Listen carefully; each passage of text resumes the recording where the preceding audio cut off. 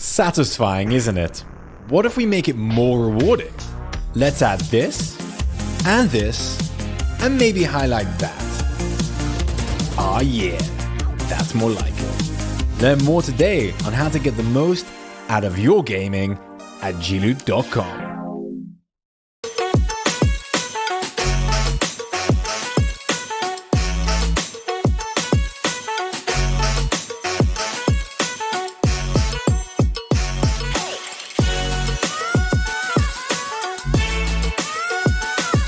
Hey chat.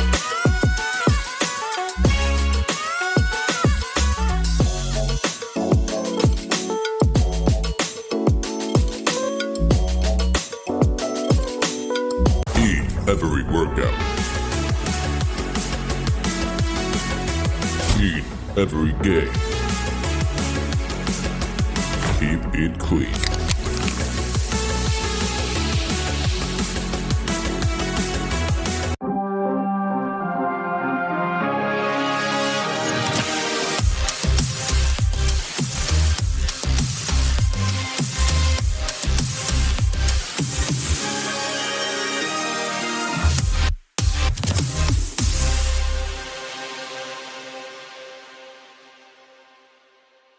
Welcome to Gloot Valorant Clash, a type of tournament that we didn't see for a long time. 16 teams, most of them going through open qualifiers. We're gonna fight to the death in a single elimination bracket for $50,000. All of this is being brought to us by Gloot, Clean Drink, and HyperX. My name is Lothar. I'm gonna be your awkward host for this weekend, and with me on the desk, a rare occurrence. A wild Hypok appears on the desk. I mean, if you were watching Game Changers, well, we actually have seen it a few days ago, but that was one time. Yeah, but this has been a long time coming. Well, I mean, last time being First Strike, right? Yeah, that was First Strike was some other lifetime. 2.5 years ago, something like that. And yeah. how are you doing so far? Yeah, I'm good. I mean, I'm lucky to have you hosting, right? Because now we can't argue about anything. You two can't swap. The weekend. We've got to fix with this now. Well, we also have on the desk the queen of the desk, I guess. Oh my God, of all the thank you. desks.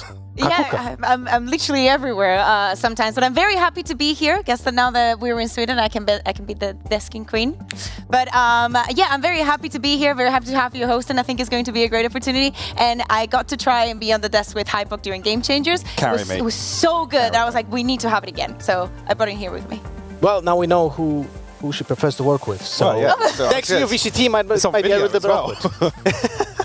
Anyway, but this tournament is actually going to be super exciting. We're going to have 16 teams, as explained before, but many of them, this will be their first appearance before the next year's VCT season. We're going to have a really exciting bracket with the entire format of the tournament. Maybe we're actually going to talk about the format of the tournament, because it's a very specific one. We had open qualifiers when we had teams battle it through the open bracket, and 8 of them advanced through the showdown, which was the second stage of that open qualifiers. But not only that, we had 6 invited teams, which then were followed up by 2 teams invited through the last chance qualifier called Wildcard, and that runs up to 16 teams. Unfortunately, one team from the invited teams, Kakuka, didn't make it. Yeah, exactly. Heretics was supposed to be here, but they said that they couldn't make it. I think it's pretty easy to understand because they just had the invitational in India, and I think I was reading Zeke saying, hey, I've been traveling already for like 30 hours. I'm still not home.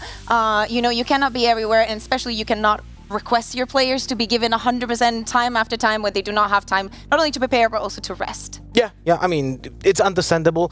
LAN, you know, on the other side of the planet, even though this tournament right here today is going to be online, you still have to travel back. So it's quite understandable. So we're still going to have 5 different teams coming from the VCT. But let's maybe take a look at the bracket. So we're going to see what will be the matchups overall. We have 8 matches, of course, in the round of 16. We have Foot, Divinity, actually, Hypok.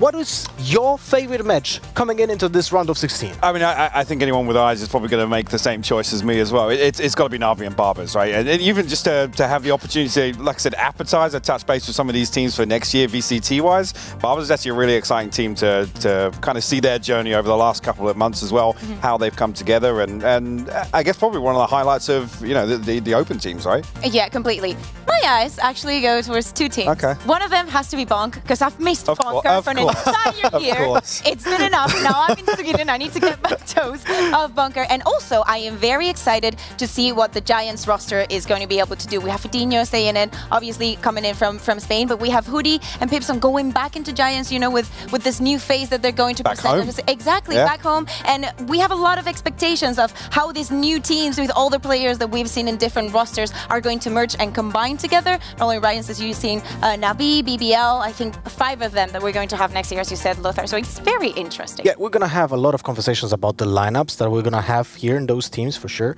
We're going to maybe take a look shortly for what we're going to have today. Okay. On the plate. What are the matches that are coming up? First one is going to be BBL Esports versus Tenstar. So Turkish region versus Polish region, I would say, to some degree, right? Because those are actually a rare occurrence as well in this tournament. 2 one language speaking teams, something that in many teams right now is not that as common as it was before. Teams were mixing up and so on. I mean, especially with next year as well, with a little bit of a roster shuffle and players making moves around. I can't think of anybody who's even close to it now for VCT next year. Other than obviously the Turkish teams, obviously they're coming in from, but other than that, the rest of the EMEA rosters actually that shuffle's kind of even made that even more apparent with some of the teams. You wanted Navi. We're actually going to see Navi after that. And some people do not know who the Barbers are because they're a mix. But when we get there on the second match, you'll know the names. Because you'll see some names that you'll be like, you know, I kind of know that name. I've seen it in this team and that team, maybe even across to other regions. But now they're back. And it's kind of those teams that didn't find a home for next year. But hey, I think it can happen still. I mean, we got some locks on the rosters, but during the season we'll have some changes, and of course people have to battle through to make through, you know, VRLs and just get into spots next year. So well, remember, Ascension is a thing that is going to happen. All of those teams, I think, will try to get there to be in Ascension, to qualify to the official partnership system as well. This tournament today, I feel like it's going to be a good testing ground, but also an ability to prove themselves in front of those tier 1 teams. Exactly, and it's not only that. If we look at the name, of course, the Barbers is not any organization. So it's something that they want to put out there, being like, hey, we're these 5 players that are really looking forward to playing together. This is what we can offer for next year. Are there any orgs that are interested in, you know, in getting us for the teams? Yeah, in general, I'm very excited to watch this tournament, to, you know, be working this gig as well, because it's just nice to be here. But this tournament is actually something that we were kind of missing. In the past, we had been very focused on the VCT circuit. Was not a lot of chances for the teams, just up and coming mixes, to qualify for an event with a huge prize pool. But that's not the only thing that is exciting me about this tournament, because we also were going to be playing on the newest patch. Oh, you love 5.10. You absolutely right? adore that. Before I ask you about the opinions on the patch, I'm going to just bring up a little bit of notes myself so everyone is up to speed. Cypher got buffed. His trips are longer by half, 14.99 meters, by the way, not 15, even though his patch note is saying 1,500 units. His ultimate is also unlimited timer, it has a bigger range, and also we have fade nerfs, huge fade nerfs, and harbor buffs. Well deserved, I would say, but are there enough? I don't know. It's difficult. We had the benefit of obviously seeing Paper X employ the Harbor in a couple of sets. Trust them to be the ones to break it out. Still questions around it being the solo controller and kind of its application and how one-dimensional he can be with some executes and whatnot. But I'm excited to see actually if any teams here want to dabble and play with it. Now there's some recent tape. Maybe some of these teams have watched that, seen it back, and especially here having the opportunity for some mixed teams obviously coming in versus the VCT teams. That's the one where maybe some of these VCT teams are going to experiment, right? And start employing that into some of their compositions. Do you think there's already a team in your mind that would try to play Harbor in this tournament? One. Navi might mess with it. Yes. Come on, they were. Yeah, I was thinking the same. I still remember, Sugetsu playing Sage on Haven when everybody was moving away from. They toyed with a lot of double controller competitions. Yeah. So that's what I mean. That especially if you want to take a different approach into double controller, you want to make it more as an initiator, as Harbor is. This is the perfect round to test it, especially if you know that you feel superior to some of the teams, especially in the first rounds of the tournament. Looking into next year, this is probably one of the last chances that they're going to have for testing things before next year. Yeah. So what's your opinion on Fade in context of the Harbor changes and the Cypher changes? Do you think the Fade nerf will have a bigger impact than just the nerf itself if it will be just, out of the context. I think that we will see during this tournament. I think it's very important. The Fate situation was getting a little bit out of hand. Too many teams, you know, taking a lot of advantages with it. I think that we've seen it in the past with Sage, with Raze, with Sova, that extra old orb that you're going to need, making it to 8, so you cannot abuse the mechanic over and over. Yeah, I don't think we're going to see a drop off the meta immediately. Oh, no. There's still many different applications for Fade that I think aren't really affected by these changes whatsoever. Yeah. Same you could probably say for Cypher, to be honest. There's still some people that, you know, are kind of heroes of that agent, almost, you know, to be the ones to kind of main that. I mean, Sugetsu, again, the other talking point with how much he likes to still toy with Cypher here and there. Meadows in the tournament as well. Well, exactly, yeah. Well, Meadow, the hardcore Cypher main, actually, yeah. But yeah, I don't think we're going to see a massive meta shift with this, and unless teams are onto something with Harbor, I think that's going to be the anomaly from that dynamic that potentially changes up what, you know, alongside those picks come. Did you maybe think about the fact that there is a chance that any team picks up like Cypher and Chamber combo at the same time? Or any map? I mean, I don't want to see it, but why? Explain to me. I mean, the thing is as well with Chamber, I mean, more and more recently, we've started to just call him a duelist, right? So, yes, but it's kind of how the team are going to build around that scene. It'd probably be one of the biggest talking points we can make here for any of the teams participating this weekend. But yeah, I'm not fully sold on whether or not doubling down on the Sensor in that regard and having a Cypher and Chamber is really going to get you that much value, really. Listen, we have been waiting a long time. We were all there in the roster mania when it was going down, teams moving, players moving, and talking a lot of discussions around the teams. We want to see, you know, what they've been cooking up. It's enough about, you know, hearsay and yada yada. I want to see how these teams actually work in action. I mean, everyone wants to see Navi. We've seen that, right? Yeah, it's gonna be so. That's the headline for me, to be honest. What are your expectations then? What do you think is going to happen with Navi? I mean, I'm hoping we see CNET evolve. I don't want to say it fell off, but obviously with the performance of Send, it was very difficult to really see him live up to, you know, the Jet expectations of old, right? Again, even just a slight roster shuffle here, putting him into a roster to fill some big shoes as well in the form of Ardis, right? Yes. But you see the way that, you know, FPX previously built around Ardis, and he was really the superstar once again. I think that's kind of what was missing for CNET, is that kind of superstar pop-off factor. Yeah, exactly. We're talking about a player that was world champion last year. Well, so the best player in the world. Literally, he was in everybody's mouth when we talked about the Jet player. He was literally the Turkish Jet that everybody was talking about and they wanted to have in their teams. Ascend was lucky enough to have him. But right after the nerf, right after Chamber got into our lives, we saw CNET going down. So this has to be, you know, the wake-up call, the turning point for CNET to show us what he's going to be able to do next year. It's actually a very important dynamic to notice in Valorant, that even though a player can totally revolutionize the game himself, right? Because in my eyes, CNET just completely changed the way you play the game as a Jet. Yeah, absolutely. And spearheaded the meta. The nerf hit him so hard, he had that trouble to actually keep up with the rest of the field. And Ardis, in my eyes, actually pick up the slack and found a way to play Jet effectively, right? And now, it's kind of a very interesting moment for Navi. They're filling their spot of the Jet with the best player from the last year. I think the one thing to note as well, and this is no slight to Ascend's previous roster, but the support system in place that Navi have, they're going to be able to build around CNET, right, and put him back in a position where, you know, previously, I mean, even way back when CNET was still playing Jet pre-nerf, he was solo anchor in sites, right? Didn't really need much. Post up with an operator, and he had that ability to kind of peel away as necessary.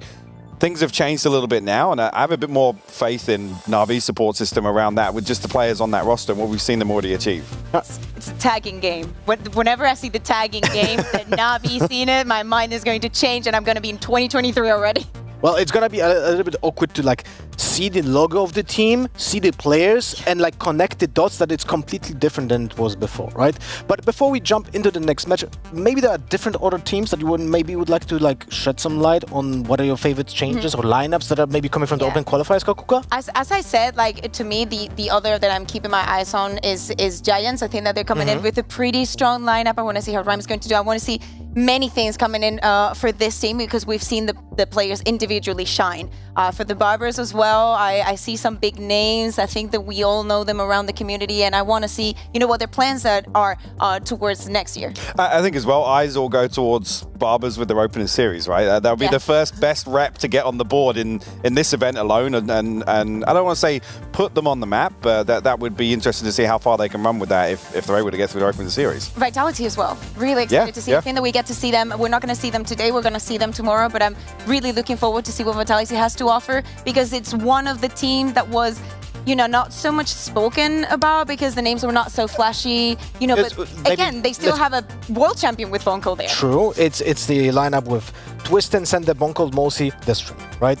So they don't really have like a star player that just sticks out. Like, for example, we have Navi with CNET, Fury. But I think they also haven't had the chance because Twistin is there, and I think that exactly, young promise, This is the thing that I think bigger picture-wise, Vitality feels a bit more like the setup we had for London United, right? Where it's kind of just like they were 5 players that just were nuts together. And this kind of feels like a bit of a rejuvenated version of that sort of roster. I think you've nailed it with there's no real superstar there. Twistin has the opportunity to do that. Whether we see kind of any agent crossover or toying with any different compositions or anything like that, there's the possibility, but Vitality from a standalone feels like a really good core roster. Yeah, but especially mentioning OG London United, the best phase that we saw of them was when Salanstrom joined the team as well, and now they're going to be there as well alongside Gorilla, which I think is one of the best analysts that we have in the region. So I'm really looking forward to see what Vitality can offer. I mean, they had like a path to glory, I would say, for London United. They rejuvenated the team, even though the lineup didn't really change, right? Now we're going to have Bonkold as well, IGLing in the team. So new IGL, new analyst.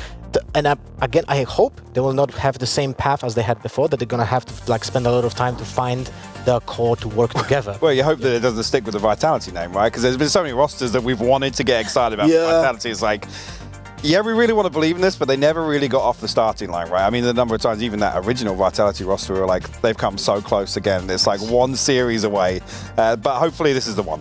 Yeah, let's. I mean, in general, I would say that all the teams that are coming in to this tournament from the VCT circuit are super exciting to just watch and follow, right?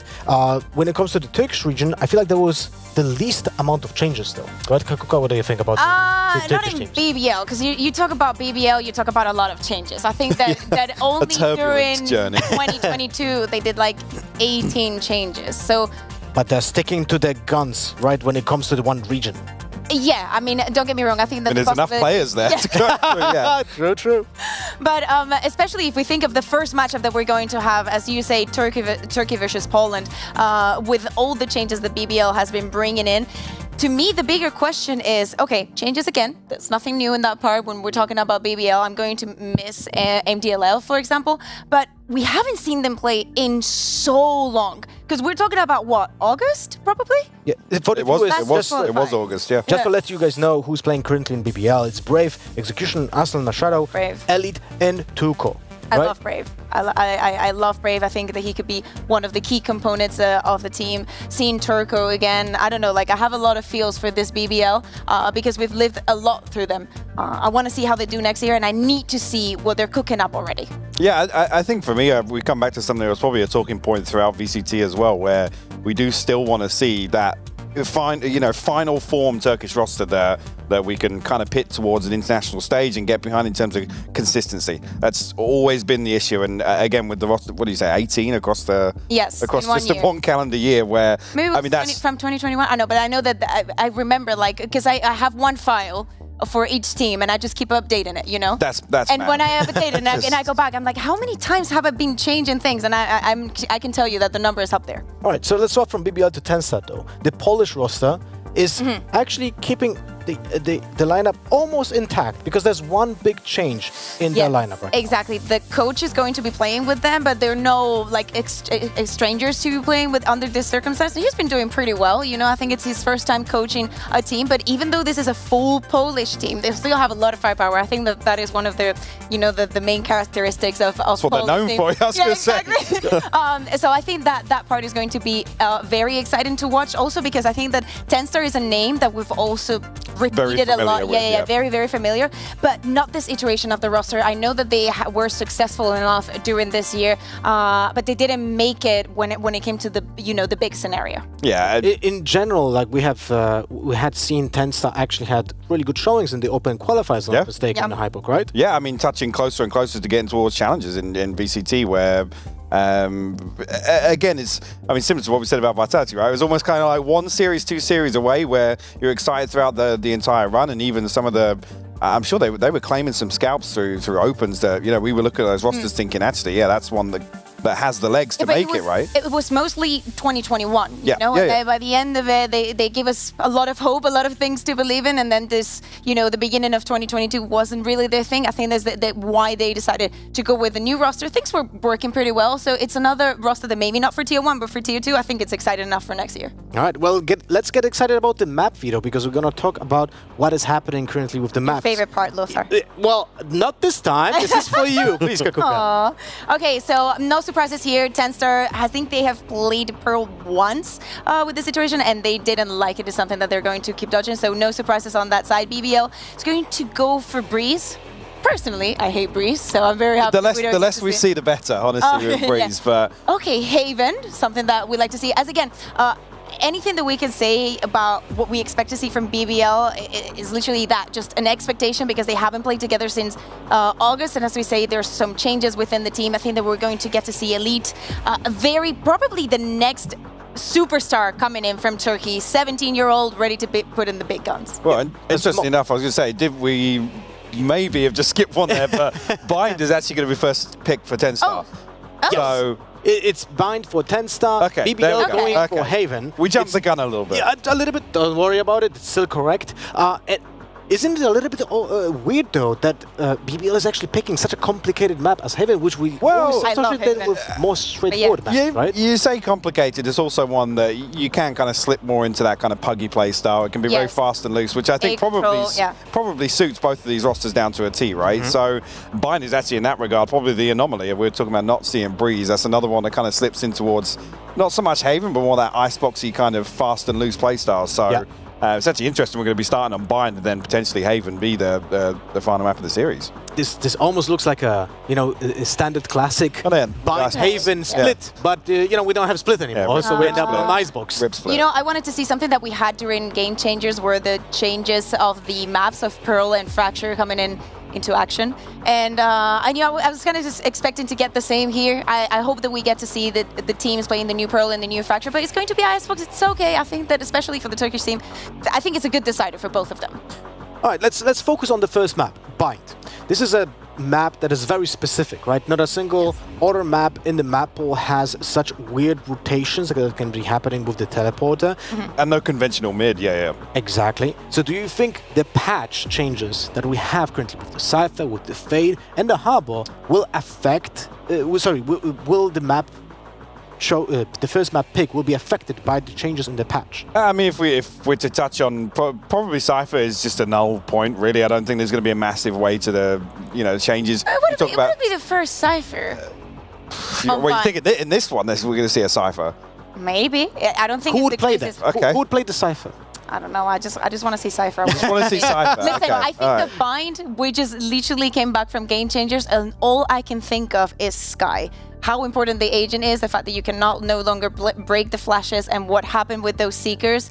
I'm never going to forget between Shopify and still losing sleep over that. Literally still think about that. That wasn't the first time, by the way, when Seekers affected gunplay like that. But also, this is also happening with Fade, with the Prowlers being essentially the same thing as a Seeker, but just one. Well, I think the change to the Prowlers will change, towards, I mean, teams that are still not running arrays for whatever reason on Bind. Again, clearances towards both, on B side, towards Hooker and towards Long. That's where that can maybe come into play. I don't think, like I said, it's going to really switch up the meta. There's still going to be a lot of set pieces built around that utility. It's not one that you immediately then have to overhaul and completely rethink.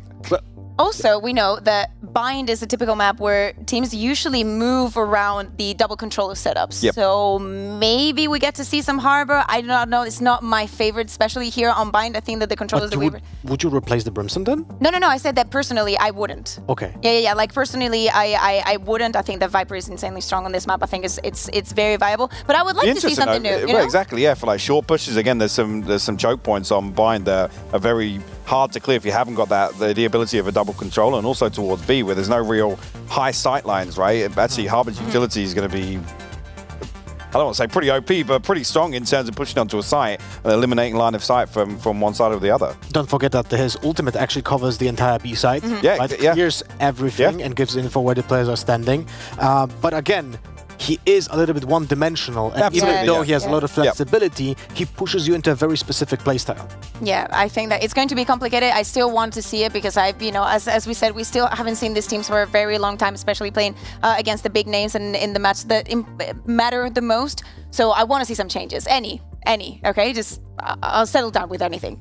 Okay. Well, Bind is one of those maps also that is, I would say, was one of the first one to not fix, but to solve, right? We had a meta that was being solved by Fnatic first, right? Everyone was followed the footsteps of them. And now, what do you consider the meta game is being, like, what is the meta game for Bind? Kakuka, Hypok, which one of you?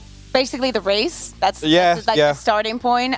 You definitely need a way to seek for information. We're talking about the Fade, we're talking about the Sky, especially if you're going to be playing with and against or expect the double controller or have it on your side. You need those ways of getting the information and learn to play around the map because everything is going to happen, like executes tend to happen very quickly. So it's timings on the Viper and quick reactions. I think as well the other thing to consider is some of these compositions in terms of the defense where traditionally, obviously we talk about, like I said, a conventional mid area.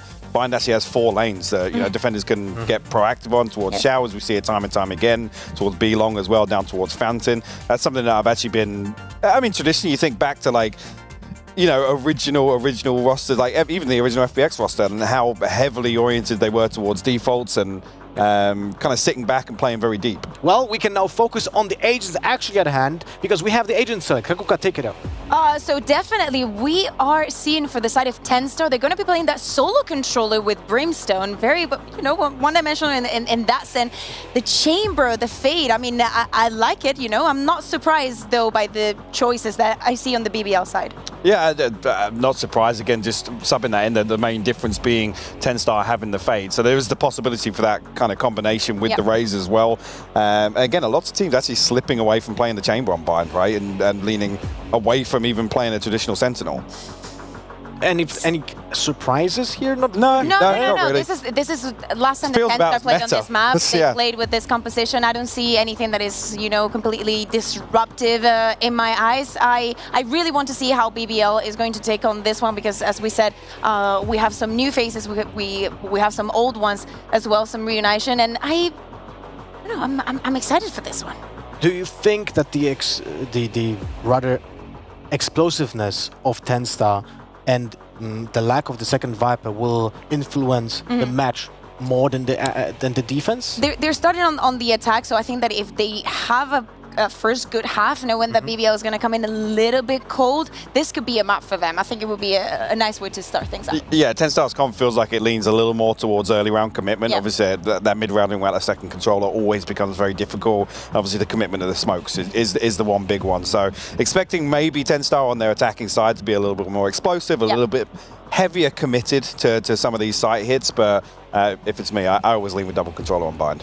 All right. Well, I think we had a little bit of a mix-up because this tournament's called VALORANT Clash, and I think because of the name Clash, we end up hiring 2 guys from League of Legends. So welcome to the stage is Munchables and Lyric. Thank you very much, Lesnar. Yeah, we're here. We got a little confused. We turned up to the wrong event. This is our first Valor gig. We're excited to be here. We've been doing a bit of grinding leading up to this, so I feel like we're ready. Hopefully, we'll be able to do it justice for you guys at home. But Lyric, I mean, it feels good to be here in Sweden. Yeah, I mean, great to be in Sweden. First time for me. No sleep, jet lag. Just got here. Got some great games. Yeah, you had a journey to get here. Like, he missed a connection on one of the flights because of a delay, and then had to stay in New York for a night, then had to go via Amsterdam. It's been a journey, but a lot of the teams have had a big journey to get here as well, especially TENSTAR having to come through those qualifiers. They've proven that they deserve to be in this tournament now with a big opponent up against BBL here. Yeah, and the analyst desk was hitting on it right. No Viper coming out. TENSTAR were running this comp in the qualifiers. We can see them right now kind of angling towards A short, and that's typically where the Viper would be so useful of getting control and looking for those fast hits into U-Haul. So I'm curious to see how TENSTAR are going to want to play this one, especially without that there. But I mean, heck, look at BBL. Nice read, already having 3 members up towards his A site. Yeah, Maniac moving forwards here, aggressive, but the Headhunter in play. Viper up, comes on out, and it's a headshot, but traded immediately. Both chambers finding one to start this one off. You can see not much of a peel away from BBL here. They just want to defend, but they're getting swarmed. And suddenly TENSTAR in complete control of the area. Yeah, they're going to keep looking for it. Now for BBL, I mean, 2v4 on the map. They're going to try and find something here. It's only a pistol, but they would have to make miracles work, especially for the side of TENSTAR still having some decent things up. Yeah, I'm not feeling super confident on the 2v4, I'll be honest. Into lamps they go, but Billy finding that one pretty comfortably. And that'll be Catspeed to finish the round off. So TENSTAR, nice little start for themselves. And we said, look, making it through the qualifiers. They've played a lot recently. They've played a lot of games to get to this point. You can see straight off the pistol, this team is warmed up and ready. And we're curious how they do with that A-site hit without the Viper, but still making it work beautifully. Just going straight into lamps, didn't matter what setup that Elite had on the opposite side with that Poisonous Cloud coming on out. And now, of course, bonus, I mean, we see the Vandal on Bold already, so gonna look to continue the momentum. Yeah, and the Fade coming out despite the nerfs, as we expect. You know, Hypoc talking about that on the desk. Still going to be an incredibly strong agent here. But like you say, the Vandal coming on out can be dicey. You know, if Bold does misposition, give that rifle away, it can certainly cause a ruckus. But assuming it's played correctly, should be all gravy. And we see TENSTAR going incredibly slow, looking for information. I like that they didn't overcommit to B because with BBL being on that eco round, right, we saw them stacking up towards there, but hit comes out. Instantly, Philu finding the headshot here.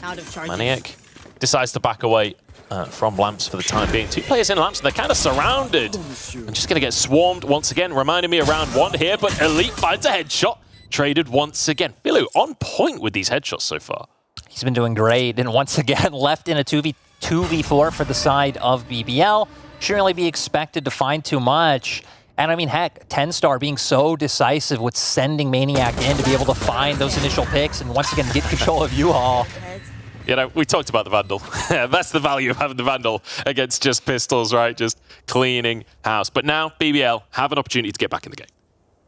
Yeah, and for BBL, I mean, having guns online, I'm curious to see how they change their setup. We haven't really seen them pushing too aggressively in through the extremities, which is something you can see a lot happen on Bind, right? We saw them kind of go for a stack towards Garden in the last round, but didn't really push too heavily for information. And same thing, not coming out towards Bath. And it feels like that's what is giving TENSTAR a lot of the freedom to make these pivots to different sites that they've been looking at. Yeah, feels like they've had complete control. And little jump peek from Brave. Didn't quite spot his shoulder there, I don't believe. Looks like a fairly fast play towards B here. Is Turco going to be on point here? Goes for a reload, backs away a little bit, but instantly one taken by Brave, but immediately answered with 2 on the other side. I mean, TENSTAR once again somehow finding it. BBL going to be in a better spot this time than they've been, though. 3v3 on the board, already getting some of that util out.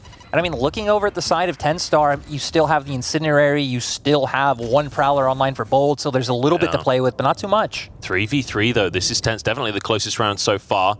3 players all in elbow for BBL as they start to move on forwards. CQ are moving in as Aslan gets 1 to start it off. 2v3 now. Critic is going to even things up. Bold finds 1 and Aslan turns it into a round with a nice little 3K. And he'll go for the defuse. The fact that BBL, the fact that TENSTAR were able to find so many kills, despite the fact that this was their bonus, and I mean, hurt the economy of BBL, still nice to see. BBL were expected to get 1 on the board, so not too surprising to see. And it feels like for TENSTAR, they have been very dynamic again, with what sites and how they're choosing to hit those sites. Decently fast play coming out towards B that time around. But BBL still able to kind of wait up, get their 3 members together, and get the hit back onto site. Yeah, we are starting to get to the point as well where some ults are going to start coming online. Aslan, for example, a singular point away. Can be one of those ults. I think the community sort of divided on the value of a Raze ult, right? Can be incredibly impactful. Can also be a little underwhelming sometimes. So we'll see if he can pull it off. I think especially on this map where you've seen a lot of times, you know, plays towards A where like Orbital Strike comes out from Brim into U-Haul and that forces them out to where then the Showstopper can find a lot of value on enemies going for the retreat. Oh. But gonna have to wait for that one. Had to be on stream, didn't it? The second the Observer lands onto him. It happens. It happens to everyone. Even the pros can make mistakes. But much slower round. I feel like the pace has completely changed coming into this 4th round as feels like 10 Star playing it super slow, going for this default, trying to get as much information, maybe a pick if they can. Still, you're going to back off. I mean, that could have been a bit of a cheeky play for BBL because Trailblazer didn't look like that. It did spawn out the Brimstone, so I like that they are still playing it slow. But again, look at A. Just not a lot of control coming out in Bath for the side of BBL. It's giving 10 Star a lot of room to work with. It looks like they're finally going to start angling for this hit with 40 seconds left on the clock.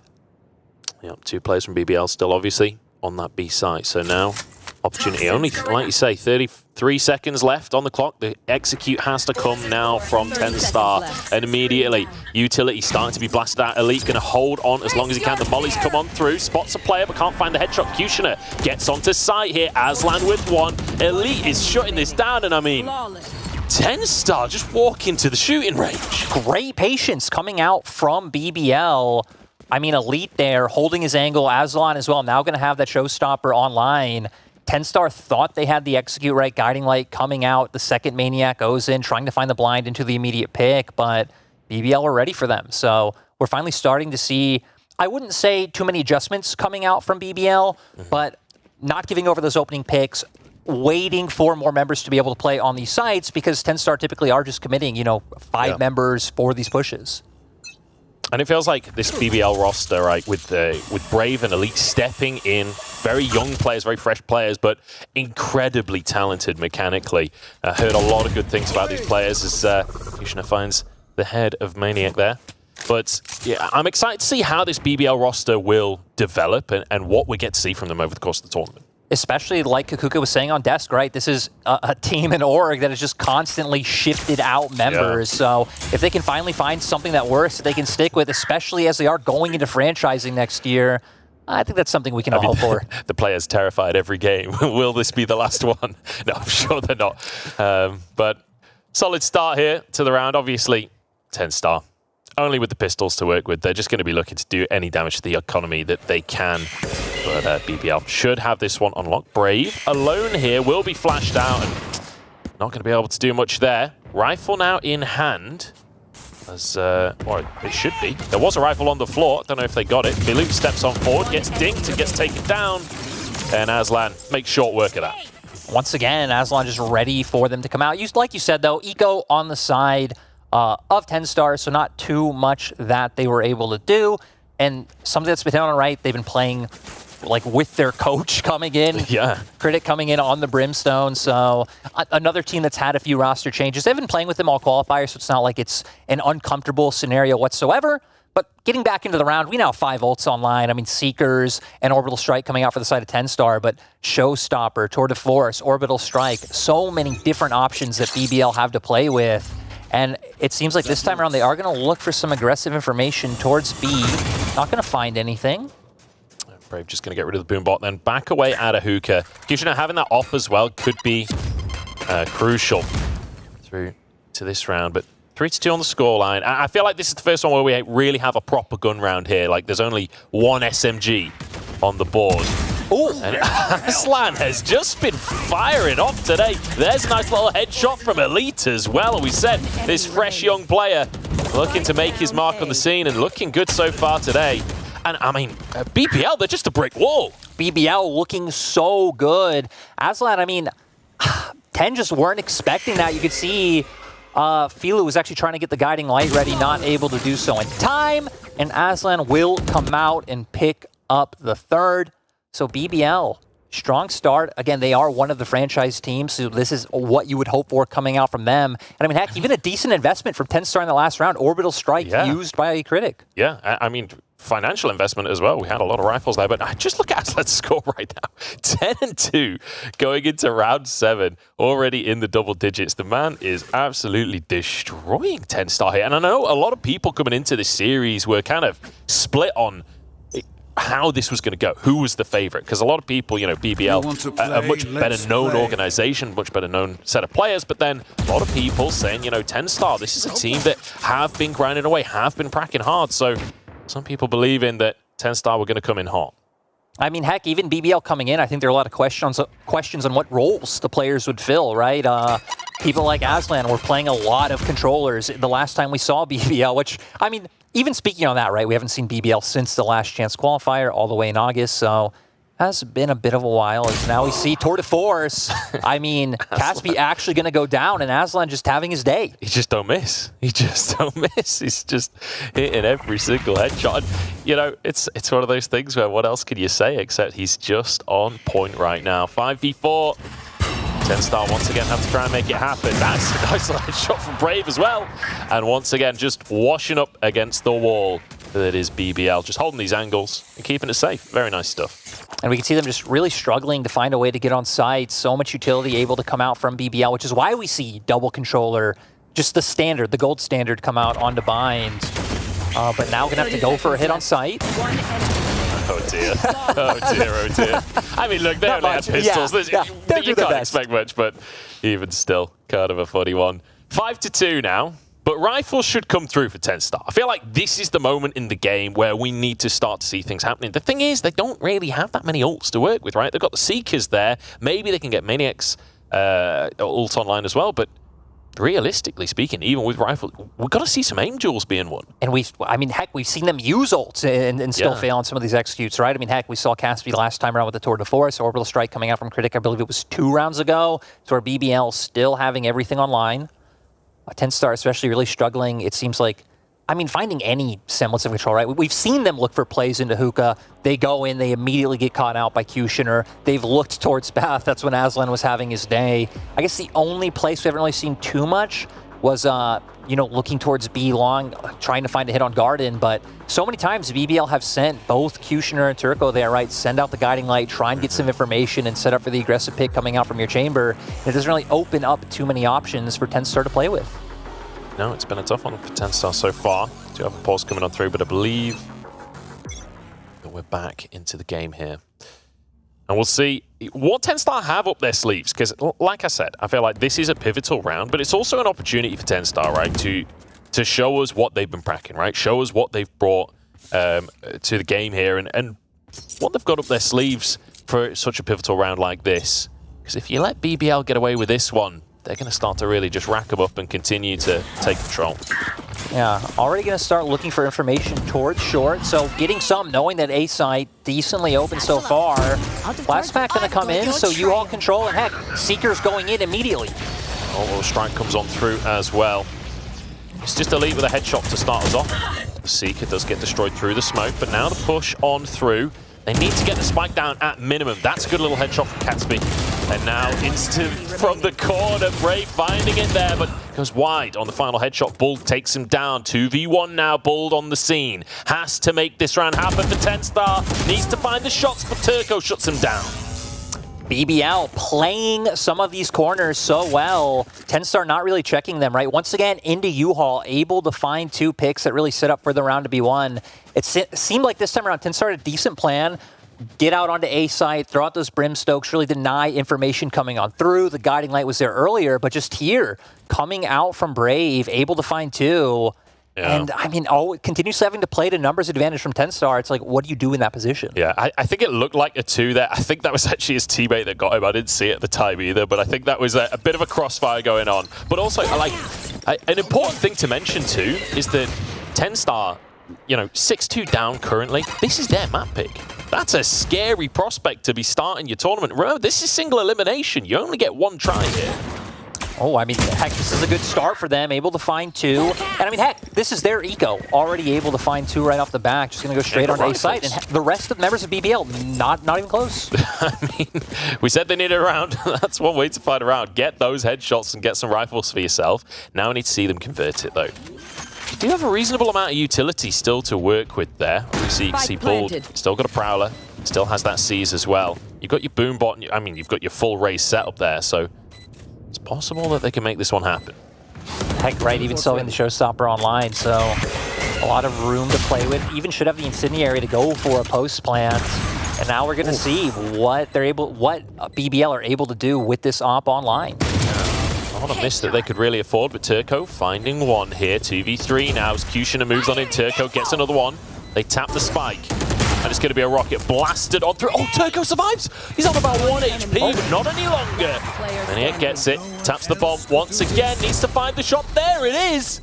And the defuse isn't going to be able to come on through. A valiant effort from Kushner and Turco, but it is finally a 3rd round for TenStar. Those opening picks in Bath were so crucial to allow TenStar to get onto site. BBL were stacking 3 members over towards B, and it pretty much gave them everything they needed to work with. They waited, they were able to play the post plant with the Incendiary coming out from Critic, and of course the Showstopper online for Maniac as well. And like you said, this is their map pick, so able to start picking up some rounds, but still looking at the other side. I mean, that's a lot of ults. That's a lot of ults available. The Viper's Pit there, the Seekers, but on top of that, remember, TenStar now, if they lose this round, that loss bonus is gone. They could be in a worse spot than they were already. Like, economically speaking, it maybe would have been better to lose that round if they end up losing this one now. We'll see. Need to see something magical from TenStar as they push up B long here. Try and make an exec onto B site. You can see the rotation over from Kushner. He's got the op in hand.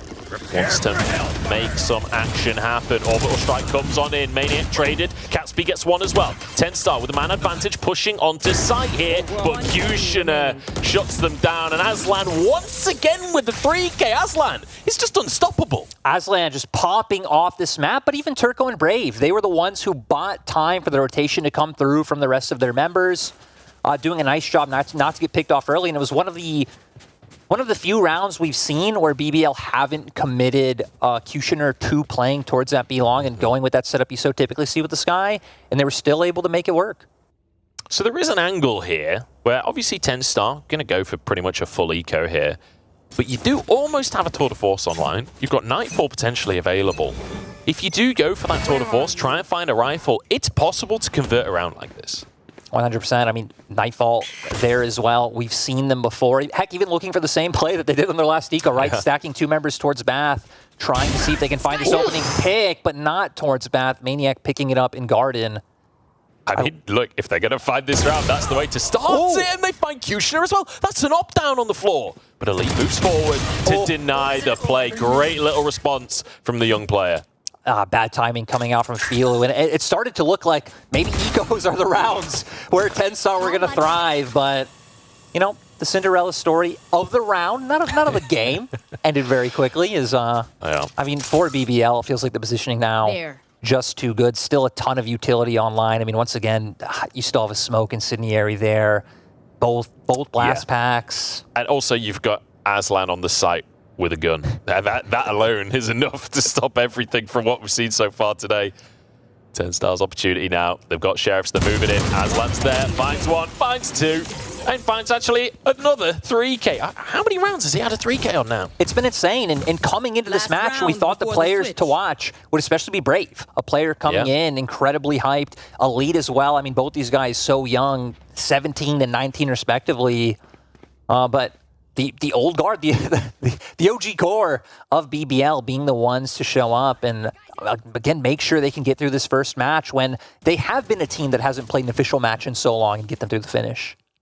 Yeah, it's impressive to see. And once again, ults online, but this time on both sides. We've got rifles. This could be the moment. And look at this fast execute towards A. Viper's Pit comes on through as Elite just forced away from the play and taken down with a headshot. Kushner, though, takes control of the situation and trades it back. Aslan with yet another one.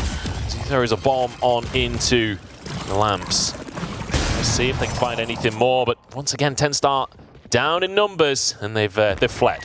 Now they're already rotating, making their way towards the mid, and going to try and look for a plan on the B site. You see VALO just staying around, but yeah, should at least be able to guarantee this one going down. I mean, this would be the last round of the half anyway, so got to look for all opportunities that you can. Still being incredibly cautious, though, about members of BBL potentially being in the area.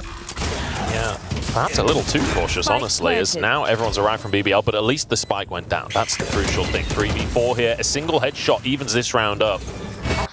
See if they can find it. Look at this, the flank from VALO. He's behind enemy lines. Kushina's there. That's the Torn forced down. Guiding light comes on through, and VALO moves forward. There's 2 on the board. Brave, though, and Turco turn it around. And VALO, he got the flank. He's got another headshot. Can he save the round and find a 4 for 10-star? The answer is yes. Great round coming out from VALO. Like you said, the flank, so pivotal. Waiting in Bath for so long to make sure that he can get that round down.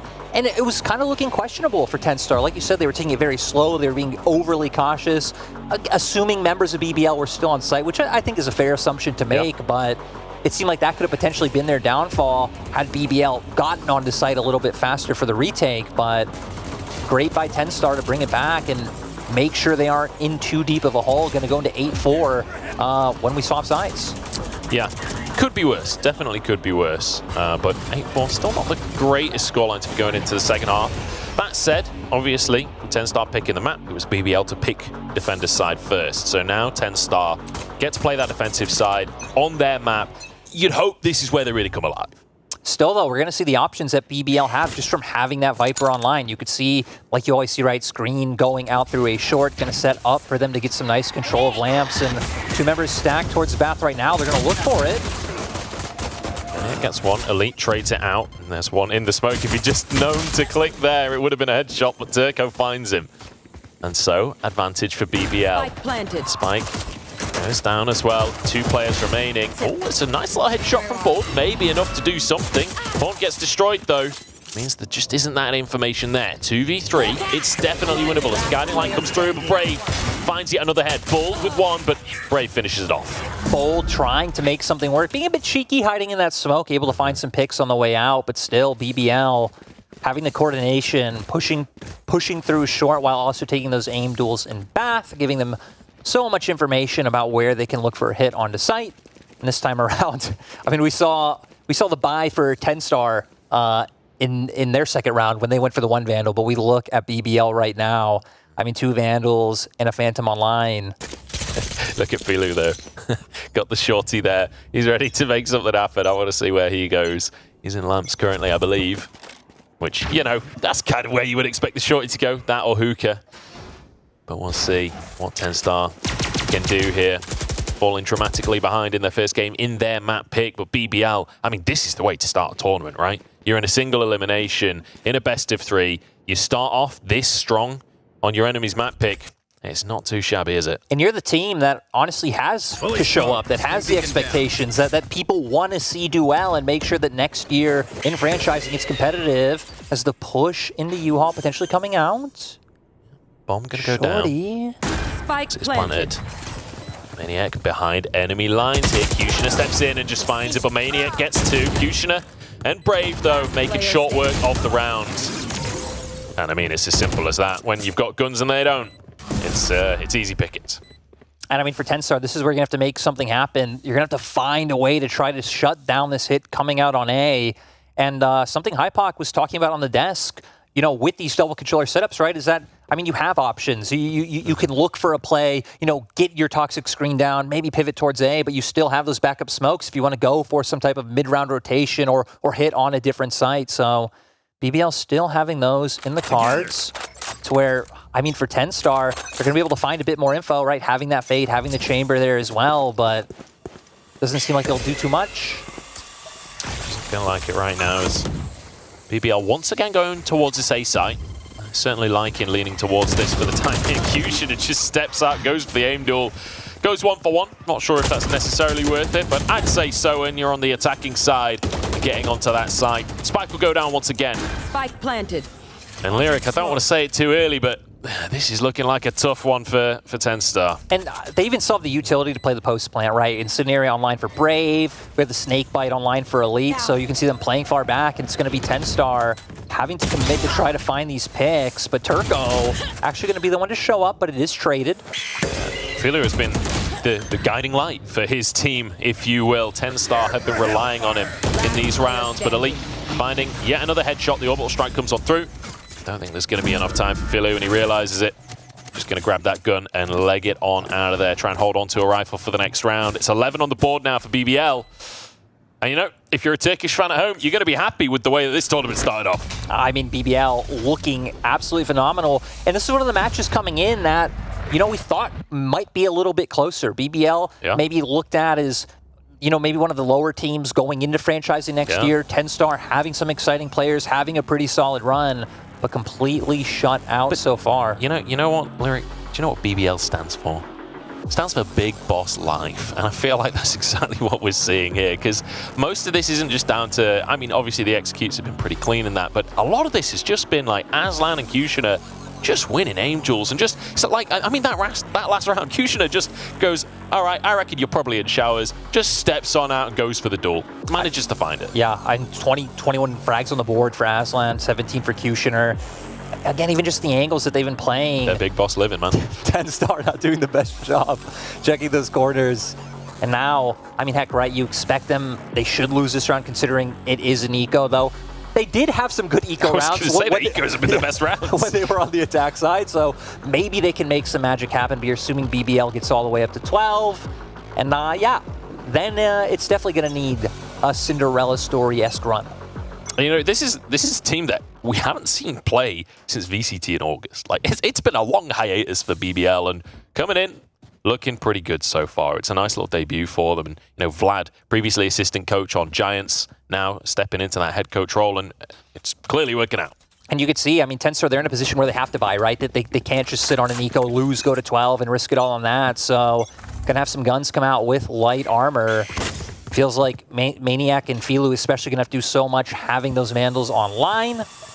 And once again, I mean, heck, for BBL, they haven't had to change anything up, right? They can look for these hits towards A short constantly, and Aslan once again finding an opening pick. And again, just so willing to take a duel. There was no flash, there was no utility used there. It was just go in, find that headshot, and manage to get the spike down once again. Maniac, though, playing with the smokes here, trying to move on forwards. This could be huge. They can find the moment, pushing on in. BBL starting to get pushed back on the site here. Aslan has fallen already. Maniac getting one as well. And the numbers advantage is here, but Filu following up as well. But Brave and Kushner suddenly turned everything around. It was looking so good for TenStar, and now suddenly it's all falling apart once again. I just can't believe the consistency with which this keeps on happening. The opening pick every time, it always feels like a numbers advantage. Now Seekers online for the side of BBL. Turco will be able to make good use out of that one. I mean, you have Showstopper up on the side of TenStar, so, I mean, if some kind of quick hit comes out onto A once again, they've typically been funneling into short. Maybe you can find something, but, I mean, it's really going to be up to TenStar to make something happen. Yeah, and final opportunity to make something happen as well. Let's see if they've got it in them. They've got some guns to work with. It's not a perfect buy, it has to be said, but again, they seem to be better without the perfect buy. Blinded. This Polish squad trying to find their map pick here. Remember, they did choose to play on bind, but it's not looked too pretty for them. 4-12, and a quiet start, a tentative start here in their most important round. And we said it every time, right? BBL have constantly been hitting towards A. With only needing one round left, they're finally making their way towards B. And TenStar have 4 members stacked on the A site. And Caspi not going to be able to get out with the rendezvous, so this will just be a free site for the side of BBL. And now the TenStar are going to have to look for that retake. It's absolutely disastrous there, losing your chamber to start the round. Seekers come on through, and BBL just taking them apart. 2 players remain. But as the spike goes down, I think the last little bit of hope for any TenStar fans here for map number 1 goes away. 2 players left, Critic and Bold. 1 player left, just Bold. He does find one with the Bulldog. It is his name, but taken down with a knife from Elite to finish things off. And a beautiful little map there from BBL. Yeah, I mean, just great overall. Aslan especially just looking so good, finding those opening picks.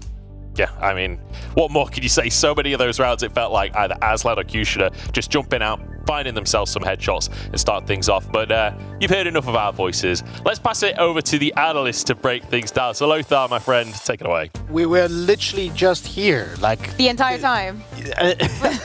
We didn't go anywhere. This was just so quick. You know, it's shocking, man, as well. I did go to the restroom, but and that was all. And then we're here. Adding insult to injury, salt to the wound with the knife at the end. Yeah, you never want to see it close out like that. Hyper, what are your takeaways from this match? I mean, this was clinical from BBL. Again, it almost kind of demonstrates a massive difference in terms of individuals, right? The power players, talking about Kushner, talking about Aslan as well. There was an element of just hard diffing here. It felt like BBL in some of these rounds just weren't paying any respect at all. They were... not even really relying on much choreography. It was, I mean, we talked about both of these teams leaning into sort of that potential puggy playstyle. It felt like that in most of these for BBL, to be honest. What about you, Kakuka? On the side of Tenstar, I have to say, I was surprised because I saw Filu playing in there, and I know him because he was playing in Gase, but that's another change that they brought in. So I understand at some point that they're not completely comfortable, that this is not a full-rounded team, and we're talking about a different team that has not only the full support, but is already looking into next year, and it's just made its core even stronger. I love to see the Aslan that we love to see shine. Same goes for Kushner. So it is a scary prospect knowing that this is the map that Tenstar decided to play. If this is, let's call it the best that they can do today, it's going to be a short one for them, but I feel the need to cut them some slack. Well, the concern is as well, we were talking about Haven from a stylistic standpoint. Actually, with Bind playing out like that, it's actually massively concerning coming to Haven, right? Because BBL ultimately in control of the tempo here, in control of, you know, the ones to take the initiative and be decisive in so many of these rounds. And if you get behind on you know, from that perspective on Haven, it can very quickly snowball. Well, the thing is, do you think that on Bind, BBL capitalize on mistakes? Did they punish Tenstar? Yes, I do think so. Like, after the pistol round that Tenstar got at the beginning, I was like, okay, this is going to be even. I thought that, you know, they're going to have a super strong start. BBL did not have any doubt after that. It was round after round. We saw a lot of Tenstar peaking in random orders, let's call it like that, not actually being according to their own tempo when they were going to perform and execute for BBL. It didn't matter if it was a first fight, first contact, or it was a retake. Everything was way more structured. Yeah, I think as well, you know, ticking that box. On the other side of things, there were just some dry fights going on. You know, so as soon as you get that economical advantage. You don't do advantage, that against BBL. Exactly, yeah. And that's the concern, is actually you take that game to BBL when they're on form. These players individually, we know what they're capable of, and that's where things kind of slip through Tenstar's fingers. Well, we actually had a situation when Tenstar, in the bonus round, round 3, they had an advantage post-plant 4v3, and it ended up being a disaster. Yeah, Maniac slips through the smoke in spawn. Some questionable decisions along the way, but it's these sort of things where I think there was, in a lot of these rounds, it was very apparent that the Tenstar slipped into that sort of desperation mode, right? Trying to make something happen when it's almost not the, you know, the logical play, so to say. Yeah, we're seeing here on the board of course Aslan and Kushner on the top of it. Right after that, we see Elite. I wanted to see more of him, but I think that what he was doing was definitely enough, especially for the defense. He was working very well around the tempos. You already have 2 super big stars that are going to shine for you. Maybe, you know, the next Turkish player superstar that we get is not going to be a Jet. But it's actually unbelievable that 2 players in BBL got 44 kills in overall, which was a 17-round match. Mad. Right? That's insane. That's like absolutely bonkers when you think about it statistically wise. Right? Yeah, and the thing is as well, just looking here as well, I mean, even, I don't want to, again, come back to that term diff, but like Maniac here is almost keeping pace with first blood. Yes. And the problem being is there was some... Yeah, there's so many times where actually that was flipped immediately. It wasn't like a true 5v4 advantage. And BBL, like I said, at that point, when you start a round out like that, BBL are happy to take that scrap. You know, if you find the first blood, they will collapse to try and equalize that advantage. Yeah, and Kapke was trying to go for that first blood. I mean, he's the gamer. He has to go for it. We cannot blame him for that. The problem is that he would miss the first bullet and he would not even have a second to retreat.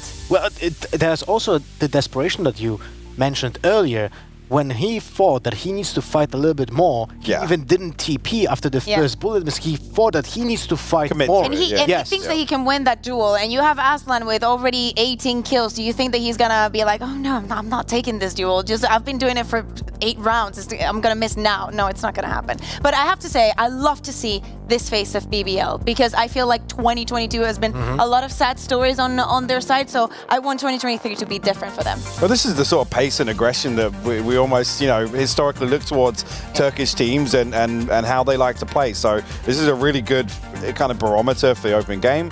I'm hoping Haven goes the same way so that we can kind of build upon that. Because like I said, we mentioned before this series started, it's the consistency that's always been the question mark around some of these rosters. Well, let's actually talk a little bit about Haven now, because this is going to be the second about the pick from BBL. And the expectations are, well, actually, what are they? Do we have any expectations for Haven and BBL?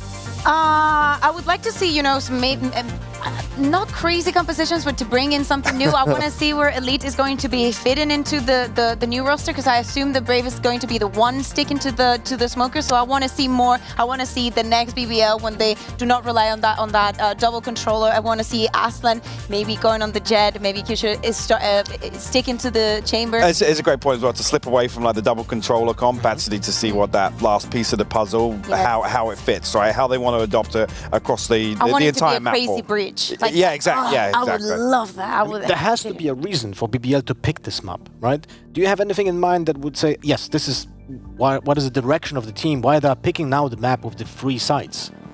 Especially with how important A control is in this map, knowing that you have 2 people that are very willing to take the duels that they know that they can take. It's like an easy part. Like the most difficult part of the map becomes one of the easiest, just because you don't have to overthink it a lot. Many teams tend to actually go back and just think of different ways of approaching the maps when they lose that control over and over again. Which is why it's such a big concern if you're a 10-star fan to actually see the first map being Bind play out the way it did. Because that's a bit, like I said, BBL will run away with that sort of gameplay. Some of these rounds, if everything is pinned on that opening engagement, we know how things usually go with the mid-round in Haven when, there's 2 or 3 casualties on both sides. Yeah, I would love to speak about the changes with the patch and how they affect the gameplay, but it feels like on Bind, the Fate was not affected by the changes at all, right? No. Do we anticipate anything for Haven to be different than in the previous metagame? Could you imagine a Harbor? Could you imagine the BBL was out of Harbor? I mean, Harbor as a single controller here. Not as a single. No, not as a single. No. But would we counter Harbor as double controller? Because to me, I mean, he's a controller, but to me, it's a little bit like Chamber. Like, is Chamber really a Sentinel? Yeah, he's not Sentinel, exactly, yeah. We need a different category. I think it's also because Valorant wants to create their own definition of what a Sentinel is and what a controller is. But I think it could be interesting. Definitely they have something cooked up, or maybe it's the one that they've tried with the easiest composition that they feel the strongest. Well, we had a Sova dominance on this map, historically speaking, before Fade was included into the lineup of agents. Now with Fade being included, she was slightly taking over because of the race combo that we have seen also on Bind from 10-star. Yeah, I was going to say, and the more now that so many teams are still leaning on Raze heavily on Haven, particularly actually more so on the defense, right? In terms of that fight for A lobby and how easy it is to take control. If you have the breach on top of that, it just makes it even more problematic.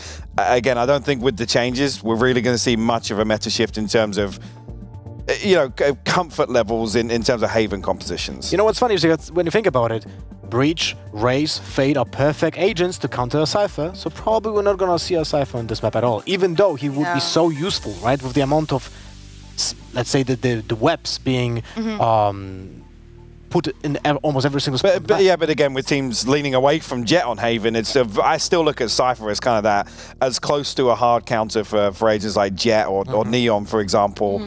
So unless there's any teams that are kind of pulling that out as the pocket pick, then there's a justification to say, actually, yeah, we're going to try and hard counter and pick a Cypher to really shut down kind of that early round aggression. I think with, like you said, teams leaning, with Sova still being, to an element prominent for some teams and Raze being almost a mainstay for most teams, Cypher just feels a little odd to roll out. I think if you don't have a lot of reps in the agent, Cypher is something that you cannot just pull here. Maybe a Killjoy is something that we can still see, but especially knowing that you play a lot of Sky in this map. As we said, you have the Bleach, you have many things that you can do against the Cypher, and it's not going to be enough. Obviously, when you put the Cypher in, you have to take something out. For me, this wouldn't be the map. But let them decide.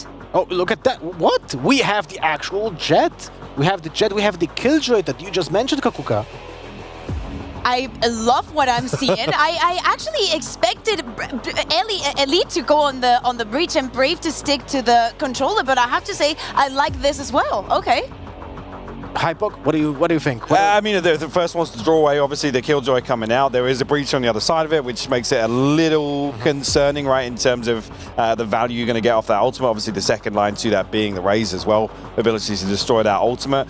I'm not entirely sure whether or not this is just a comfort pick for TENSTAR. It's like, yeah, roll out the Jet because, you know, we need somebody to pop off in their comfort zone. Like I said, with this composition, doesn't really. I mean, just play this over instead of the fade. Well, if you're not going to run the Raze, right? Yeah, they just played the Raze fade, right? Yeah, exactly. Now they don't play when it's so beneficial in this. Yeah, and it's not only that. The last time that they played this map, they were actually going, you know, for the chamber and Raze combo, something that we actually are seeing on the other side. Maybe they know exactly how to play against this composition, and they wanted to swap things up. Again, this to me is still speaks a little bit of uncomfortability. The other thing as well, to roll the Astra, to not have the ability to then, you know, stun and then obviously use the gravity well as well. The Raze, they have a lot of stopping power. Yeah, the Raze just swap in the Raze. The Raze just feels a little better. You look at the rest of this composition, and it's tough to really argue the other way. Yeah, but I feel like TENSTAR just also picked Killjoy just because of the Astra. You know, the old combos with the ultimate and just carving out the map. But in general, this is like a throwback a little bit to the old meta game, so it's gonna be interesting to watch. And if I'm not mistaken, casters are ready. I was actually enjoying the cast from the League of Legends guys. I was really nice to hear. Is that so like low-key shade? Yeah. You never know. You never know. It just sounds so surprised. Like, it doesn't have to be that big of a surprise. Whoa. I take it, my friend. I take it. Thank you. Look, we'll take it. We'll take it as a compliment. Yeah, we're ready for game number 2. And kind of interesting compositions coming out. We get to see a Jet coming onto the stage as well. And I feel like maybe TENSTAR can pull something magical out. You know, they're going for a different angle coming into the game in terms of composition. Maybe we could see a different angle strategically. Yeah, and I mean, like Lothar was saying, right, kind of a throwback to what we used to see, or even, I guess, teams like DRX, you know, having someone like Buzz love bringing out the Jet. But when I look at TENSTAR's composition, right, they're going to have to do really well starting out on the defensive side. Having the Killjoy, who can just do so well at controlling, you know, whether it's C, getting your utility down on B, which is something we saw Optic doing, or again, using things like the Gravity Well or the Nova Pulse coming out. So TENSTAR are going to have to make this first half count. Yeah, they certainly will. But here we go. TENSTAR up against it now. As I mentioned before, single elimination. It's best of 3, but single elimination. So TENSTAR now on BBL's map pick. They need to have a strong defense. And you can see it's just going to be the Killjoy over on that C side to try and stop, but everybody from BBL moving in as a group, as a unit here to just push onto the site. This is going to be a retake scenario. Yeah, and already going to find one out from TENSTAR, but still giving over the site, so are going to have to play a post plant, even if they do have numbers advantage. And I'm curious to see Elite here and how many members he runs into. Does have information now with the Prowler coming out. Luckily, nobody else pushes in. Bull finds one there, has to back away. Turco trying to get them, does get the one. Bull finds another. 3v1, Brave gonna go down here, and a solid start here. TENSTAR, great little defense. They get themselves the defuse, and they get themselves a pistol to start the game. I mean, this is better. This is what we wanted. I mean, heck, they won the initial aim duel, right? They didn't even have really any members up towards the side. I believe it was only Maniac playing up towards C, able to find the initial pick, as the rest of the members of TENSTAR all rotate over from A. The one slight issue I will mention is that you know, they won the pistol in game number 1. They won the follow-up round in game number 1. It was round 3 where things started to get a little bit dicey for TENSTAR. So we'll see if that's going to happen. But look at this full buy from BBL, just going, getting SMGs. Look at the amount of exact zeros in their currency. Yeah, going to go for the force. You can see BBL surround positioning towards this play on A. Right, fault line comes out, potentially set up for a push to come on through, but it's actually going to be Kushner looking for the lurk. Maybe able to find an opening pick, but with Alarm Bot out, you would assume TENSTAR aren't going to fall for it. Be able to find it, but now Svilu does start things off well once again for TENSTAR. Now the execute comes on through, but actually holding off.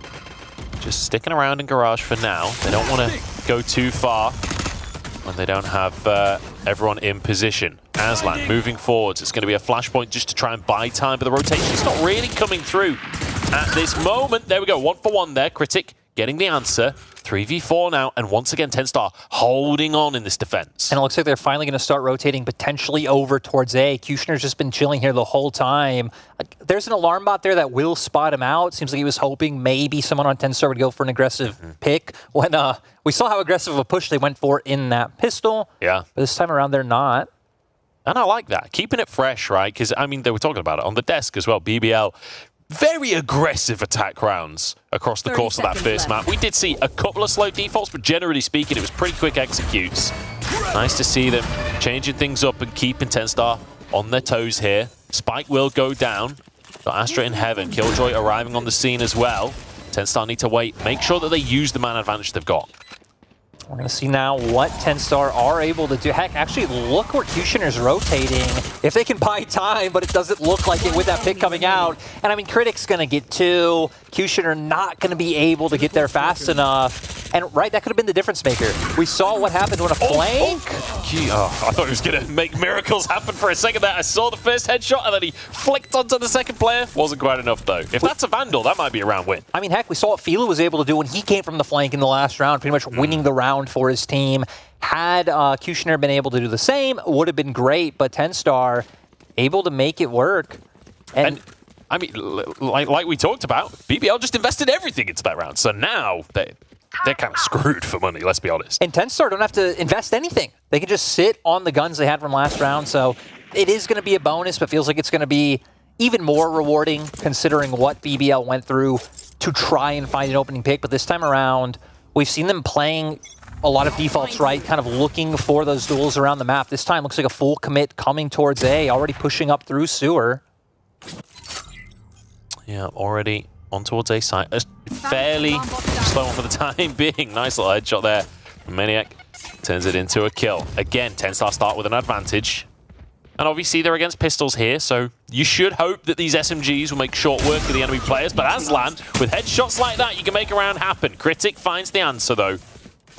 It does mean now 3v4 as they try and move in, but Maniac still has this Spectre, still taking names, and Caspi finishes it off with a Marshall. So finally, BBL should be able to get some guns and look for something a bit better in the next round.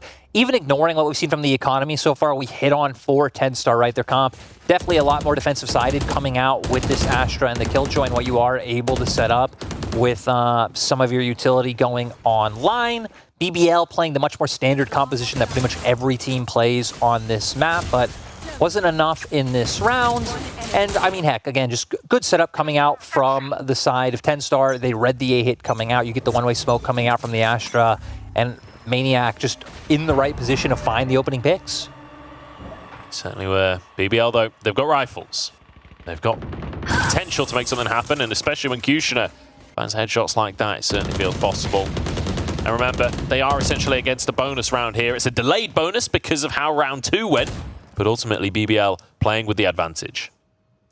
And both teams kind of playing ring around the rosy. BBL just going to push right past. So for the side of TenStar, maybe something sneaky going to be able to happen with no Killjoy up. I mean, all this utility not going to do anything, and they're just going to be able to make their way onto the A site. Yeah, I mean, it's just open wide. Everyone can just stroll on in, get that spike down, and now you see the rotations over from TenStar. I mean, TenStar, they're kind of rotating on the wrong side of the map. There was 3 players basically on the attacking side there, but shifting over. Now we need to see how the retake will happen from TenStar. Once again, another round that's going to be really critical in how they're going to play out the rest of this series. And surprisingly, not going for anything just yet. Maybe waiting to see if any members of BBL are just going to be rotating around. I mean, they don't really have any guns that they should want to save and play with. Only a 4v5 on board right now, but being incredibly patient. Teleport's ready. Are they really not going to go for a retake at all? That's what it feels like. Maybe just looking for exit frags at this point. But now it'll be BBL moving forwards. Remember, they've got rifles, so in these aim duels for exit frags, they don't have an advantage, but Caspi does find one headshot, takes a rifle out of play. Brave answers it. Aftershock comes on through. 2 players do die to the spike. Brave trading as Turco goes down as well. Bit of a weird round, honestly. And I mean, what do you think about how those first 3 buys went, right? It just seems like for TenStar, they're like, hey, we don't really have a lot of confidence being able to retake the site. Let's just try and break this economy of BBL even more, considering they did have that heavy investment in round 2. Yeah. This time, though, TenStar are going to be able to go for the full buy. We can see Caspi coming in with this op. And heck, 2 ultimates online as well. Both breaches having that Rolling Thunder as well as the lockdown for Maniac.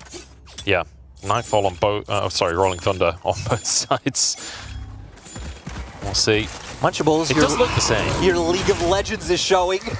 What? Nightfall's not a League of Legends ability. It's Fade's ability. I know. But the mistake. I did make a mistake. I'm sorry, everyone. TenStar actually finally changed their defensive setup, right? It's been Maniac playing towards A, but all of his utility going to be on B this time around as he waits in Garage. Astrastar there as well. Could set up 4 nice plays. The hit's going to come out from BBL. Yeah, no players, but a ton of utility on that B site. They're trying to make their way in through the door.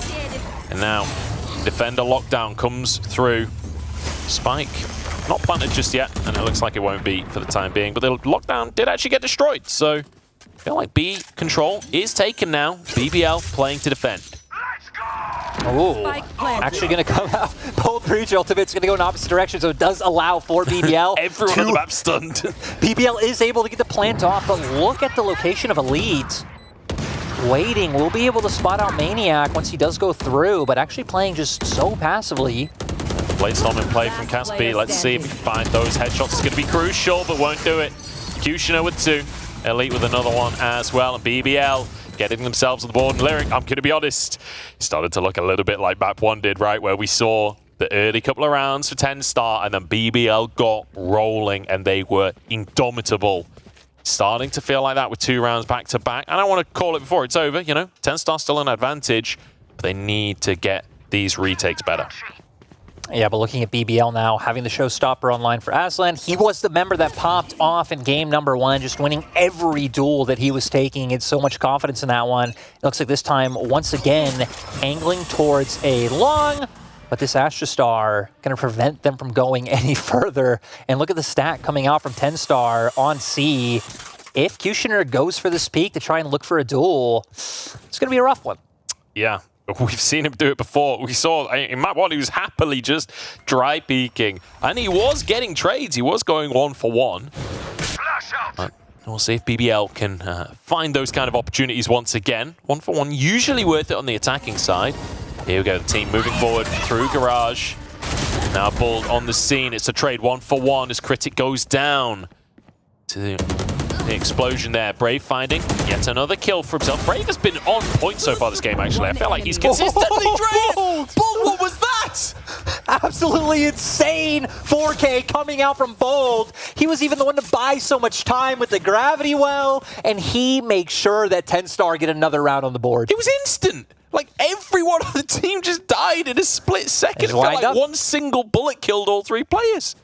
I mean, BBL all lining up, setting this one up, but still playing immaculately. Immaculate gets through the play as he flicks away. The last one was absolutely amazing coming out from him, and now going to have the Cosmic Divide online. But looking over to the side of BBL, Tour de Force, Nightfall coming out. So, I mean, heck, Kushner going to need to try and find some kind of pick here, but no. BBL actually just going to go for a fast hit towards B.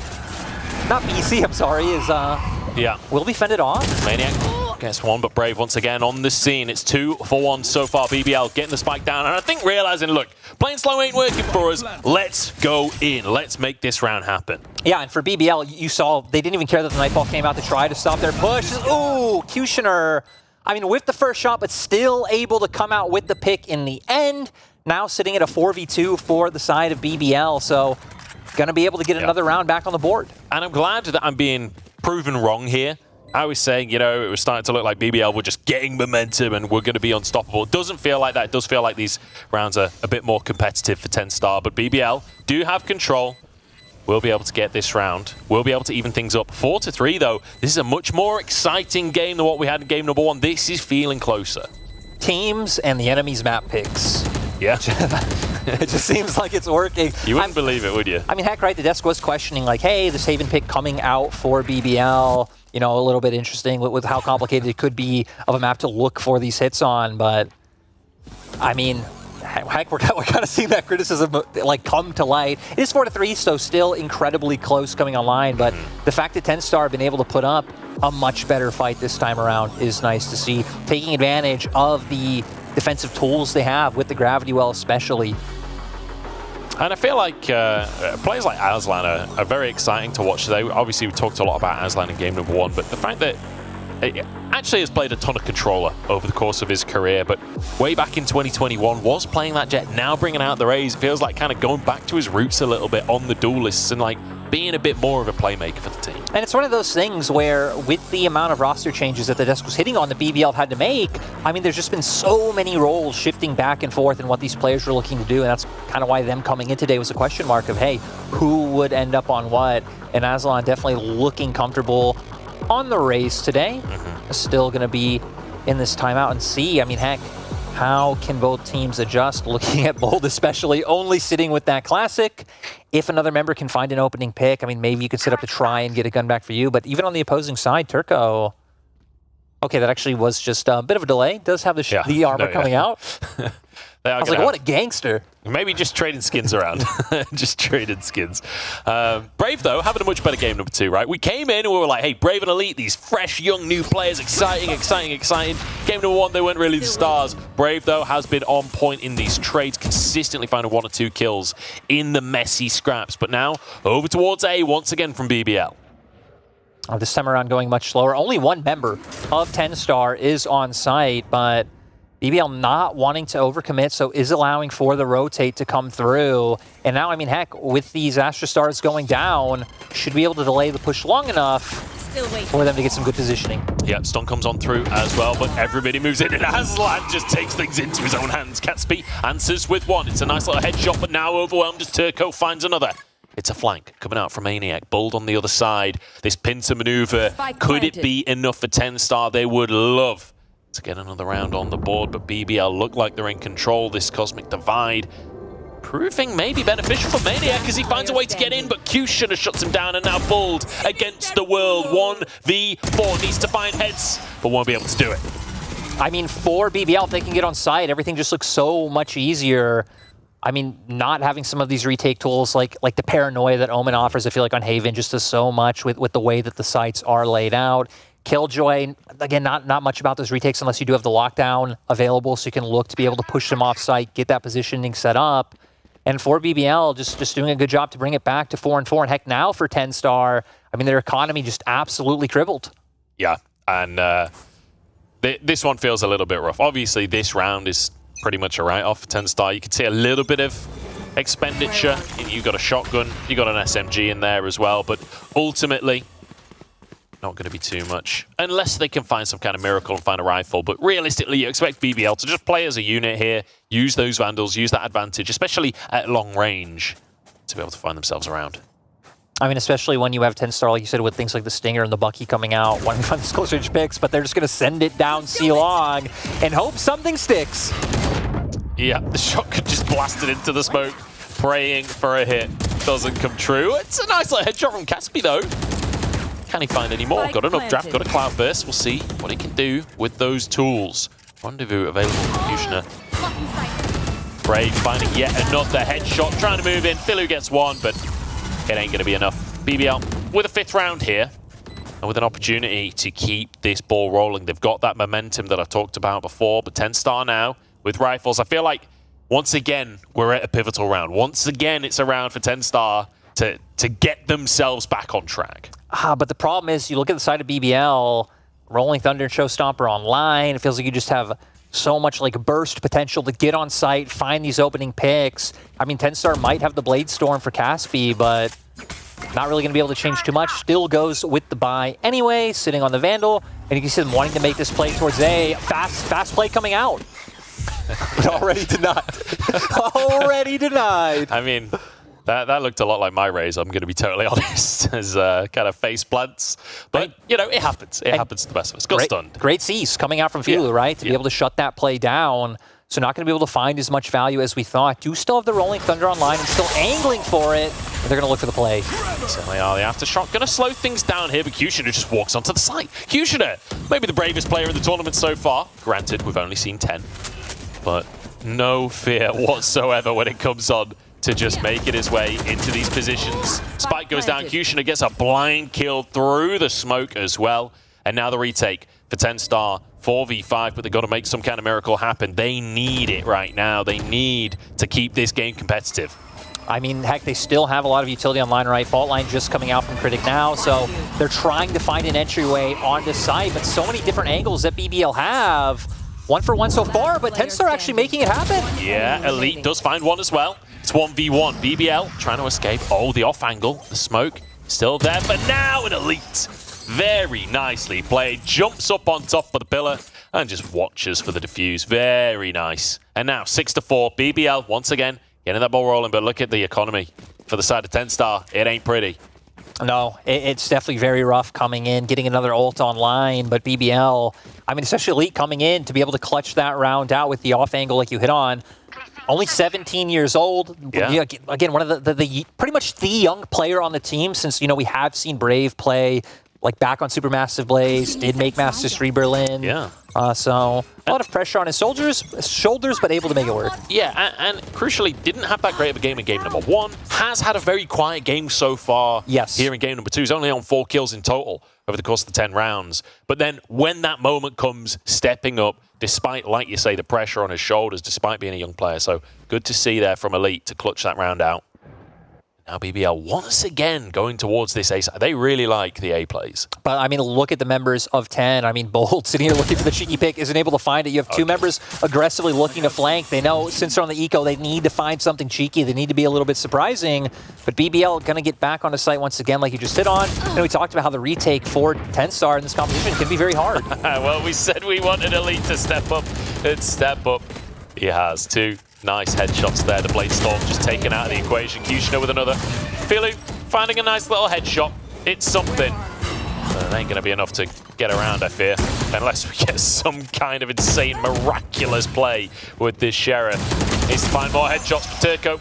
Takes them out. 4-7 now. BBL. This is a team of, like, all about racking these rounds together, right? When they start to get warmed up, when they start to find these headshots, like they're so confident to just go in, find an aim duel, take a fight. And more of that puggy style that Hypok was sitting on the desk, just something that looks so comfortable playing.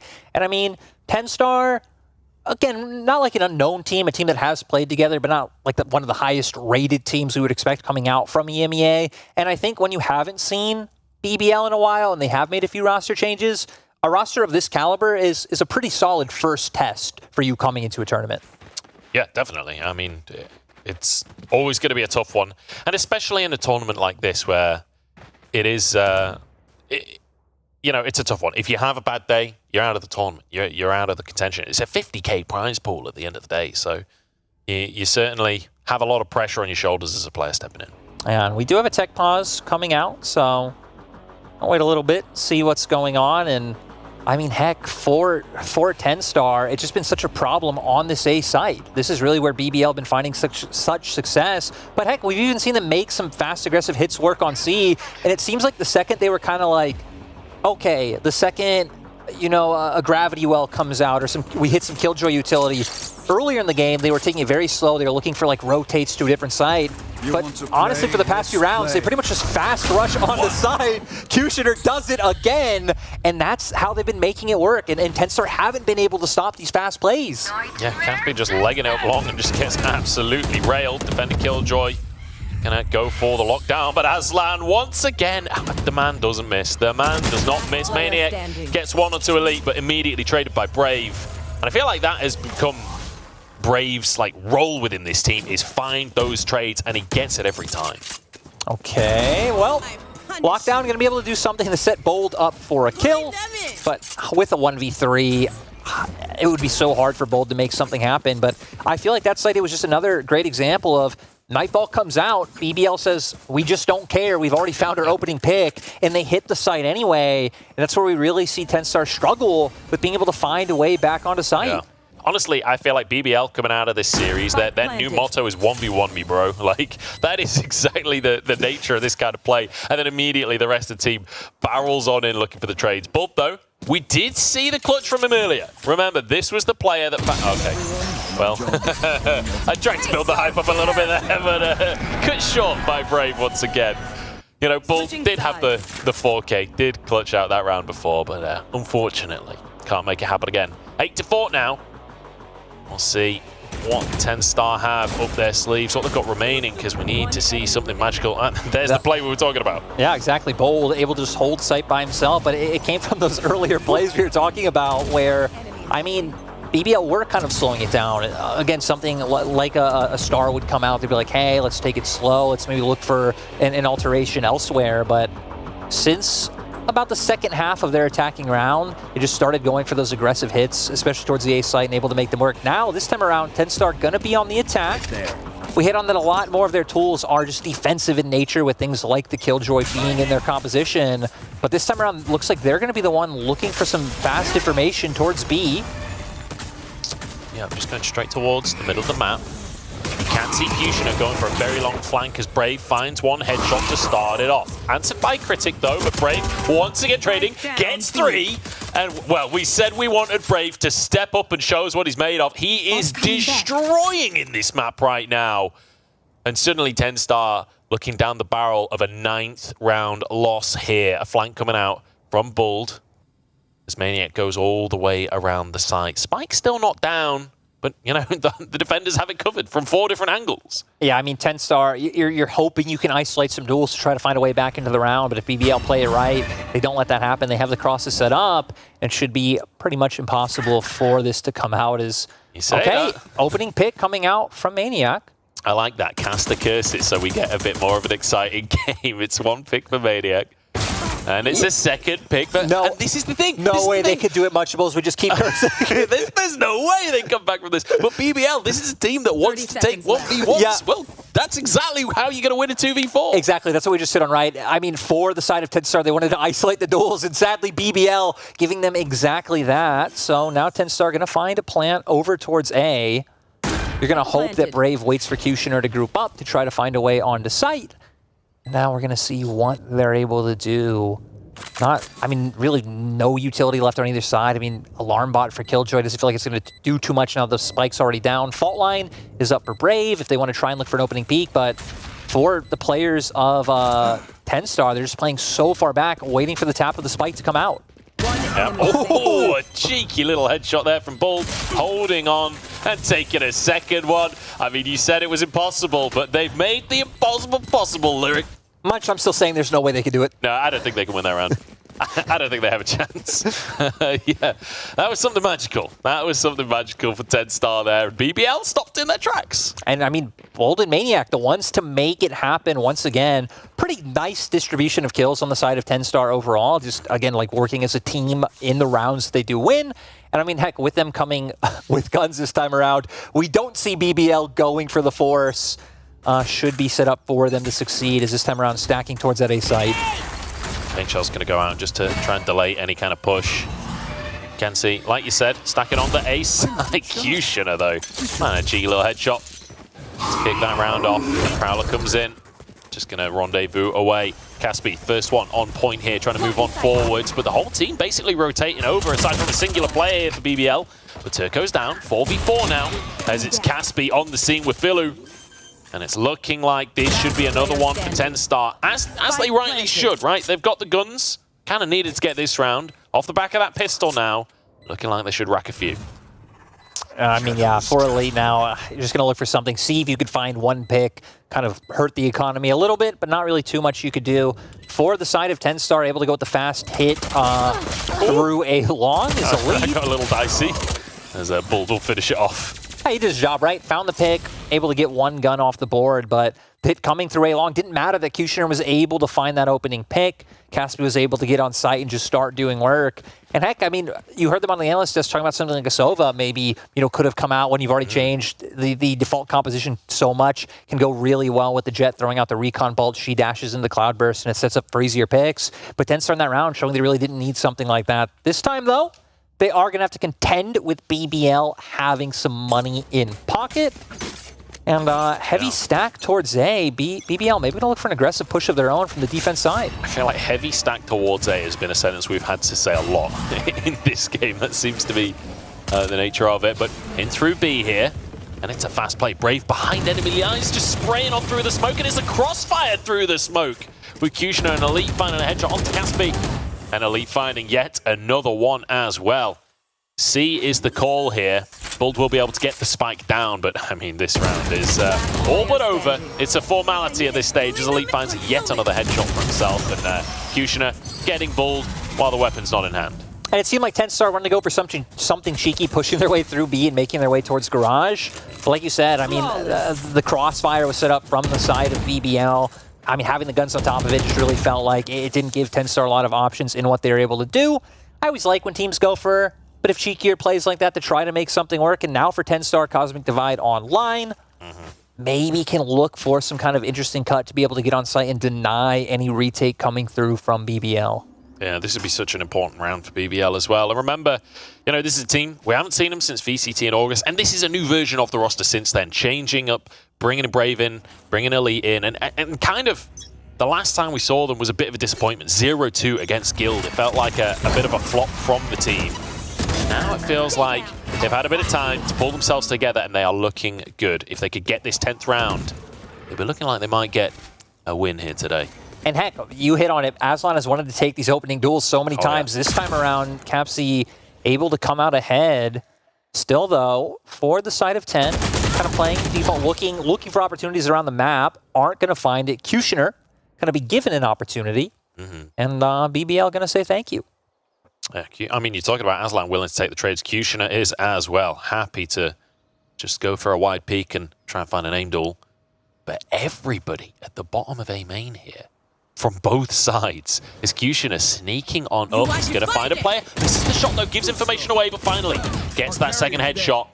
Turco finding another one as well, and suddenly 4v2, a stun onto Critic as well, an aftershock in there. Caspi behind him, but Brave finds the headshot. Brave finds the second kill, and BBL get 11 on the board, and they get themselves into a position where TenStar now, they need to do something magical. They need to really reach deep if they want to stay in this tournament. And it feels like Bold's going to have to be the one to do it, right? He's been the one kind of making some magical plays, the 4Ks coming on now, but for BBL in that last round, I love how they played it. The second they find the pick onto the Killjoy, you realize, hey, that's going to be a lot of the utility looking for the flank to come through. So they send so many members looking for that aggressive play towards Sewers and Short, and they were able to make it work. And, you know, the criticism from the desk on the lack of raise in this composition from TenStar, and the fact that this fade came out anyway from Philu. Philu, one of the star players, really, for TenStar in the first game, in that first map, but unfortunately not really able to make this fade work. And I mean, heck, it's no secret, right? We came in, Lothar introduced us as the League of Legends guys. Coming in, like, prepping for this game, looking at maps. Haven was kind of like the one map that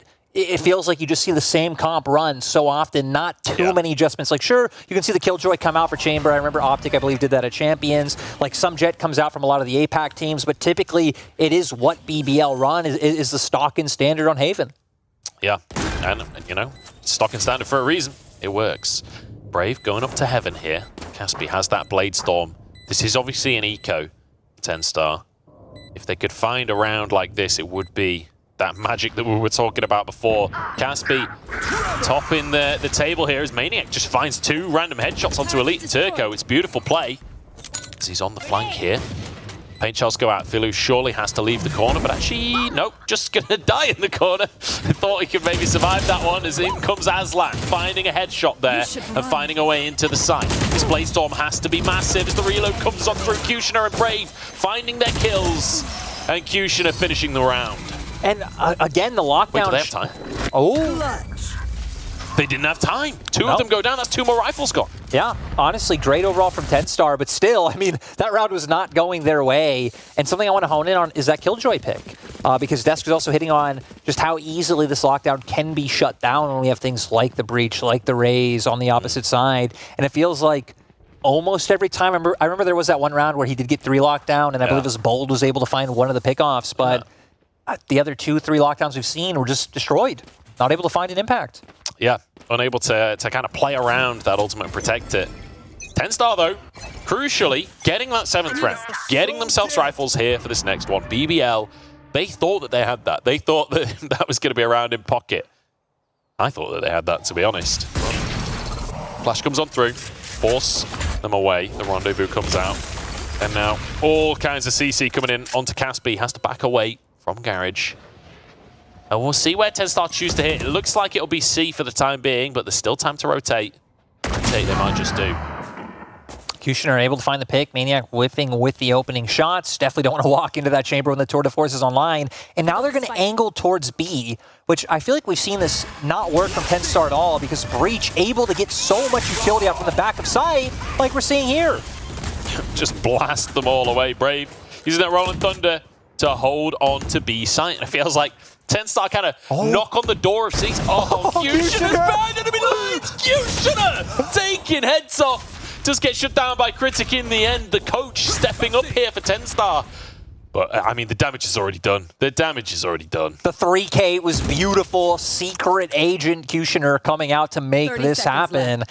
And now they have no time. It's kind of angled towards B, but Brave's still here. Actually, pretty much every member of BBL is here. Man. As Aslan able to find the last 2 pickoffs and send BBL to 11. And, man, I mean, Kushner, take a bow. Take a bow. 20 kills on the scoreboard. That was probably the clutchest round we've seen all tournament so far. Again, we're only in game number 2 of the tournament, but aside from maybe Bolt's round where he got the spray down as well, but absolutely insane flank from Kushner. And again, like these attacking rounds from TenStar, like they try and go towards C, Kushner gets a pick off. They try and go towards B, they're knocked back by the Rolling Thunder. Then the flank from Kushner. It feels like BBL are the ones that are actually finding these opportunities, even though it's TenStar being proactive.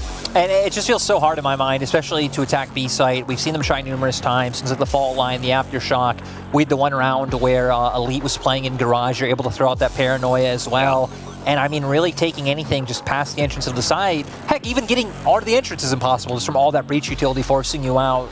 But at the same time, I feel like Kushner and Aslan are like the raid bosses on the other 2 sites, right? Okay, you have all this utility in mid, forcing you off from B, but okay, if you're going C, you're peeking a chamber. If you're going A, Aslan's happy to fight you. And we're gonna see here, you don't want to fight Kushner.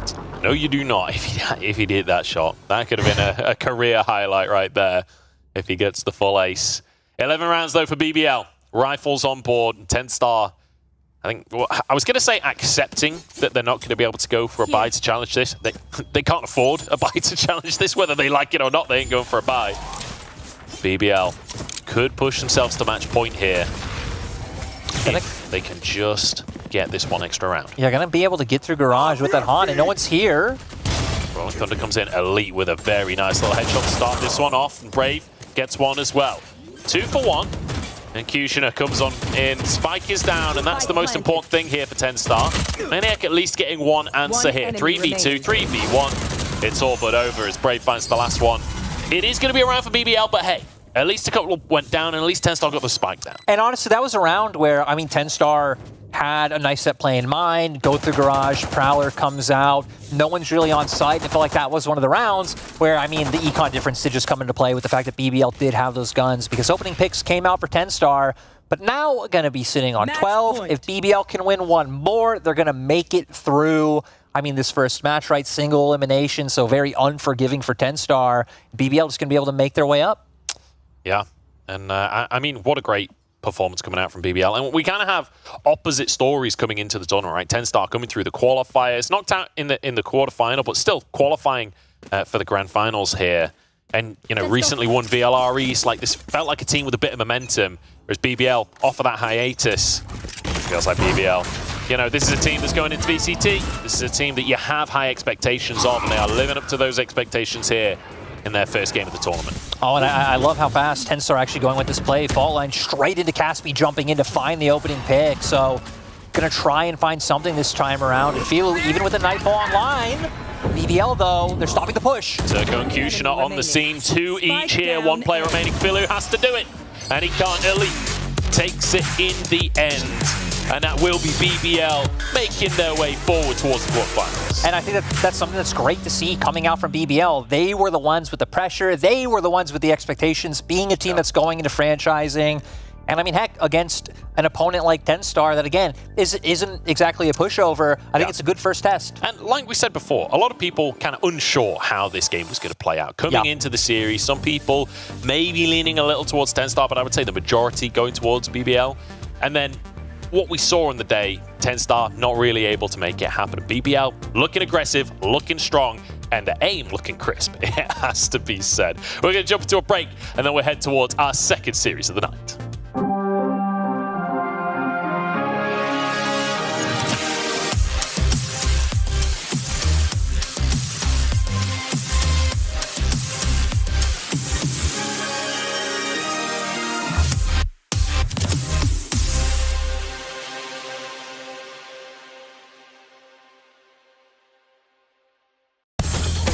Your gaming needs purpose, and with G-Loot, we amplify your gaming. G-Loot adds a battle pass on top of your in-game battle pass. Let me show you. That's 2 battle passes, baby. Same progress, double the rewards. So visit gloot.com now and join the next generation of esports players.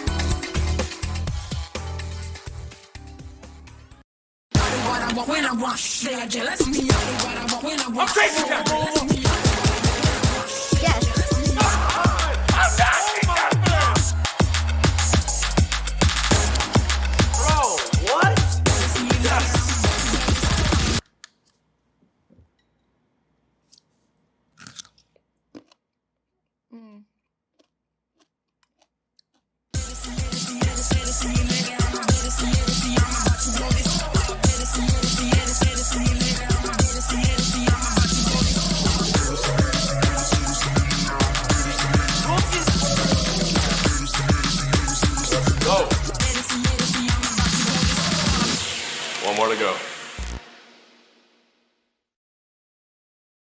Eat every workout. Eat every game. Keep it clean.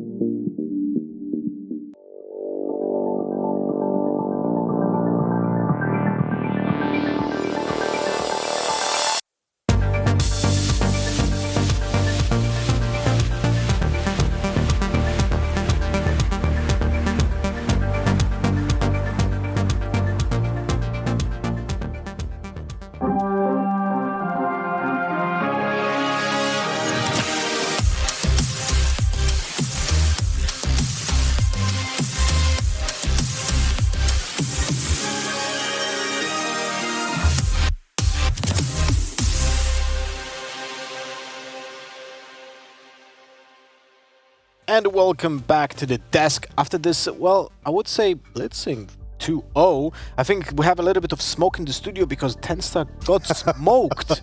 You know, Kakuka, like, what are your impressions after this best of 3? I mean, I have to say that especially after this second map, there were things, you know, changing in the tides of TenStar. I still feel like Filu's not feeling its best. And, you know, the good thing is that I'm seeing a Kushner that is blitzing through everything. Yeah, Kushner just looked, I mean, but across both maps, particularly on the second, started to flex a little bit. It felt like that. Yeah, and you think that was the confidence that he'd gained from the first map? Or was that the entire team? Yeah, I think Bind in itself, like we said, we kind of characterized that was much faster paced than what we traditionally see. A bit more structure usually employed on Bind, but BBL were happy to, you know, kind of swing and take these audacious engagements, and time again they were, well, more often than not, I should say, they were going in their favor. So definitely carrying across to Haven, especially with this composition, I think they lent on that pretty heavily.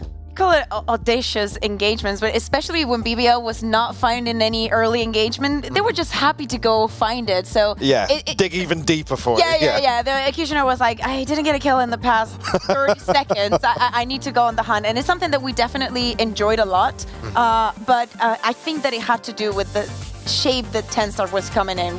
I personally expected something different. I love the change to the to Capsi and going on to the Jet. I think that he was having a better game compared to the first one. We had some crazy rounds, like this one. This was ridiculous completely. He didn't realize that he killed the Fade. We're still talking about a 13-7 with TenStar getting both pistol, but only finding one gun round in every half. Yeah, in general, it also feels like the composition that we have seen. You mentioned that the Jet brought Katsby to life, but in general allowed BBL to be very aggressive, right? Yeah, it did, and I mean, always you're looking for kind of ways to secure space early on with Haven. I just think there was an element of comp diff. There was opportunities, obviously, with the composition TenStar were playing, but I don't think they even really had an opportunity to lean on its strengths, to be honest with you. I mean, we questioned the value, obviously, the Killjoy. When you're more often than not running it versus a breach on Haven.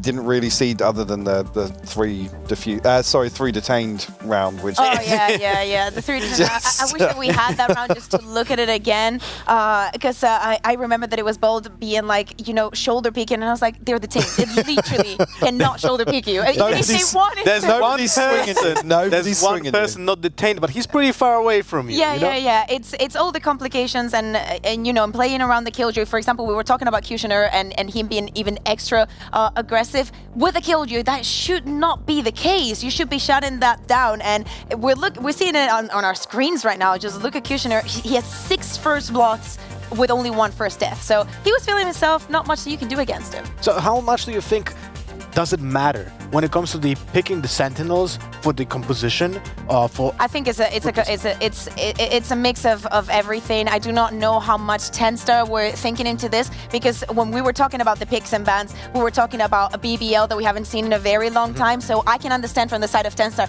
that they were jumping into a game which they knew that they could pick him up, but they did not know what to expect from their opponent. Some of the problems as well arise on the defense when this comp is kind of more aligned towards retake, right? You haven't got that ability to close out space early on. We talked about the differences with obviously with the Raze and the Fade, obviously that combination being so impactful. Even a couple of times with the Fade of TenStar, catching 3 or 4 people early on, then it's just no follow-up. The seeds is there, and it's to stop the showstopper from really clearing my space, and that's when you start questioning the value of some of these choices and not seeing, I guess, the right adaptation to the way that they tried to play it.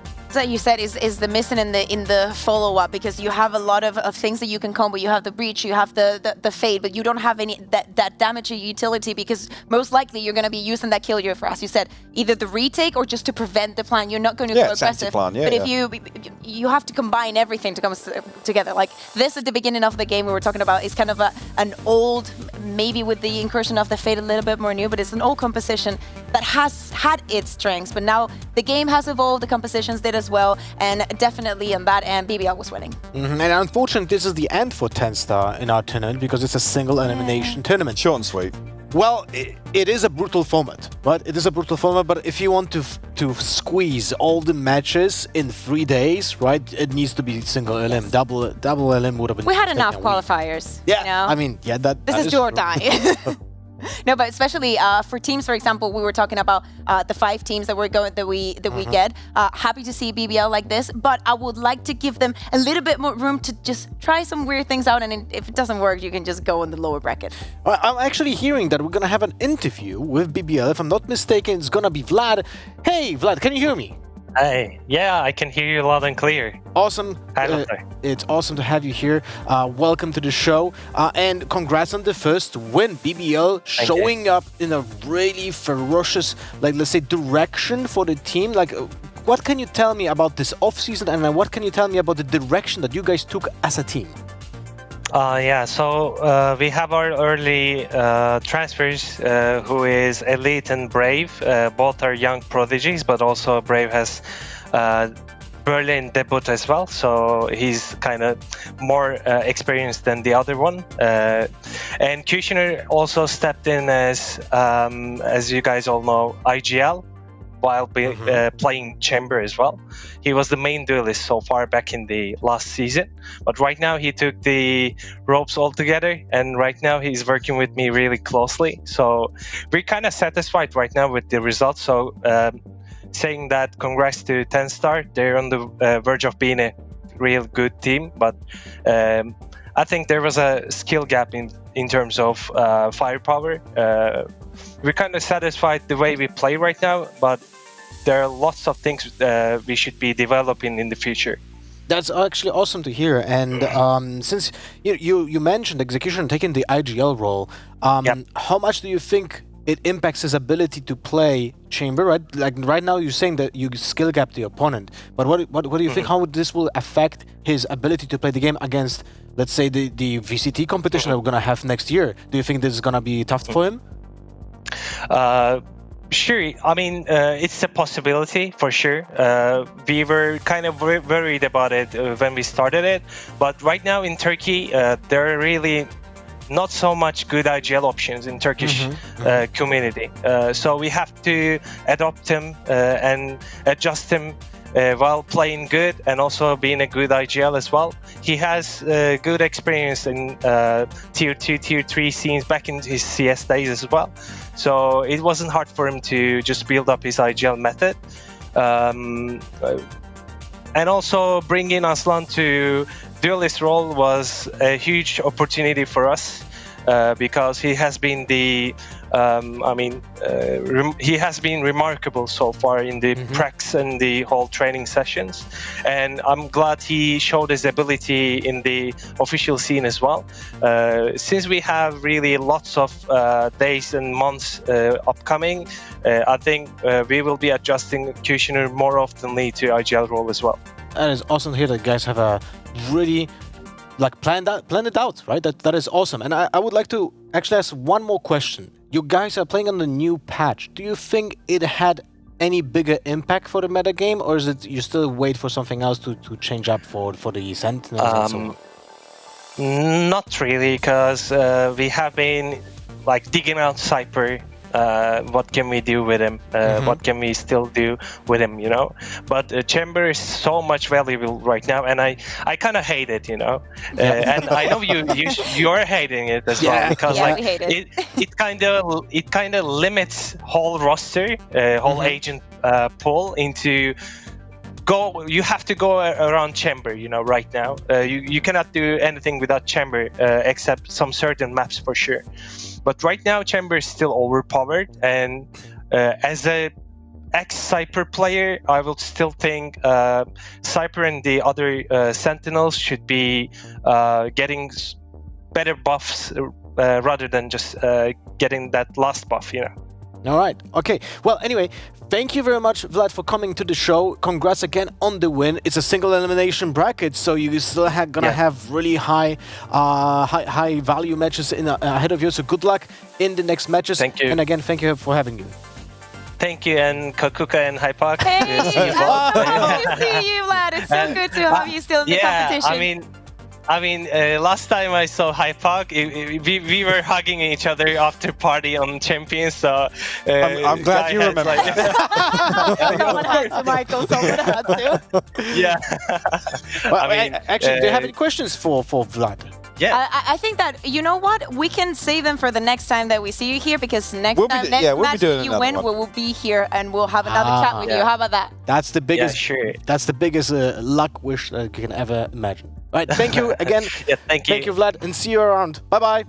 I love him. He's it's great, and not only that he's good in interviews, that like the responses that he's been given are very well thought, because we were talking about the changes, for example, and he has defined the pecking order that they have. Yeah. She now has bigger things to be thinking about, and as the team as a whole, I love that he brings out Aslan and all that he has changed during 2022 and what it waits for him for 2023.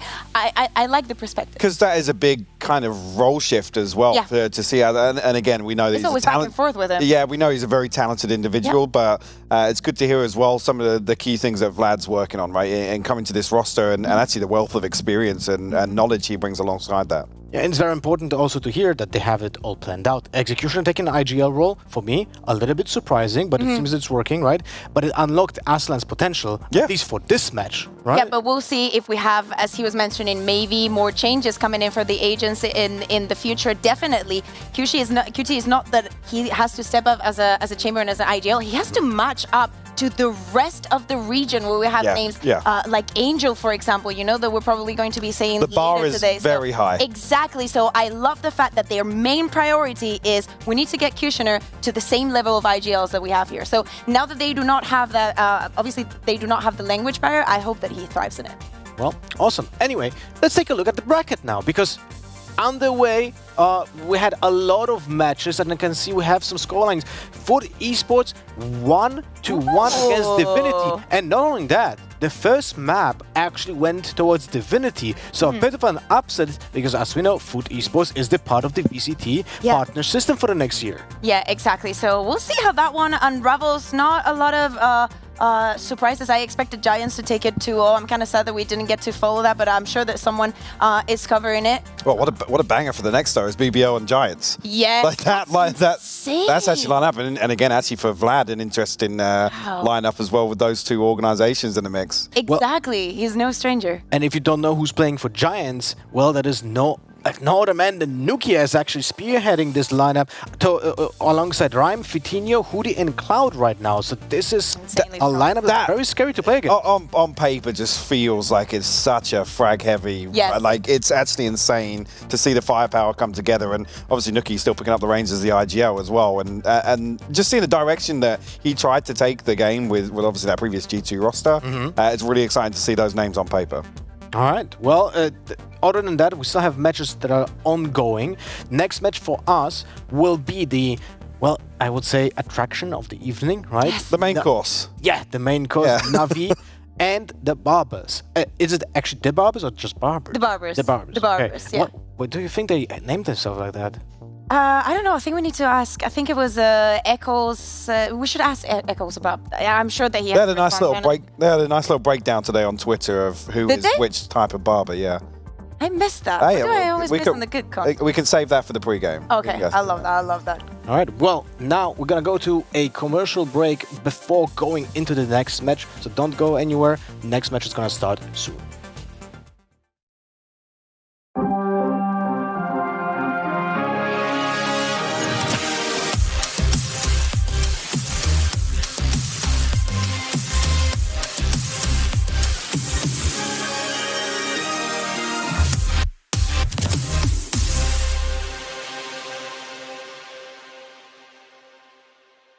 Join Jilu and add a second battle pass to your game.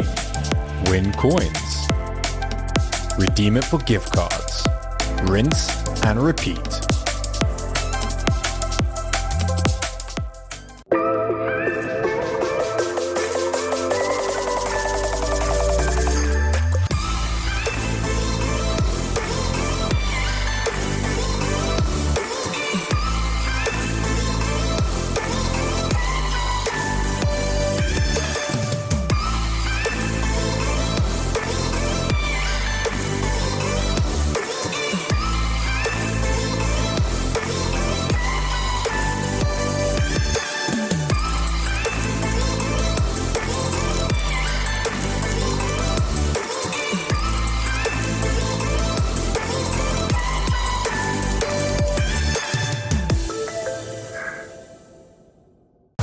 every workout. Eat every game. Keep it clean.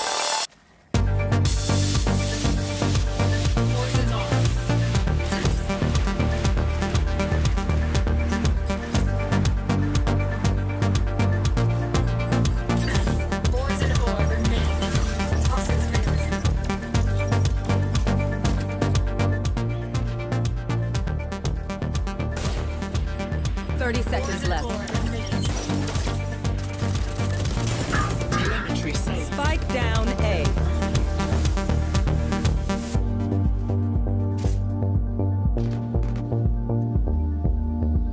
One enemy remaining.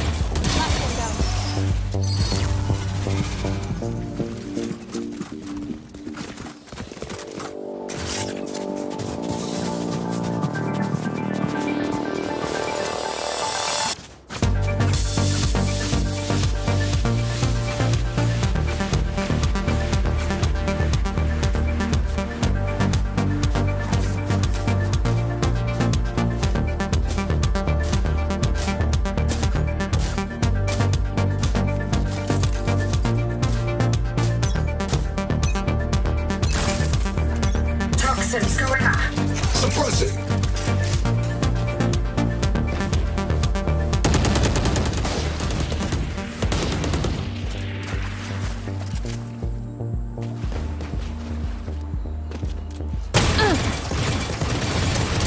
Enemy kill.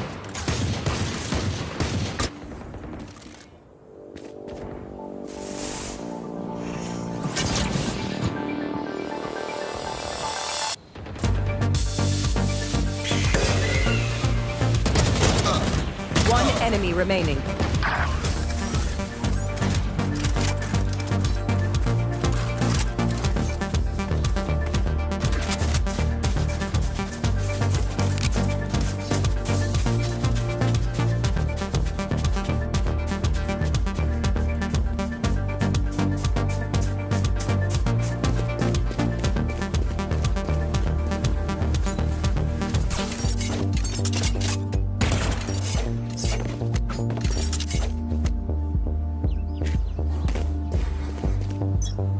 Wow, this is a nice spot.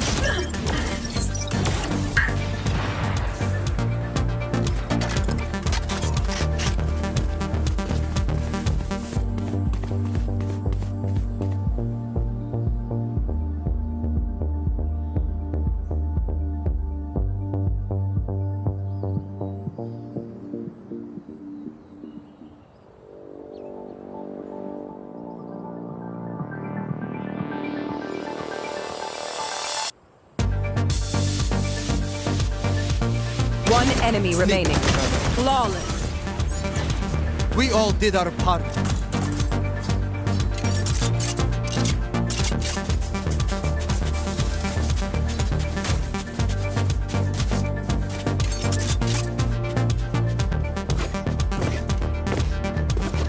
There.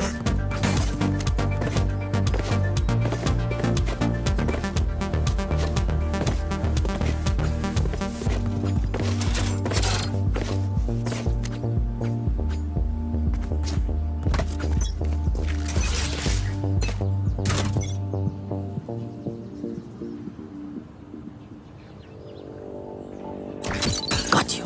Cage triggered. Camera taken out.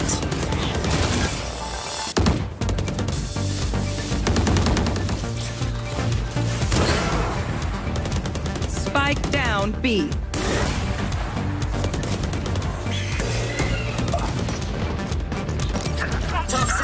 Last player standing.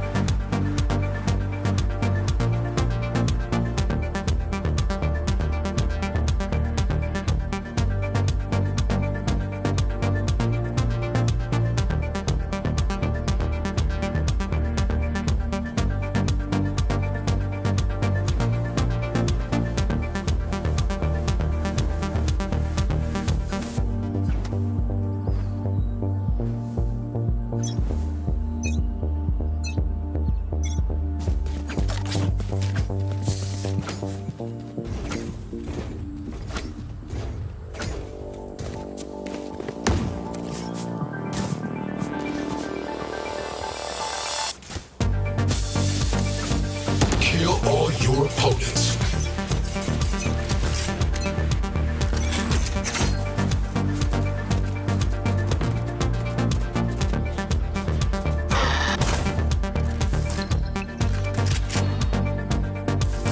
Hawk out!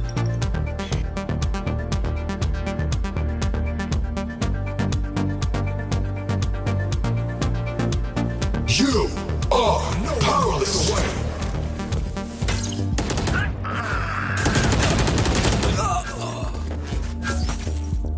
Welcome to my world. Spike planted. I've got your trail.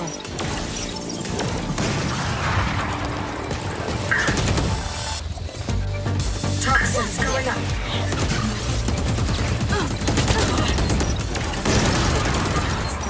Nowhere to run. One enemy remaining. Toxins going up. Shock dart. Out of charge.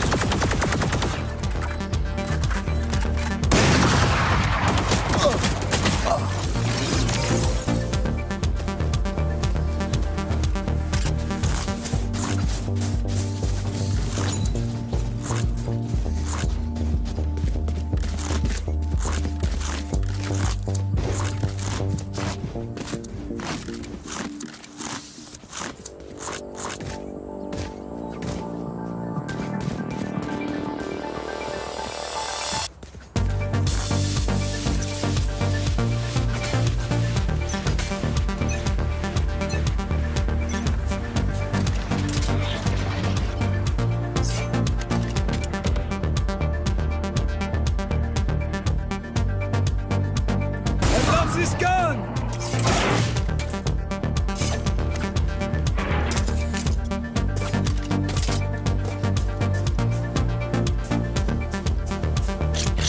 That's a good spot. Don't get in my way.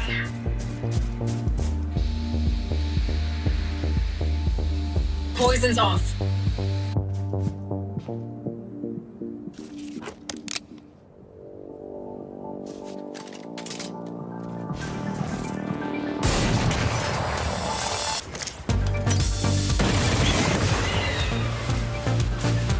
They found my wire.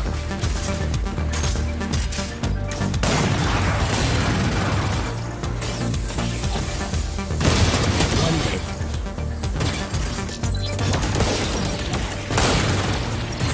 Last player standing. Spike down B.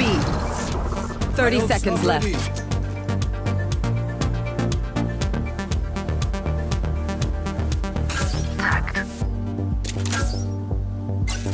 Teleport's broken. Got you.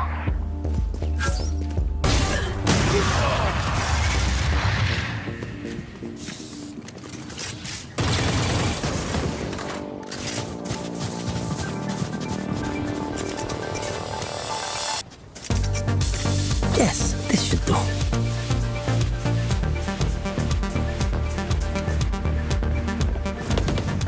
Right here.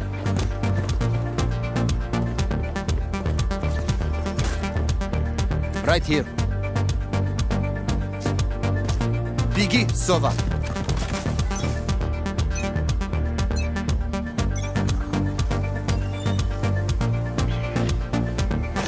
Scanning ahead.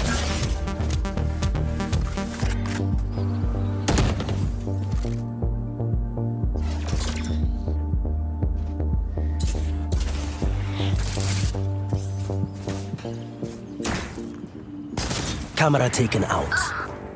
Cage triggered.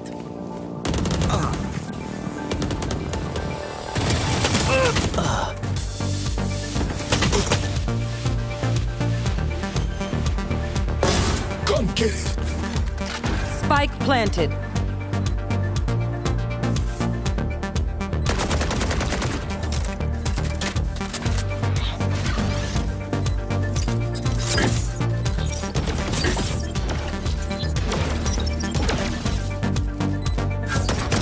They're dead.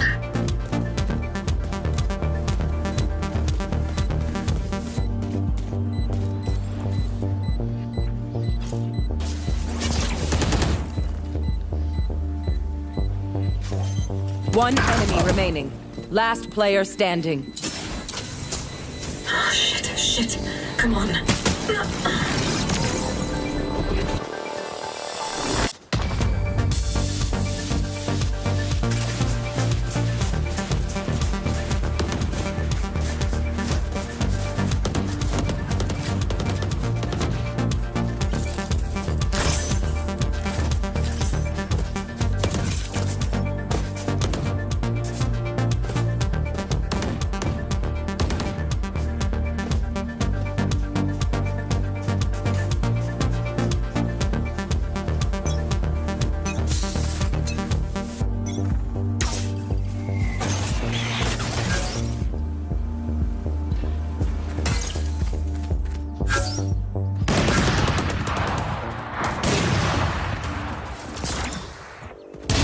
You want a piece of flashbang?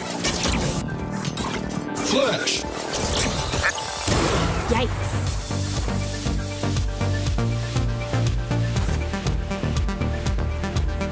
They found my wire. Cage triggered. One enemy remaining.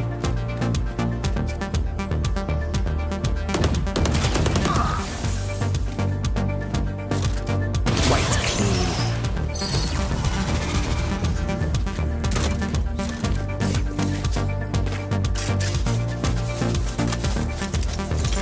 This goes here.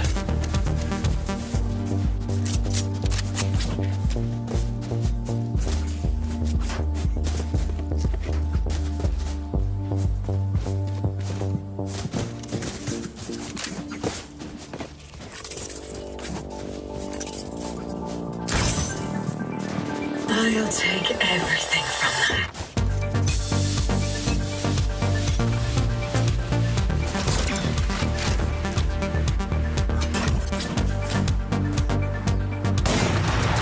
Shutting them down. Night.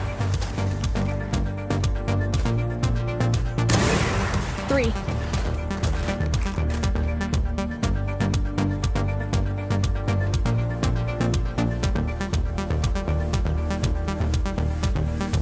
Poison's off.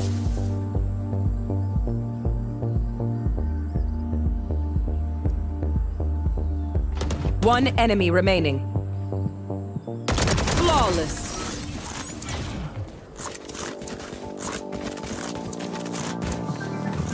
Last round before the switch.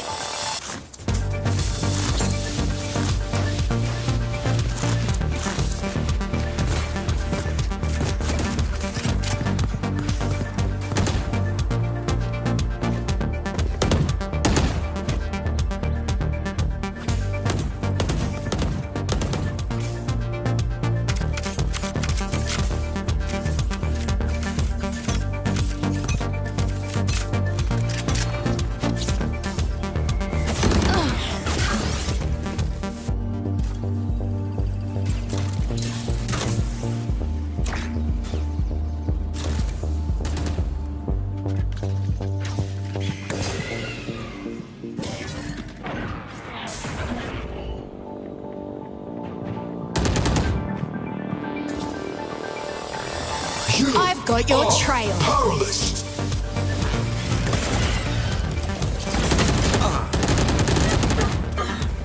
Last player standing.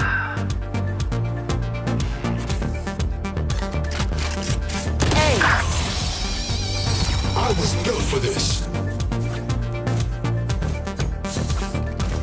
Switching sides.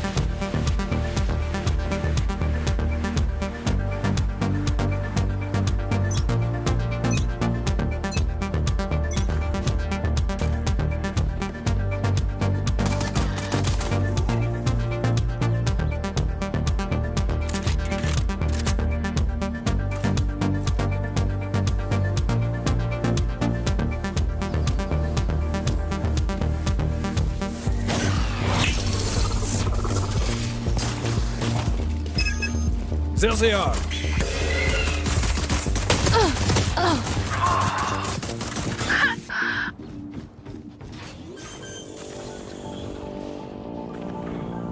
Spike planted.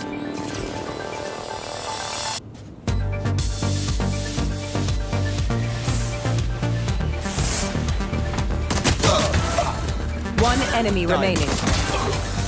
No one escapes my sight. No one.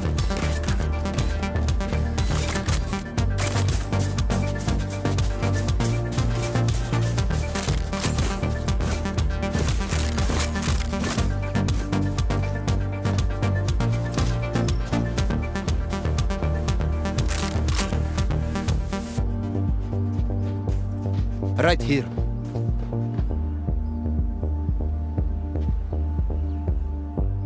Let us hunt.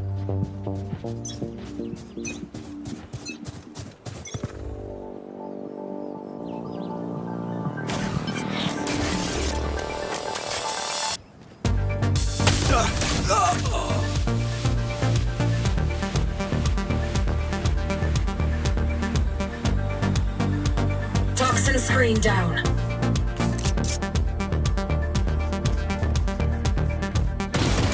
Here.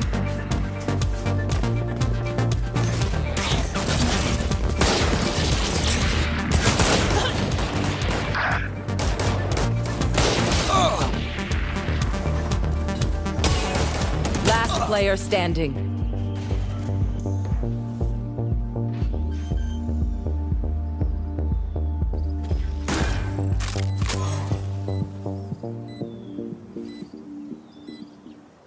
Be still.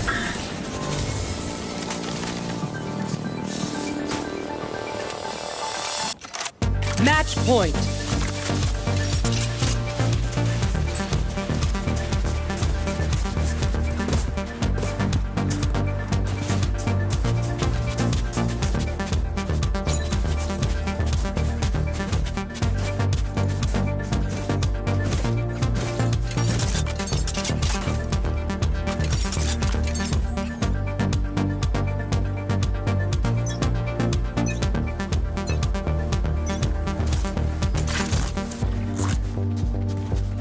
Poison orb emitting.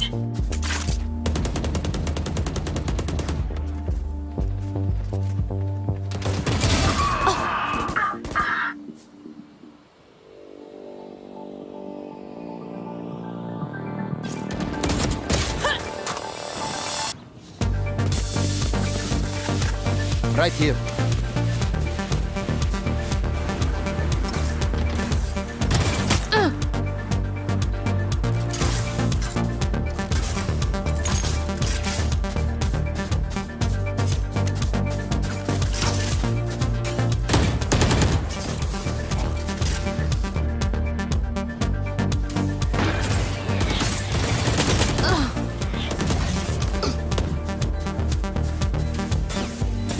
Last player standing.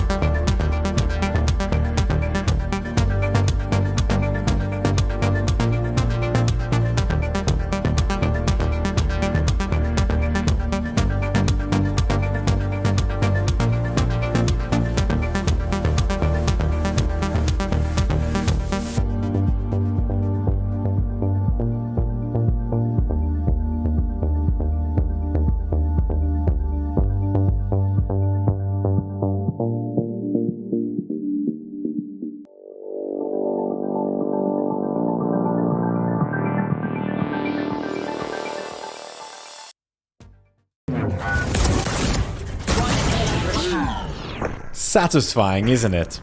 What if we make it more rewarding? Let's add this, and maybe highlight that. Ah yeah, that's more like it. Learn more today on how to get the most out of your gaming at gloot.com.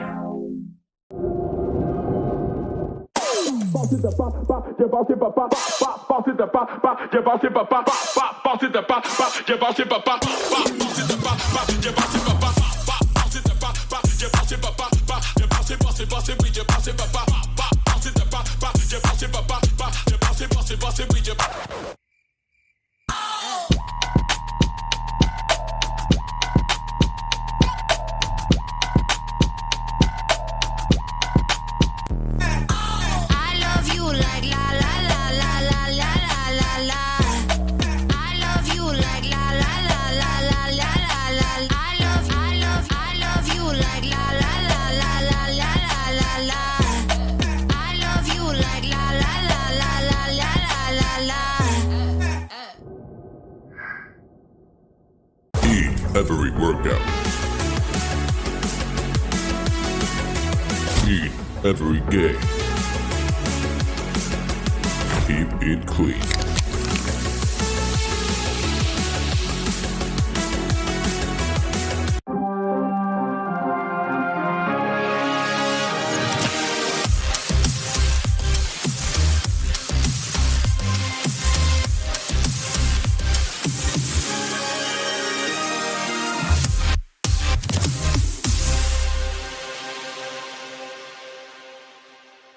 Welcome back after the short commercial break. We're back at the desk. You thought we have 5 people here? No, we actually have 6 because we have also Toby with us who will be doing telestrator work. But only that, he's going to do a small recap of the match that we witnessed, well, an hour ago. But maybe the people that's just tuning in can learn something about that match from you, Toby. How are you doing? I mean, I'm doing thanks. Just doing great. I would have done a lot of telestration last game had it not been because it was a stomp of the caliber that it ended up being. 13-4 into a 13-7, and the 7 rounds that we get on the side of 10-star comes off 2 pistol rounds 1. So, I mean, not really a whole lot to do in that one off the back of that. But I do love what we saw from BBL. We heard from Vlad as well. They've been working a lot on communication. That's one of the core things to get down early on. Synergy as well. And seeing them play, like, not opting to do these wide splits, especially on the attacking side, Unbind in particular. Always opting to go 5 together, try and make aggressive plays forward. And on defense as well, never opting to push out too far and over-aggressing. Even in the rounds where we see 10-star play it slow, they never aggress, they never get greedy, get eager. They hold their positions, they sit tight, they wait for the engagements to come to them, and then, I mean, they said it too. They're just the better players, the better gunfighters, and they want them. So that was actually probably the most impressive things when it comes to BBL. They build up confidence from playing a little bit safer, but also having the confidence to duel, right? Yeah, it's crazy though to look at what BBL classify as playing safe in some of those rounds. On defense, maybe a little bit. No, but I think it's very interesting. You said that they were playing like extra passive, but they were sticking to, hey, we have the double controller, we have, as long as we have the good timing with the Viper wall, knowing also that we're playing just against the Brimstone, we literally just have to wait until they come. Yeah, absolutely. I think the composition they were playing against the composition they were playing against, and actually also employing the double controller, does enable them. It feels safe to, you know, have that total map coverage with 2 lots of controllers and be able to still be proactive and find these opening duels. Toby, what about Haven? Did anything catch your eye that was, like, you know, interesting? I mean, again, other than the fact that we just had BBL stomp, if not harder, than to the same extent, despite the fact that they lose both pistol rounds on Haven, it was a case of if it was Aslan that had the momentum going on Bind, Questioner comes in and joins that as we make our way over. And again, I mean, we're seeing a BBL that pushes pretty much all 5 together every single round on their attacking side. On defense, I mean, they didn't have to do a whole lot. I feel like 10-star, for the most part, run into trouble themselves. They try to go aggressive, they try to split out, but because BBL just sat tight, waiting for the position to come to them, as you say as well, they played well. And on attack as well, I mean, we see plenty of times where 10-star, they back off, they give them the sides. Again, a more retake comp on the side of 10-star. They just never really had the response. Once BBL came in, once to get the plant and the post-plant position set up, they were just too good to be dealt with. So what I'm understanding is that both maps played out in very similar fashion? No, well, I mean, in the sense for BBL that, yes, I feel like they came into both maps with a very similar playstyle in mind. We're not going to over-aggress. We're not going to rely on the individual pushes to make this happen. We're going to go as a 5-stack. We're going to get, like, set up plays for one another, not one-person brilliance, and then get the win off of that. Yeah, makes sense. I mean, it was a very convincing win, and I feel like it's going to be important for the next match of BBL because they're going to be playing against Giants. Giants, right? Yeah, of course. That is going to be definitely a tough opponent, but we also need to mention that all those 5-man pushes also, you know, are lacking a little bit of depth, because especially when you're going up against a team like Giants, who just had their debut, just like BBL, you know that you're going to need a little bit extra, and it's not going to be as easy. You cannot repeat the same modus operandi every single round and expect to just win off of duel. And the other thing we already touched on as well, just the insane firepower that Giants have, it's way more punishing, right? In terms of some of these things that you look at, and even though they're saying they're playing passively and safely, those are the sorts of things that actually, you know, the pedigree of the Giants roster are going to be able to punish much better. Again, I'm glad that Vlad was kind of open and honest about a little bit of a gap, but those are the things that ultimately, from, you know, the outside looking in, you want to see some of these things actually cleaned up against a team that actually can lean heavier on that firepower. Yeah, and also BBL is able, the same goes for Giants, they can watch the match that was actually happening today, prepare for tomorrow, learn something about the new lineups that are being brought here and the map choices as well. Yeah, exactly. And not only that, one of the matches that we didn't get to watch, but obviously the watch parties out there you probably can see, is Futbolist is out of the tournament. That is a huge surprise, because it's not that they're contending to be there next year. They are already in partnership, so this is a little bit of a cold bucket of Toby, what do you think about that? I mean, I've been watching a lot of the previous football games, both in other tournaments, mainly Turkish tournaments coming into this. They had some shaky performances. I hope it was just, you know, them testing out things coming into the G-Loot Clash tournament. But honestly, off of what they've been doing as of late, they lose rounds, they lose maps to Regnum, a team that on paper should be much worse placed than they are. They barely even won against Pala, a team who's also playing this tournament. Off of what we've seen, I'm honestly not too surprised they fall out. Against Divinity, probably wouldn't have expected it, but on the other hand, not too surprising either. I was going to say, at the top of show today, we're talking about potentially one of these teams causing an upset and maybe making a run. If Divinity's able to, I mean, even look at the last one, I walked away for 3 minutes and ended up 13-2 or something like that. So, again, this is potentially a team that, I mean, now actually they've got over, you've got to argue, would be probably the hardest hurdle for esports, recent performance aside, yes, but hey, potential there for Divinity to gain some fans along the way this weekend. True. Toby, before you go, last question. What do you think about the upcoming match? I think we're in for a treat. I mean, we've all been talking about it. I think everyone's been talking about it. How will CNET function on Navi? Will they get it completely molded in? Or will we somehow see a Barbers win, which I don't think is going to be the case. But really? That's your prediction? That's my very bold prediction. It's thrown it out there for free as well. Yeah. They didn't even have to ask. Very bold prediction. I would be surprised to see them not come off to a strong start. Navi, that is. So you expect Navi to be already like implementing a good system with the new player, replacing artists? I mean, I talked to Angel coming into this, and he was, I feel so, also being honest and saying this is their testing. This is where, like, they don't necessarily have everything set in stone of how they're going to be playing coming into 23. They will be using this tournament as a testing ground. Does that mean that maybe we'll see them lose rounds because they're trying different things out? He's a liar. He's trolling. He is trolling. In any case, I mean, we know he's a well-prepared man. In any case, so I expect that they have a game plan. They want to execute it, and I would be surprised to see them not succeed. I just quickly on that, I don't think there's any scenario where, you know, Angel's going to bring a team in there. And again, the core there is so strong. Again, there's such talent behind that. Yes, Artist was, I don't want to say the superstar of that roster, but was putting up superstar performances, you know, maybe 3 out of 5 games, right? The core there that's still standing is so robust that I don't want to say you could throw anybody in there, but a player like CNET, even so, is that caliber, right? Exactly. Yeah. All right, Toby, I hope we're going to see you on the telestrator for this match. We're going to maybe have some interesting strategy coming from both teams, so see you around. Thank you for being with us on the on the pedestal. Yeah, on the pedestal. I had the pleasure of having a box before. I think I'm very honored. It's amazing. Yeah, I'll see you guys later. All right, thank you, Toby. And now let's jump into the BBL. I wanted to say let's rewatch the match from BBL. You know, it was quick, but it was not that quick. Well, you know, we have like 15 minutes, so we can rewatch it. But next match, Navi against Barbers. Baba?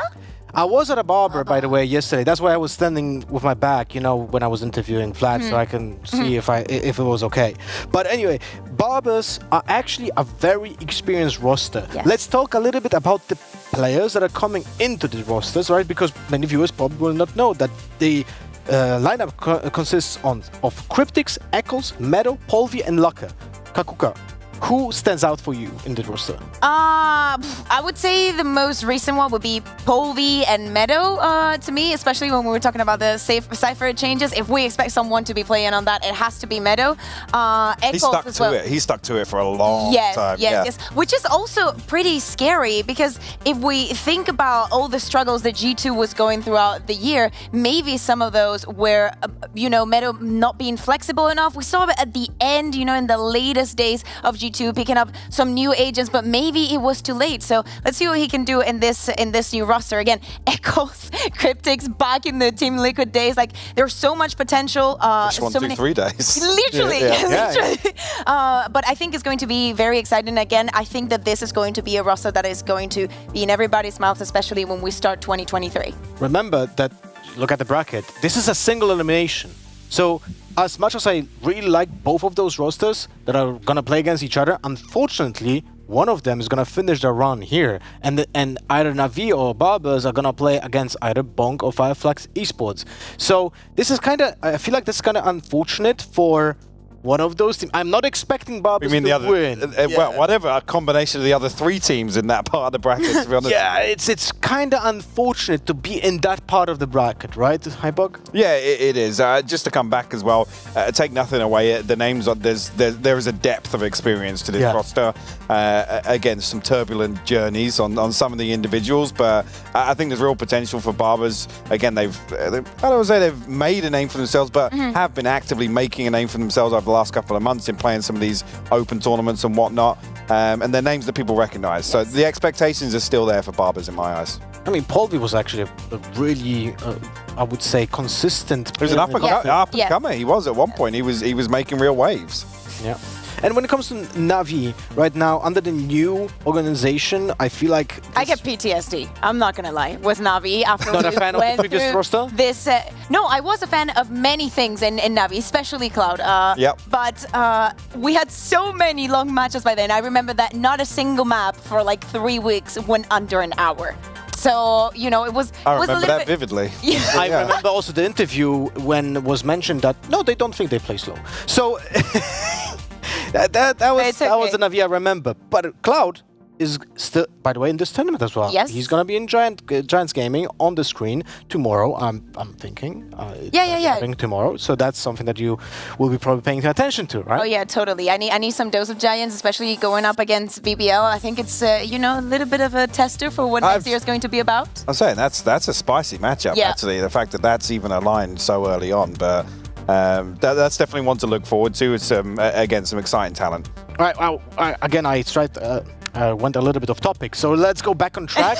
We have a map veto in our upcoming match. Oh, already? Okay. Yeah. Oh, already everything mapped out, by the way. Kakuka, just tell me what is happening here.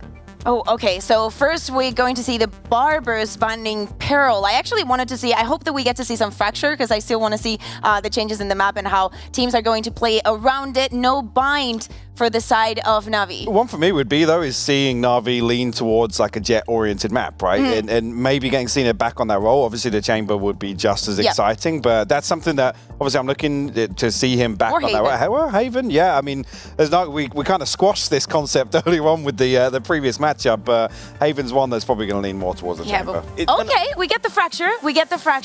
Thank you, Navi. I still remember the first time that I saw Shao playing on this map with the Fade, so I'm very excited to see that one.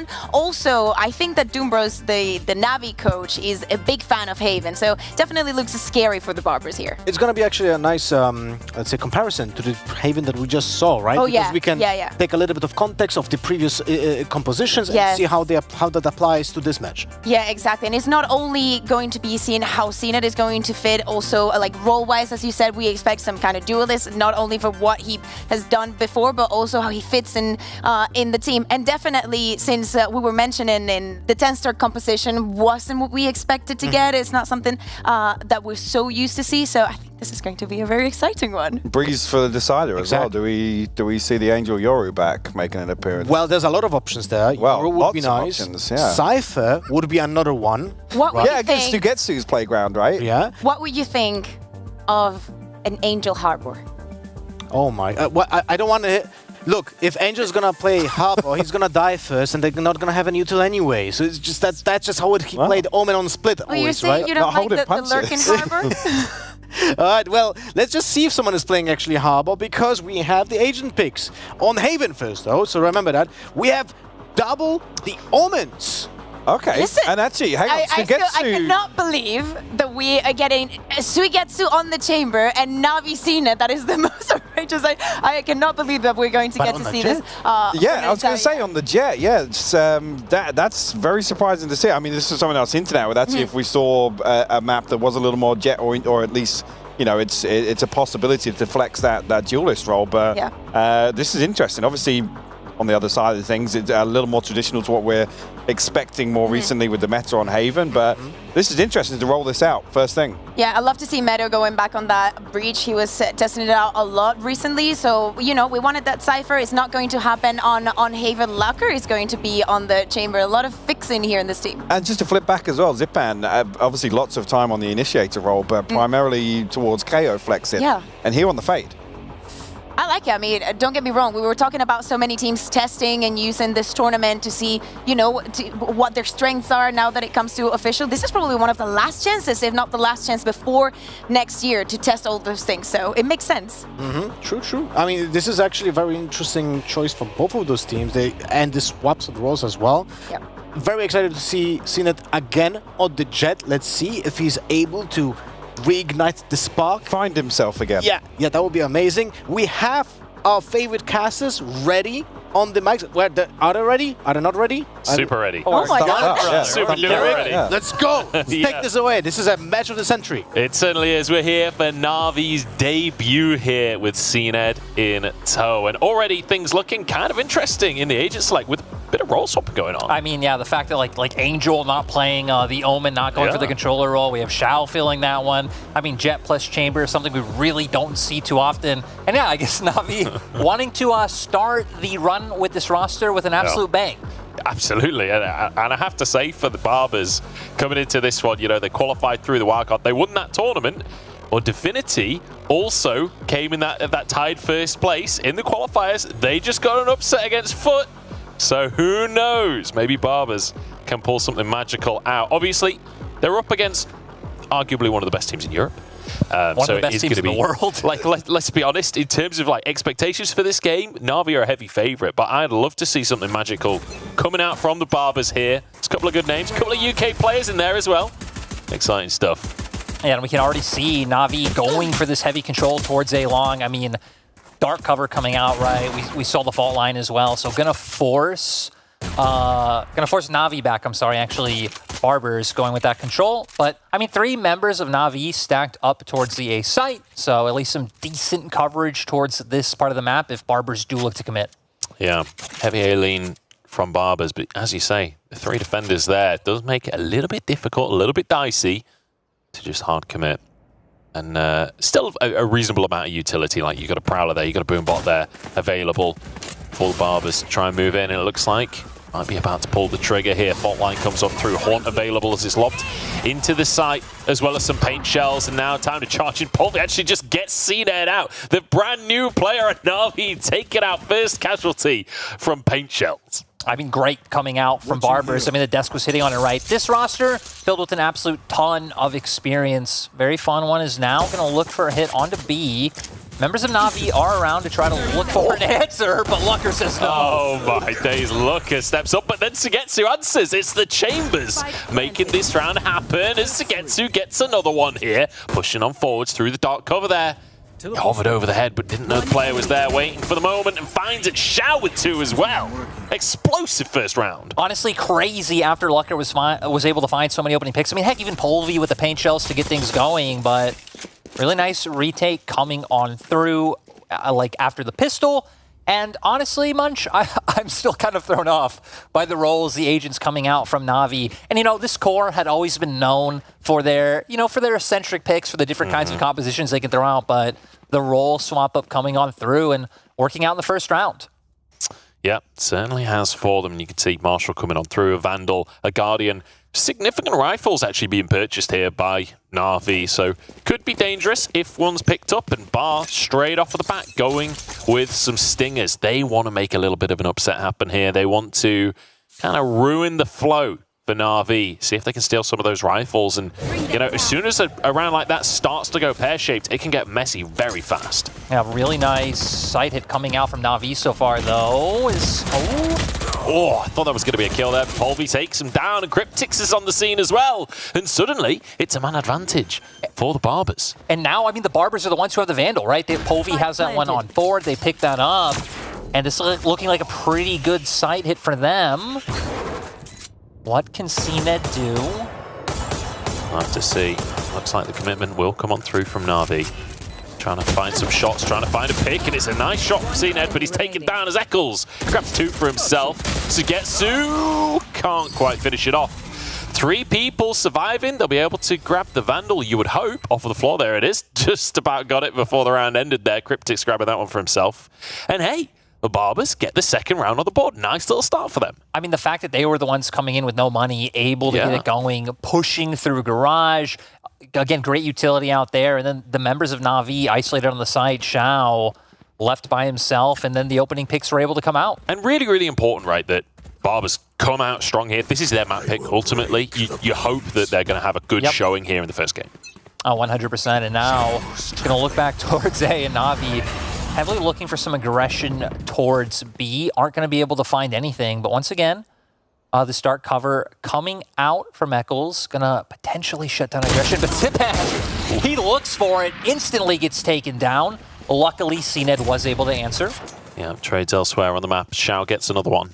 In fact, it's all gone wrong as CNED finds yet another head.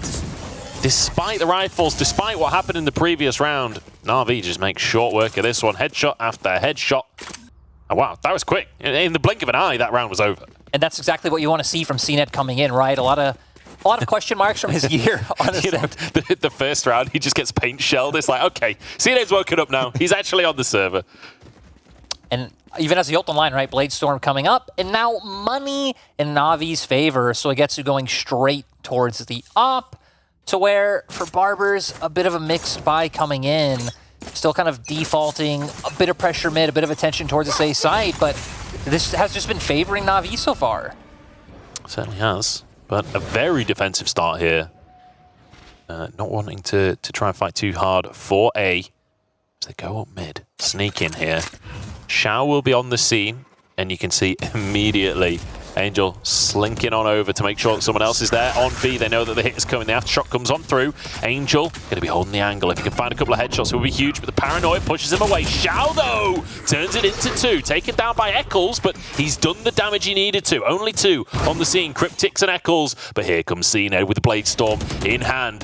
Smoke dissipates. Now time to move forward. Up he goes, and actually taken out by Cryptix, and Eccles gets one as well. Suddenly, this is looking pretty good for the Barbers. Trying to get some haircuts going, and Angel's certainly not going to have much hair left after that one. Zipan, alone in the world, and realizes he can't do anything.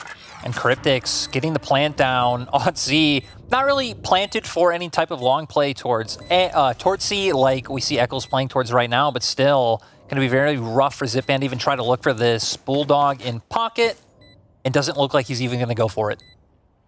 No, very good stuff coming out from the Barbers. And this is good. This is what we wanted to see, right? Because at the end of the day, Barbers, they're a mixed team. They qualified through the wildcard. They're up against Navi. Like, they're up against literally one of the best teams in the world. So you need to see them coming in explosive and clearly warmed up, clearly hitting their headshots, clearly working together as a team. And I really like seeing them go for that hit onto B.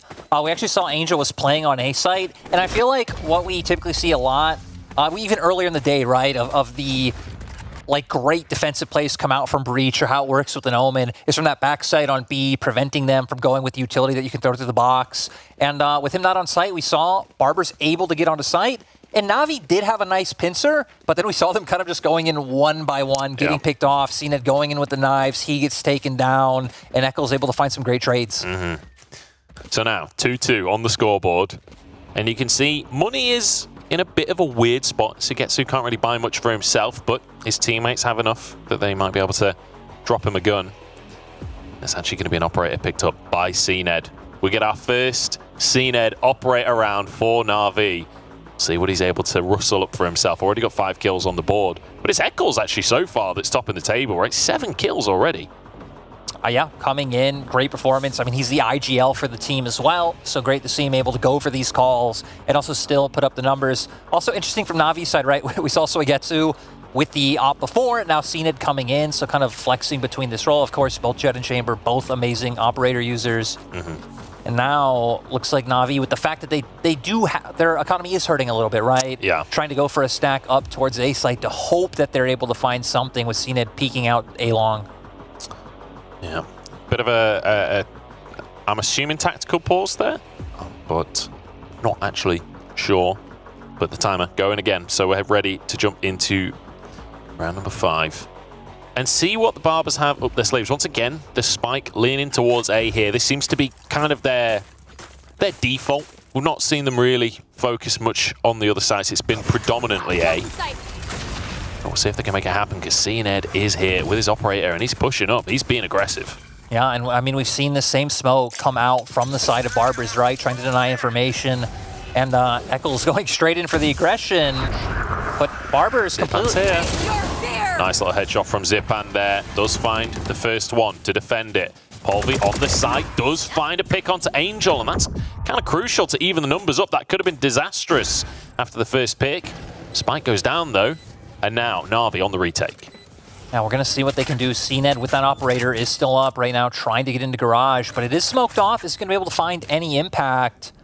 And multiple members of Barbers on site. Ooh, cheeky little headshot from Zipan there. Finds him just next to the logs. Cryptic's about to peek, but it's Meadow to go for it. Traded by Shao, and Meadow gets a second one for himself. CNED has to make it happen, but it's not going to. Meadow on this scene. We'll see if CNED has what it takes. But he doesn't have time. He doesn't have the weaponry. And you have an op. You want to save that. So just trying to get out of there. See if he can find any exit kills from the members of Barbers. And honestly, great pivot coming out from Barbers, right? Yeah. Making that lean once again towards A. Like you said, that really has been their default. Throw out the dark cover, get a fault line down, try and force any oppers or any players off of that A long. But they so quickly transitioned to going for that play on C. And I mean, Navi really weren't in a place where they were able to rotate quick enough for answer. Yeah, bit of a tough one. And I mean, now Barber's actually leading the score. Getting 2 rounds on the trot. 2 ults online. 2 ults online. You've got Looker getting very close to the tour de force as well. And then you've got a couple of thousand spare for multiple players for Barbers. So they're in a pretty nice spot at this point. Zipan does have that Nightfall, and there's still an operator for CNED. So certainly possible, but Sugetsu going to spot a player. Tags Polvi, but couldn't quite finish the kill off. And now, I mean, Barbers just doing what they've been doing, right? They've been taking these rounds, I think, decently tempered. Waiting for a lot of the utility to come out before they decide what site they want to commit to. And now looking for this lean towards mid. I mean, they still have those ults up, right? Can look to throw out a Rolling Thunder if they want to try and force their way onto site. But Polvi actually already taking incredibly low. Yeah, that's off of the headhunter shots. Oh, I thought that was going to be a collateral, but CNED gets his head taken clean off by Polvi instead. That's Polvi. That's the one that was already low on HP, but managed to find the kill anyway. 5v4 here. Nightfall comes on out. Zipan charges around the corner. Finds one. Looks for a second, but it's Angel to grab them. Suddenly 2v2. Everything on the line here. Both economies kind of dicey at best at this point, where a couple of rounds could change everything. Rolling Thunder comes on through. Not really much capitalized off the back of that ultimate, though. No, Angel, assuming that members were still pushed on to B. I mean, Cryptics was here, but still, Eccles wasn't on site yet. Now they're going to look for the plant. So we want to see Angel and Suigetsu play together, but Suigetsu's so incredibly low, only on the 5 HP. Flank coming on through. There's the fault line to get a bit of CC going on through. Angel playing so close. I don't think they're going to expect it. The flick is insane, but Cryptics answers it. Sheriff in hand, Operator in hand, in fact. Sugetsu, can he find the shot? Cryptic's playing it slow and steady, as he should. He knows that Sugetsu has to play into him. Sugetsu 5 HP to work with. Cryptix knows it, wants to find the Angel, wants to find the moment, and he will. Cryptix gets it. 4 on the board now for the Barbers. And it's looking pretty tasty. I mean, Barbers, we hit on a ton of experience throughout this roster. Pretty much all of these guys have been on big-name teams. Still heavy underdogs coming against Navi, who, I mean, again, for the core they picked up, bringing in CNED and just how talented he's shown, and even role-wise, right? That move made sense on paper. Yeah. The fact that they haven't really been able to bridge anything together, quite a surprise. And when you think about the end of the year, both for FPX and for CNED last year, it felt like CNED kind of looking for a bounce back this year on the new Navi roster. And Navi, you know, managing to win their first international, but after not being able to go to Reykjavik and managing to win Copenhagen, but then unfortunately only 4th place, which, you know, still pretty commendable. But I think they were wanting a little bit more when it came to Istanbul. Now behind against the Barbers. Polvi though, first one pushing forwards in Garage. And I like that the Barbers, it feels like very calculated play. This doesn't feel like a random mix that are just taking aim duels and just playing aggressive every round. Like, this is calculated Valorant. Again, you can see the experience coming through. Eccles doing a great job IGLing this first half of Haven so far. So kind of waiting out, trying to see if they can find anything towards that B site. I mean, they've had a lot of success here so far, right? We've seen that, especially the way that Navi's playing, not using that breach towards the back of B site. We see Xiao not over there trying to like utilize that as Rolling Thunder comes out. Sugetsu finds one, teleports away. Polvi answering with a trade here onto Zipan. Now 4v4 once again. Spike going down. It's B. Once more is Eccles. That was a very nice little shot up C.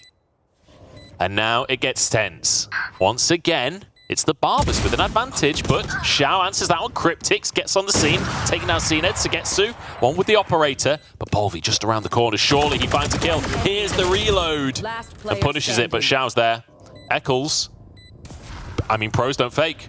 Pros don't fake. He's just going to stick it, and there we have it. Xiao takes the round. Yeah, I mean, Eccles not looking for it, thinking it was a fake coming through. He even still had his paranoia up to where Xiao didn't. Having more utility available, but Navi gonna squeak out with another round win.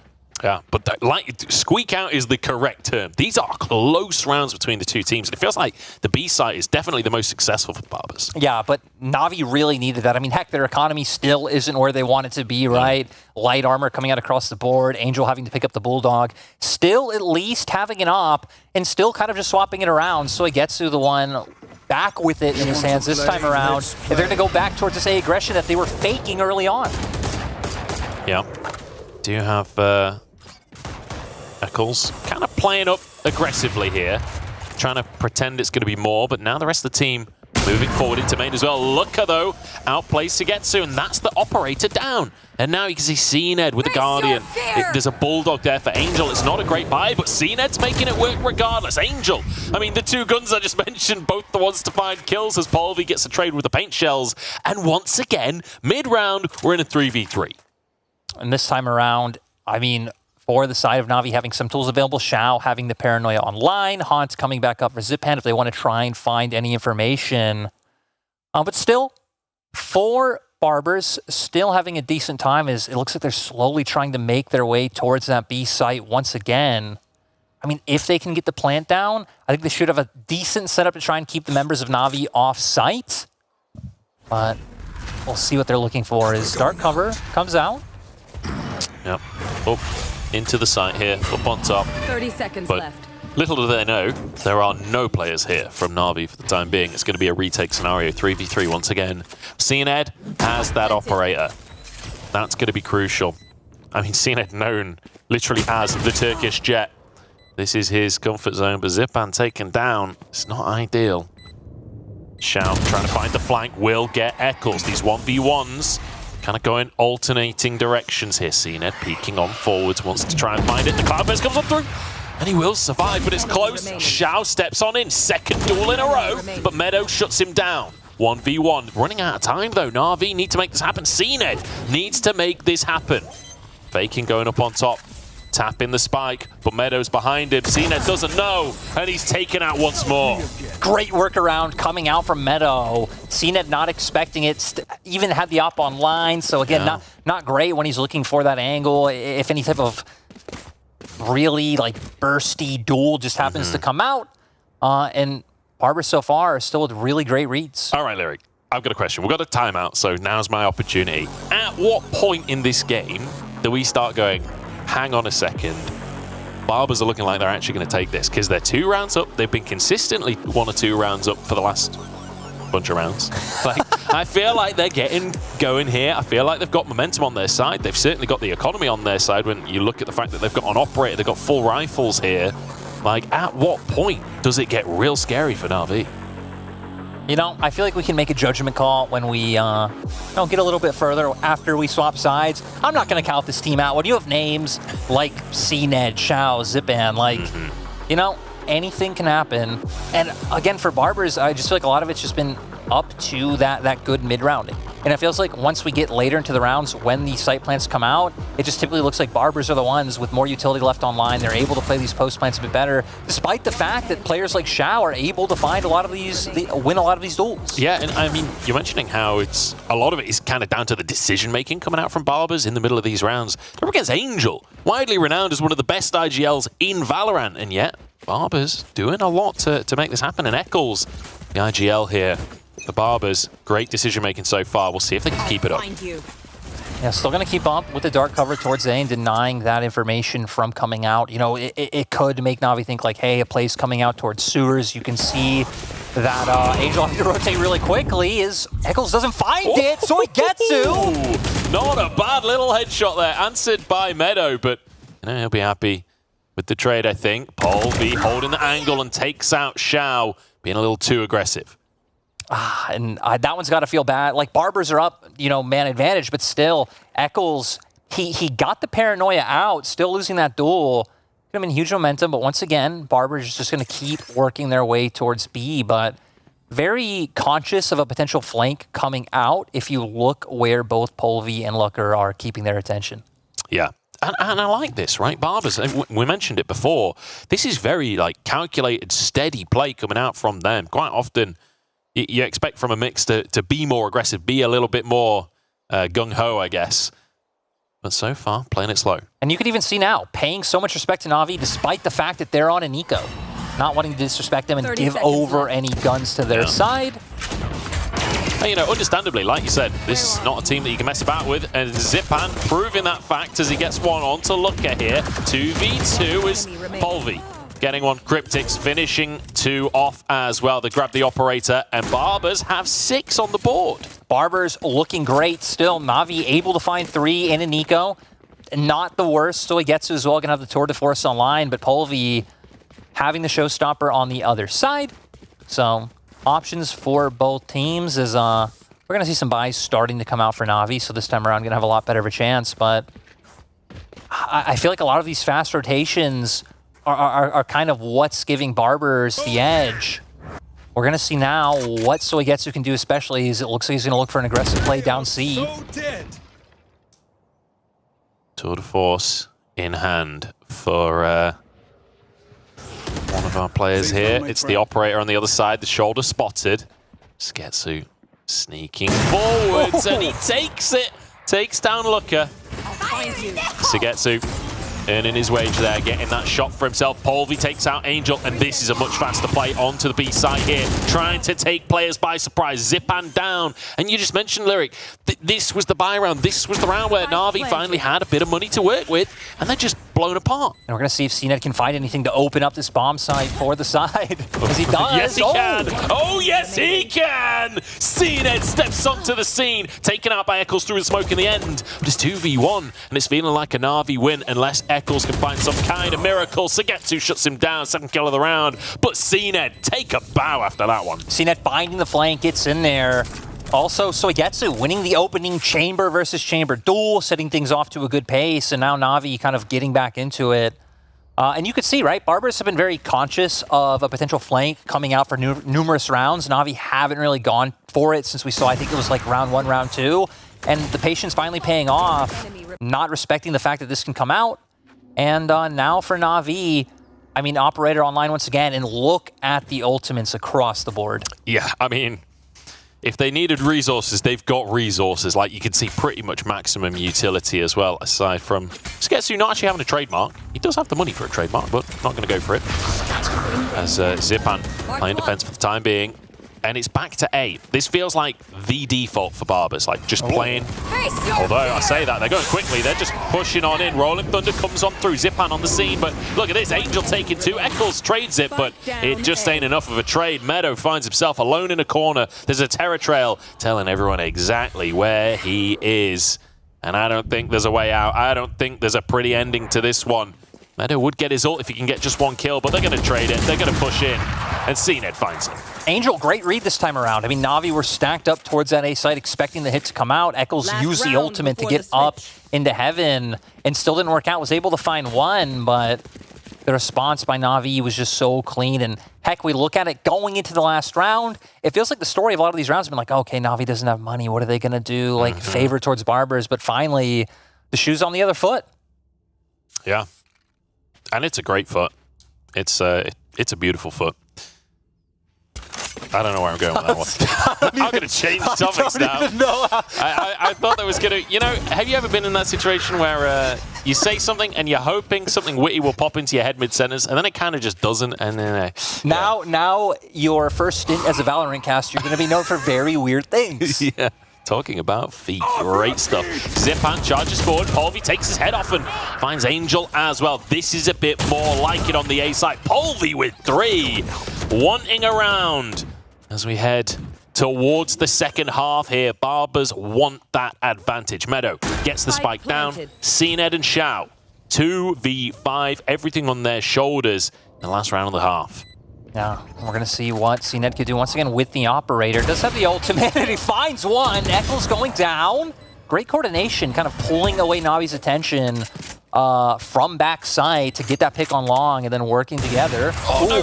CNED finds the headshot with the Blade Storm. Almost gets a second one. Does find a second one, in fact. And now onto the side. Gets them all! CNED! 4-man and a clutch. And that's exactly what you want to see from CNED when we talk about this potentially being a redemption year for him on this Navi squad. Things looked doom. Barbers were on site, 2v4 in hand, and CNED single-handedly bringing it back. I mean, heck, right? Everything Navi's doing right now built around this player. Yeah, absolutely. And you know, we're talking about CNED kind of having a year to rebound, to come back from a disappointing 2022. I mean, we're still in 2022, but... And just from Ascend overall, right? Yeah, exactly. And, you know, fitting that he would then join 4 FPX players rising from the ashes. I'm seeing some metaphors here, but we've got basically just a CNED highlight reel here because, I mean, people asked how he was going to perform on this roster. Apparently very well. And overall, just great positioning moving towards sewers. You can see Cryptix didn't even expect it. I mean, the fact that he missed that first shot, but still able to find it with the Blade Storm. And now we are swapping sides, and it seems like Barbers still wanting to keep up the aggression. Navi playing this very slow, though. Yeah, that's exactly what Barbers might want. Eccles does get 2. That was very nice stuff from him. Traded by Angel in the end, and it means we're in a 3v3. Once the amount of times I've said we're in a 3v3 in this game. Meadow stepping up. Sketsu slightly wide on the headshot. Moves away. I mean, the fact that Eccles was able to find 2 when it was 2 members of Barbers walking into 4 members of Navi was just absolutely huge. And now with the Headhunter online, Meadow's already low. But I think it's like you say, they weren't expecting that aggression. Looker moves in, but Sketsu gets him, and Angel follows up as well. Suddenly Cryptix finds himself alone in the world. Needs some headshots here. Needs to make the round happen, but it's giving away his position now. Trying to find the 1v1 with Sketsu, but Sketsu's not going to let that happen. Gets to the other side. Rendezvous out. Finally gets that one up.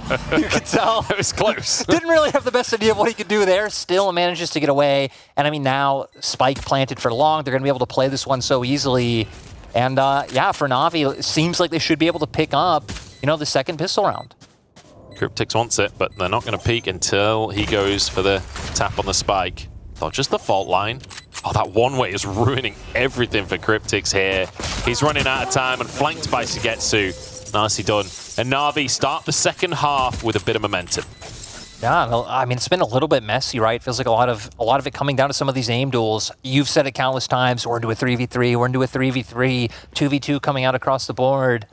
But for the side of Navi, able to hold it together, and now, heck, Guns Online once again should manage to get this one going, but Much, we're getting one of your favorite buys on the other side. I mean, yeah, the pure stingers. And look, I like it. It worked for Barbers in the first half. You know, they lost the pistol, they go straight for the stingers and managed to make a round happen. I don't see why you don't just go for that one again. Like you said, though, very aggressive defense in the first round. And you can see it again. Look at B. They're all sneaking up towards window. Are Navi going to expect this is the question. Still, Navi not taking anything too fast, so the members of Barbers are going to walk into numerous members. Is Angel? Oh! It's a nice pick. It's a good start. Can it turn into something more is the question. Sugetsu taken out. It's a crucial member. I feel like Navi have basically just been pushed into their own spawn. That's all the ground they can get for themselves. Zipan decides to change that, though. Cine with a headshot onto Polvi as well. Gets involved in the action. Cryptics moves forward, but CNED is on the scene, and Zipan, I mean, these headshots are crisp. This is a team that is now well and truly warmed up. And you said it looks like Barbers are pushing Navi into their own spawn, and it's like, that's good for that initial pick when you have the surprise, but I mean, once the members of Navi know you're there and they have that gun advantage, really nothing the Barbers can do in that scenario. They're not going to be able to pick another one up on the board, but the buy round coming in for the Barbers, we're going to see what they have up their sleeves. And I mean, heck. Probably scissors. Maybe a razor. They are Barbers after all. You know, I didn't know I'd get to deal with your puns in another game. You've been awake for 36 hours, is it, at this point? Jet lagged as all hell, and now you have to cast with me. Life is pain. You know, I wanted to get Toby in here, but getting rid of Munchables, quite an impossible task, as we've seen. I mean, Barbers have just been playing this A-site defense so aggressively. Echo's pretty much continuously pushing up sewers, trying to get any information. It's really denying Navi from looking for any type of A push. But still, I mean, Navi not really committing any utility early on, so still have a lot of room to play with. Yeah, playing it extremely slow, which you would expect, right, from this team. Playing for information, playing to get what advantage they can. CNED steps out, tries to get the trade. 8 HP remaining as Cryptics moves out as well. It's certainly a slightly favorable trade towards Navi. It's just health, though. No players going down. Still, though, gave time for Barbers to fully commit towards the A site. Still going to work their way up slowly for the side of Navi. And again, look, I mean, you still have things like the Prowler, the C's online, Fault Line now up. Looks like they're going to use that one. So should be looking for the ace hit now. Oh, Eccles, it was so close to glory. Does get one for his trouble, and CNED finding 3. Very nuts. Oh my days, gets him on the updraft as well. CNED is a monster. CNED absolutely insane in terms of the individual play coming out in this game so far. 22 kills on the scoreboard is what you're looking at. And, you know, earlier you asked me of like, when does this look bad for Navi? When are we propping up the Barbers? And yeah, you know, coming into the second half, not now. Not now. Yeah. CNED makes them see dead. Easy peasy, lemon squeezy. And, you know, take a screenshot of that scoreboard right there when you're asking the question, was it a good purchase from Navi to buy CNED as a player to get him on this roster? Yes, absolutely, is the answer so far. 96 on the scoreboard. The Barbers now need to find a way back into this game. Looker has that operator. Polvi, again, aggression up from A. And I like that Barbers are sticking to their guns here. These kind of rounds have worked for them previously. Not right now, though. I think it's very interesting as well, them not wanting to just try and deny a site hit coming out from Navi. And heck, every time Navi have gotten on site, right, that's where we've seen the dominance come out. Locker going to be able to find one. All right, it's a trade then. Angel control Bay main here. Still have the Fault Line and Haunt online, so we'll be able to gather a lot of information. Feels tense. Meadow just gets one through the smoke. Why not? Why not? Cryptics on the scene as well. Steps out looking for Sugetsu, but taken out instead. Now, the site belonging to Navi because Sugetsu's got an operator and he knows how to use it. He knows how to operate it. Eccles in a 1v2.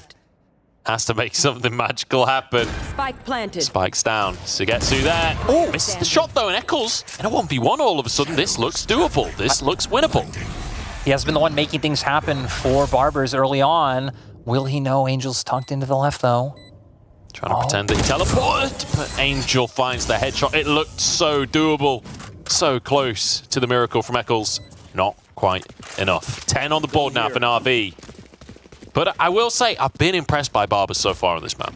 Oh, 100%, right? I mean, especially their attacker side, which is very impressive in terms of what they were able to do and how they were kind of pulling Navi around the map and then just able to find and create these opportunities for open sites. But, I mean, now this slow pace from Navi is just suffocating the Barbers. Yeah. I mean, heck, we see they keep looking for these aggressive plays. It's kind of cool. Maybe they find a pick, but Navi just really aren't falling for it. And this time around, Nightfall online, we have the Rolling Thunder. If Navi did want to go for any type of fast hit onto A site, they'd be able to go for it. CNED even finding the opening pick to set it up. CNED finding the opening pick. It's a sense we've said a lot of times. It's Navi looking fantastic. Barbers losing one early. I mean, it's an eco, so yeah. not to be too surprised here.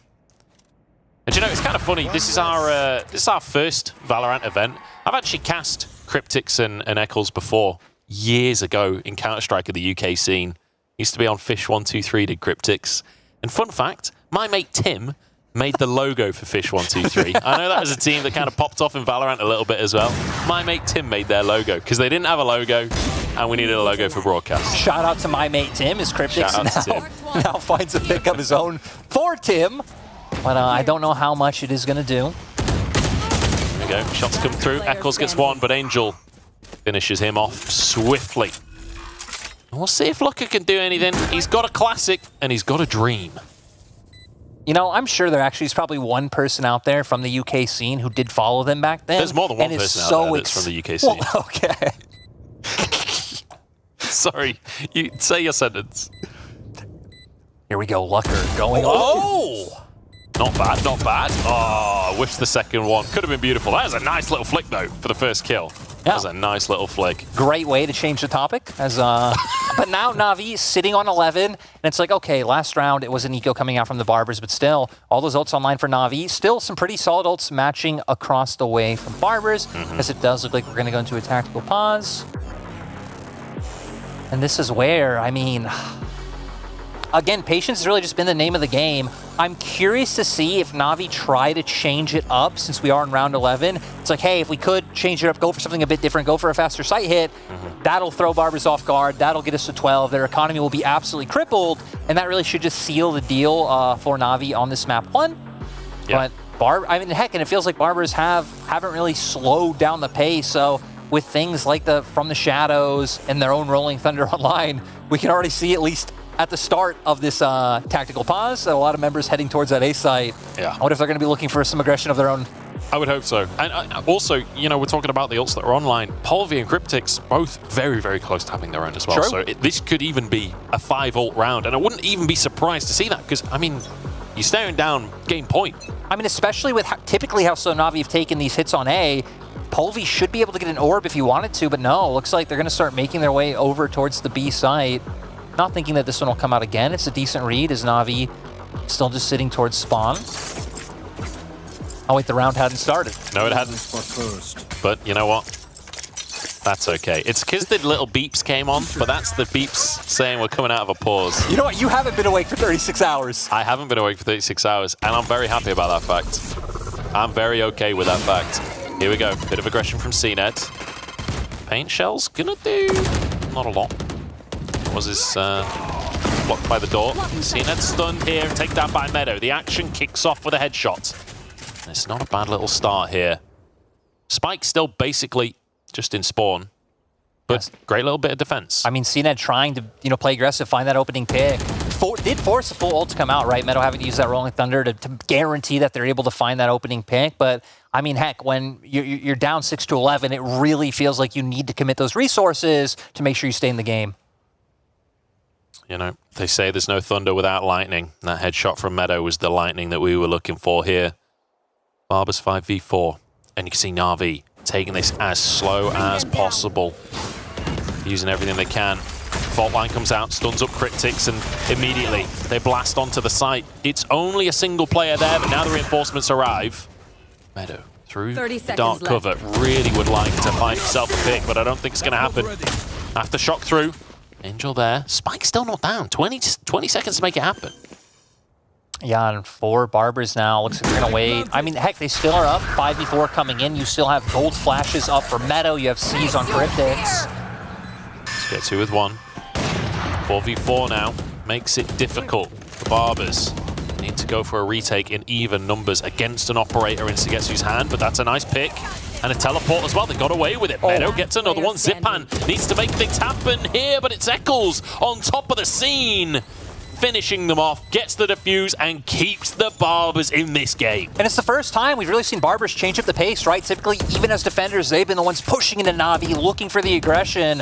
But this time around, pretty much just giving up B site, saying, hey, we feel confident playing the retake. We haven't actually used up that much utility like Navi had on the opposite side. And the change of pace finally working out for them.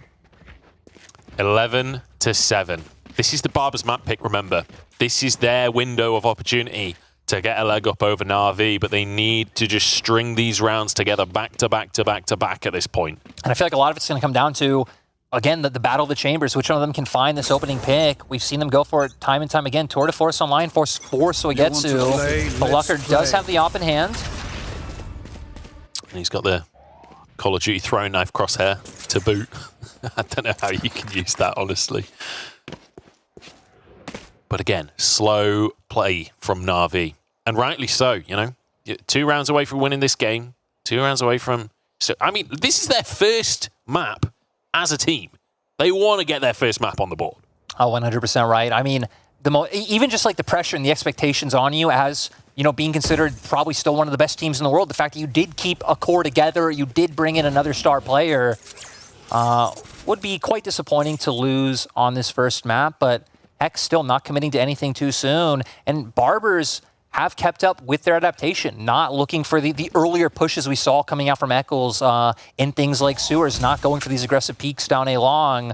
But A-Long looks like where Navi are going to send their attention. Oh, Looker slightly wide on his shot. That would have been crucial. Still, all players up right now. The Headhunter comes out. Cryptics hiding away at the back of the site, but found by Angel. Found right in the head. Gets a haircut of his own. Bomb down. 5v4. Navi on defense. The retake from Barbers. I mean, heck, we still have Paranoia, Flashpoint online, a lot of ways to try to find some opening picks on the site. The C's going to hold everyone in here, but follow up for the time being. CNED wants to peek it, but keep your eyes on Looker. He's got that operator and he knows how to use it. CNED gets one onto Polby as he goes in. Zipan with another. And look at this. They're just shooting fish in a barrel. Nobody can get in. Yeah, now it just looks... I mean, Navi going to bring this one up to 12, right? We can see the Barbers just having to get out of there and try to save some guns. Meadow might find this one. He's holding the angle, but CNED with the updraft. Oh, my days. I thought he was going to turn that around. It is taken out, but Meadow falls, traded by Zipan. Eccles desperate to hold onto this rifle, and he finds Angel reloading as well, but no, yes, will be traded in the end. Finds a second onto Sugetsu for Zipan. The Executor moving through, taking heads, 12-7. And I mean, right, you take away a few guns, but Navi's economy is still completely fine. So we look at the opposing side now. 2 Stingers having to come out for the Barbers. And I will say Stingers have been effective for them. That's true. It just kind of feels like a lot of the teams today, right, doing better with the lower cost guns. It makes sense that a mixed team would be thrifty. You know, they don't have the budget of an organization like Navi, so they got to be thrifty. I feel like an hour break was too much. So Sugetsu gonna find the opening pick. It's a good little start to the round. CNED following up as well, and I think that might be that. Everyone's still alive for Navi. Barbers in a 2v5 to keep this map alive. This is their map, but not anymore. And it just feels like, especially on this attack side, Navi have just looked so good. The patience they've played with, how they've committed these sites. And CNED, I mean, a lot of questions, but so far, just fragging out of his mind on this first map of Haven. Spike goes down. Meadow with everything on his shoulders in a 1v5 against one of the best teams in the world. Taken out. And Navi take their first map. And like we said, right, not only Navi's first match, kind of changing some roles in terms of who's playing what, like Angel not on controller, putting CNED on Jet, just like Hivok was kind of interested in seeing. And, I mean, a little bit messy early on, but they made it work. Yeah, they made it work. Like you say, a little bit messy. Felt like it took a bit of time to warm into things, but I mean, CNED, he just suddenly, like, I think it was round 4 or something, just turned it on and never turned it off again. We'll pass it back over to Lothar and the gang to break that one down. Yeah, I thought for a moment that the Barbers are giving a huge trim to Navi, but it all faded away. You know, it's like... Did I sign up for this? Yeah. Like, for real. Wow.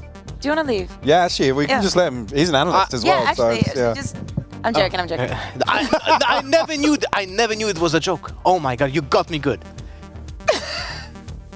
Really? You're not going to get away with that one. Nah, it's okay. Anyway, point is, Navi actually looked really shaky in the first half, right? And it was some really huge heroics from individuals to save the first half, Hivok. Yeah, I mean, shaky, it was actually kind of frustrating to watch the first few rounds because it was like, actually, what is the end goal with some of these role swaps? And even looking at face value, right? You take away a raise from a composition on Haven, when you have a player like Zipan, and then you take Xiao off the fade, and then those first kind of, 5 or 6 rounds, actually, you can make arguments for what... Well, actually, no, you could raise the questions about exactly what they wanted to achieve. Luckily, I think we kind of saw what the ethos is in some of these swaps as that game progressed, but... I mean, CNED, man, a couple of... He literally looked like he was rolling it back. I have to say, I am not convinced. I love the fact that CNED had a little bit of a slow start and then came back with rounds like what we're seeing right now. That was completely insane. Meta is going to remember this play for a very long time.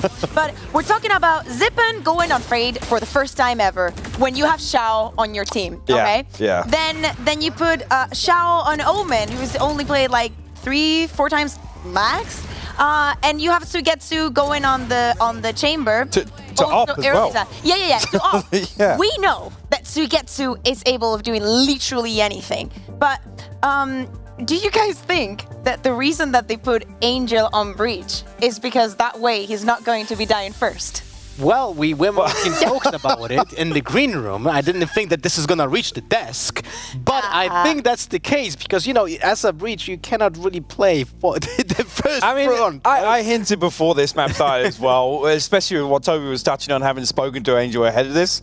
There might be an element of just playing around a little bit, right? If this is the final form in terms of role swaps, in terms of the sort of compositions they want to look at, and again, the Jet Chamber on Haven is something that, again, it's going to have to stand the test of time versus other teams that maybe play a little differently, but I'm interested to see the next map and see the compositions, to be honest with you. Well, to sum it up, though, that Jet and Chamber combo really works well on big open maps. It's right. Well, this is the thing. It feels like it's feast or famine, though. So when CNED and Suigetsu are just fragging out, it's like, okay, cool, great. It's just relying on a very different aspect of the gameplay, right?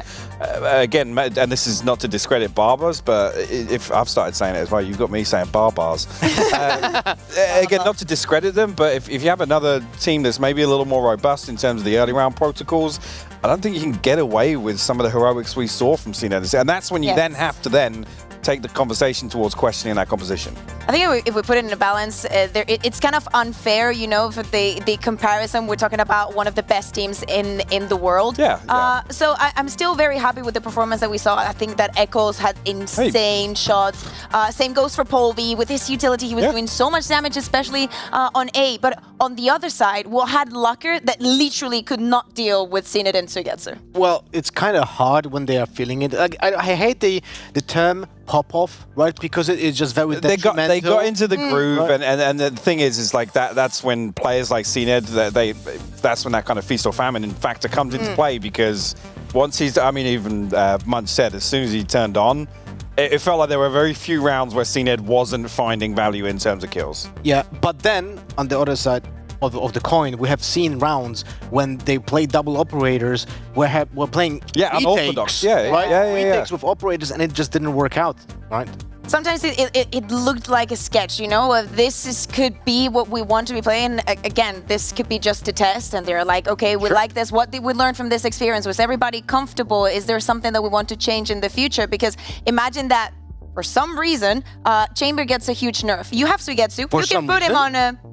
you can put him on any other Sentinel because he can play the Sage, he can play the Cypher, he can do anything. But what are you gonna do then? Are you going to keep seeing it on that Jet? Would you like to maybe move Zippen away? Back to playing the Race? You know, there's so many different paths. So you think this is almost kind of trying to future-proof these role swaps? If the nerf comes through, where again you then have the agent pool behind. Again, it looks awkward at face value, right? You look at it and you think, Haven, run the Raze. It's got to be Zipan, right? Makes sense. Listen, but every single time that I saw Zipan getting a kill, I was like, you go, Shao. And I was like, that was so Shao.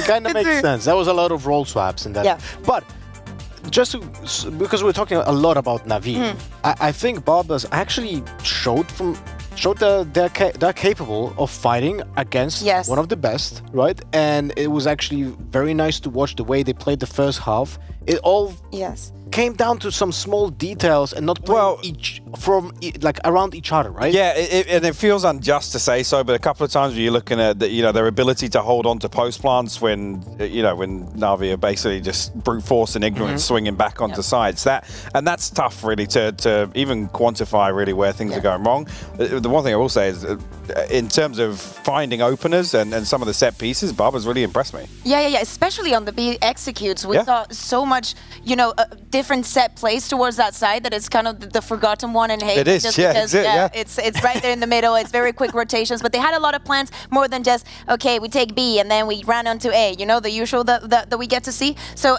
there is a lot of promise in there, but then Navi just tuned in. Yeah, and remember, this was Barber's pick, right? Yes. So now let's think about the second map that we're gonna see. Do we anticipate that the mix that we are watching here is gonna have the same level of preparation on a map that they didn't pick?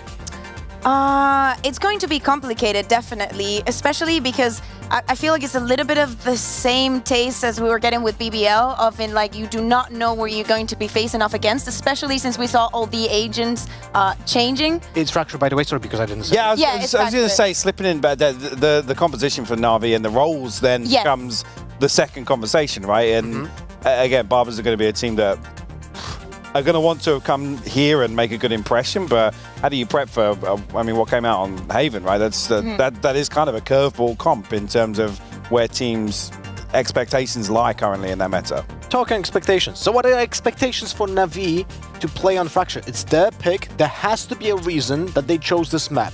I would like to see maybe seen it on Neon. Yeah. I'm here for it. Maybe I'm here for it. Suigetsu is going to be either Chamber or Cypher. Cypher would be fun, but I think he's going to go back to the Chamber, especially after the performance that he just had. The rest of the conversation, that's the thing. Yeah. That's the thing. What do you do? Because do you put maybe you swap things around, maybe move CNET to the Chamber and you get Zipan on Neo. There is a lot of things that could change, but it's just a speculation after what we saw. Hypok. Fracture also had changes. The map itself. Yeah, it did, yeah. Do you think that affects anything right now? Compositionally, no. I don't think it makes a little more accessible. It's a little bit less ratty. Yeah, a little less ratty. I mean, we saw some examples, obviously, at Game Changers of how that... I don't think we have enough data to say, categorically there's a big swing in terms of the favor in terms of attack and defensive side, or even actually site preference in general. The only thing I'd say is that now it kind of relies a little more pressure on the defenders to take control of the north side of the map, whereas previously it was kind of, you can leave it off on and worry about it mid-round, right? Wait until you see what the default looks like, wait for that first wave of pressure. I feel like you need to be more aware of that area now. Yeah, exactly, because it was definitely what Fractured was designed to be, You wanted a map that forced the defenders to take action, even if they were not comfortable at all. As you said, in Game Changers, especially when we saw those changes, it had that effect on the teams that played it, and if they didn't adjust to it, the defense would become so complicated on them. And talking about defense, when the map was released, a meta was quickly, let's say, established on this map with picks like Viper and Sage. And do you guys think Sage still has place in the metagame here on this map? You can. It's not my fave. Yeah. I mean, I feel like this across the board now is. I mean, other than Icebox, where it's still kind of clear cut. Yeah. I think you could argue the case either way. It's all kind of down to what the rest of the composition looks like, right? If you're going to run the Neon, what's the value in kind of these slow pushes and looking to secure? Because actually, there's such an aggressive early round that really you'd rather double the initiator utility or actually just completely scrap that altogether and go with the double duelist. There's so many things that you need in Fracture. You need, you know, the long distance. You definitely need a duelist. Doesn't matter if it's Race, if it's Neon, if it's just whatever you want to build There's always Reyna. Lothar, we're literally doing this for you. We didn't even say the name, so you would have a nice tournament host in here. But definitely, there's many things that you can build around. The problem is that you need to support them very, very well. Are you going to go for the KO, the breach? There's so many that comes into place that when I think of the Sage, I'm like, but I know that I could think of something better, you know? Yeah, and the weird thing is that, I mean, historically, right, the Sage's use on the defense would be wall off arcade and, you know, find another extremity to pressure. And actually now it's shifted towards actually Sage's value comes from either mid-execute or in that post-plant scenario where you can block off a sightline, right? Because you talk about access back towards some of the sides. There's so many different choke points coming back in, points of entry, and obviously the flanks are so prominent. As that focus kind of shifts, I just think there's an argument to be made elsewhere for putting another agent in there. Yeah, and the problem is also that she's so reactive with the ultimate as well. Easy to carve like an advantage. But hey, here we go. This answers our questions a little bit. So there is going to be a Sage on the hands of Cryptics. So Angel's going to go, okay, Shower on the Fade, that's something that we like. Cena is actually going to go on the Chamber, and Zippin is going to go on the Race. That looks more Neon. That looks when more like the last time that we saw Fracture without Neon? Oh, a long time. Yeah. Long time. But that looks more like the expected roles for this Navi roster. And again, it's well, I can't even think actually last time we saw a team kind of sticking to their guns on the double controller for Fracture. But obviously on the flip side of things with Eccles on the brim, expecting a little more commitment, Cryptics to be the one to maybe follow up on some of these site XX on attack. But we have to wait and see. This feels like there's a potential for Polvi to have to really pop off to find So here's the thing. Polvi is going to have Meadow, you know, initiate and for him. But when we take a look at Navi, they only have Angel with those flashes. Of course, there's a lot of things that Fade can do. But, you know, the reach is not the same. The combination is not the same. So Zipan is going to be a little bit on his own. I think that he can take it, you know. You know what's funny is that when Navi's, Navi, the same roster with Angel and FPX started playing Fracture, they started playing without Breach, and not a single team yet picked Killjoy against them. And this never happened yet. Okay, anyway, let's go to the casters. The game is ready. Munch and Lyric, take it away.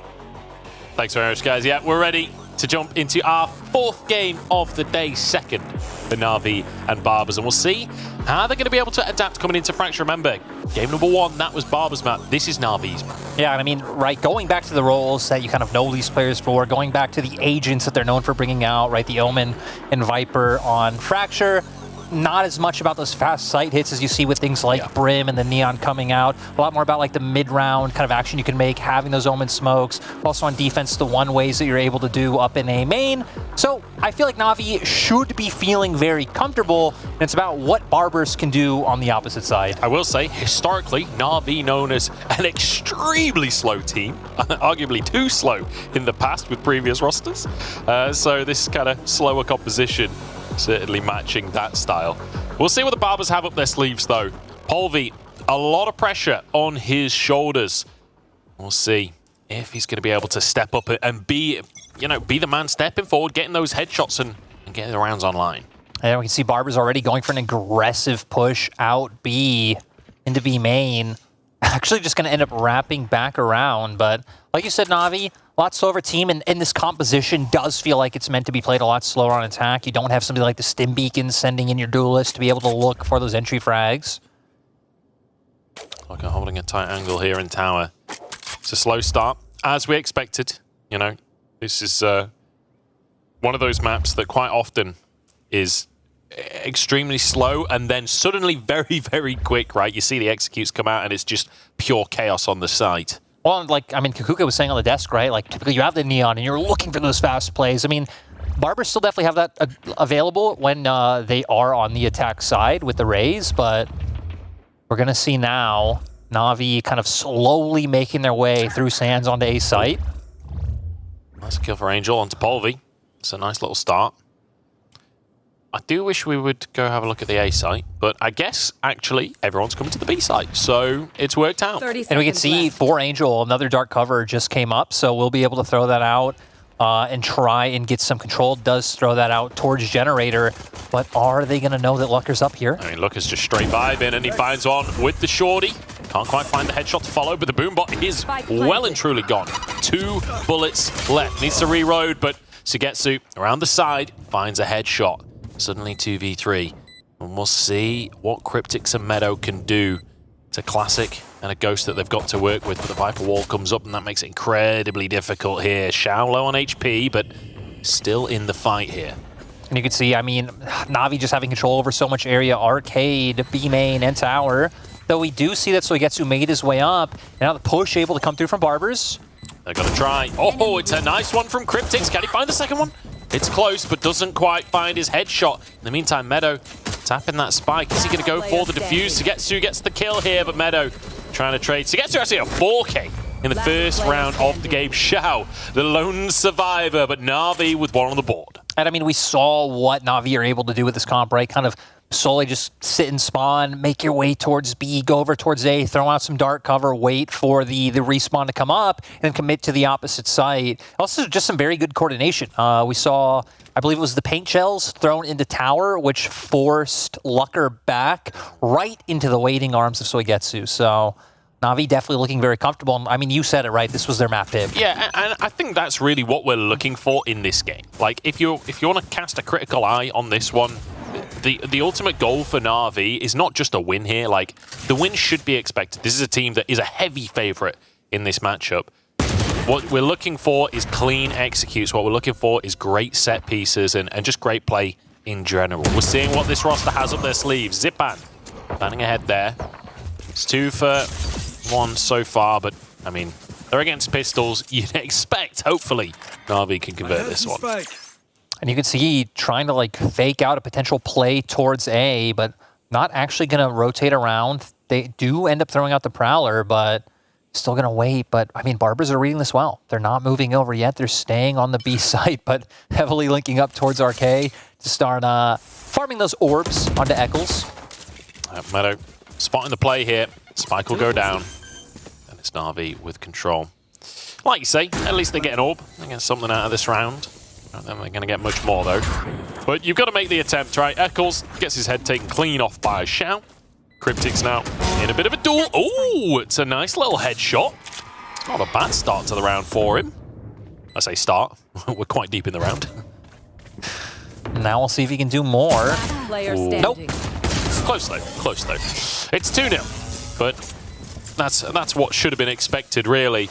And already, the score far better than what we got in the World Cup. Because from what I've heard, most boring game ever, England versus USA. Very disappointing. 0-0 finish. You know, that's sport. Not really big where I'm from, so that means nothing to me. Well, it was big today on Twitter where you're from. They were loving it. But here, in the world of Fracture, it's 2-0, and it's guns on both sides. Yeah, I was going to say, right, typically this would be the bonus, but a lot of members of Navi did go down, so they will buy up. Like a lot of members having to sit on light armor, but there are Vandals on the opposing side, so not going to mean too much. And Navi have done a nice job of kind of changing up where they're looking to put pressure on. Right now, though, they might walk into the waiting arms of Lucker. Lucker holding the angle here, sneaking around. Zipan and Sugetsu, you'd expect this will be traded regardless, and in they go, and out he goes. Rendezvous instantly. Does not want that fight. And we can see, right, Zipan and Sugetsu working together, the wide peak with the blast pack coming out. And, yeah, Lucker knowing he has to just get the hell out of Dodge, but still not committing. Actually, Navi have been working members up towards the other side. Yeah. But, I mean, look at Barbers. They're sending both Meadow and Polvi up around. Angel sneaking on up, Paranoia in hand. He's going to charge into tower. Nobody's there for the time being. Cryptics down below and finds a headshot. Looking for a little bit more. Blast pack back though. Nice little bit of play from Zipan as he finds one onto Eccles as well. Meadow behind, but Sugetsu trades it. And 3v1 once again. It's Navi on the scene. And it's Navi grabbing around CNED to finish it. And I was actually just so focused on the minimap because, again, Meadow and Polvi making their way up towards B main. Xiao was just sitting, waiting for them, finds the initial pick, and somehow buys enough time for Soigetsu to come and bail him out. So kind of curious how that one worked out. But, I mean, ultimately, Navi just showing what they're able to do on this fracture, why they were one of the teams who went away from what was the quote-unquote meta, and are able to make this work. And Viper's Pit now online for Soigetsu. Yeah, it's a great little start for Navi. And, you know, Hypok was saying on the desk, we need to see more than just good aim duels from Navi, right, in this tournament. We need to see solid fundamentals. When you're against a tougher opponent, you're going to be challenged more, and these little mistakes will be punished. Well, this game, feeling a lot cleaner, feeling a lot more, I guess, pre-prepared. It feels like Navi let Barbers punch them in the face in game 1, you know, kind of feel out how hard they can hit because like the different roles, the comp. Yeah. Then in game 2, they're like, okay, you know what? Time for the counter punch.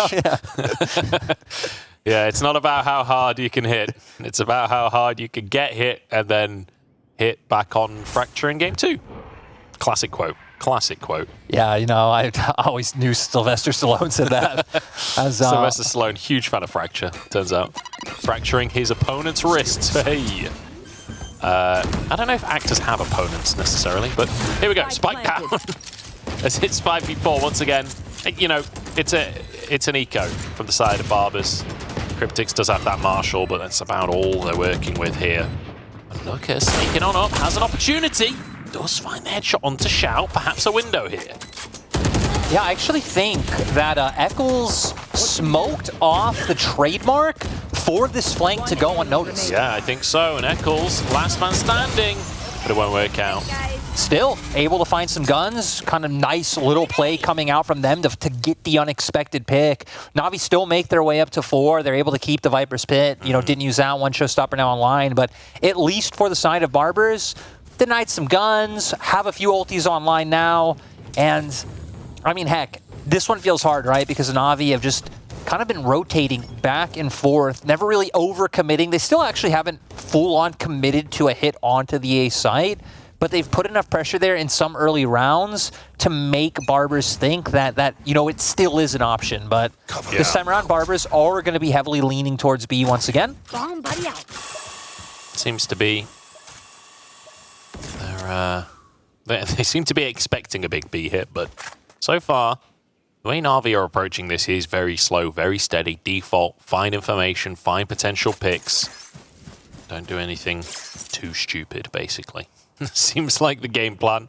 Looker has taken a bit of health, but obviously has a Sage on his team, so tops up.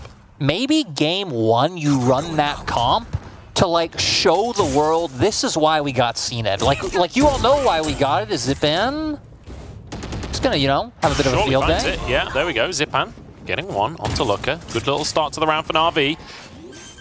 And with a man advantage and a Viper's Pit going down as well, I mean, this is a tough one for Barbers. This could be 5 on the board. Angel with 2 headshots straight off the bat. Eccles tries to answer, but Zipan is there with 2 of his own. And wow, what a round from Navi. What a way to make a statement in a game. And this is just everyone, you know, coming online. I mean, look, Zipan top fragging, so he gets to Angel, CNED, everyone just kind of doing their part. A lot of, once again, why Angel is one of the best IGLs, not only in EMEA, but the whole world.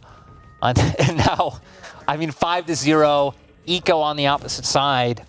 But I'll go back to the point I was you know, trying to get to is, you know, you do that in game 1. You get CNED on his jet, you're like, hey, we all know you all know CNED is super great and amazing. But we're gonna remind you this is why he signed. And in game 2, you default to something more normal. He doesn't need to pop off because the world's already seen. Or just chilling. Well, he's popping off this round. And it's one straight off of the bat onto Polvi. I feel like Polvi not having the greatest game here. Keeps on getting found out. But it's not that surprising when you look at the talent that he's up against.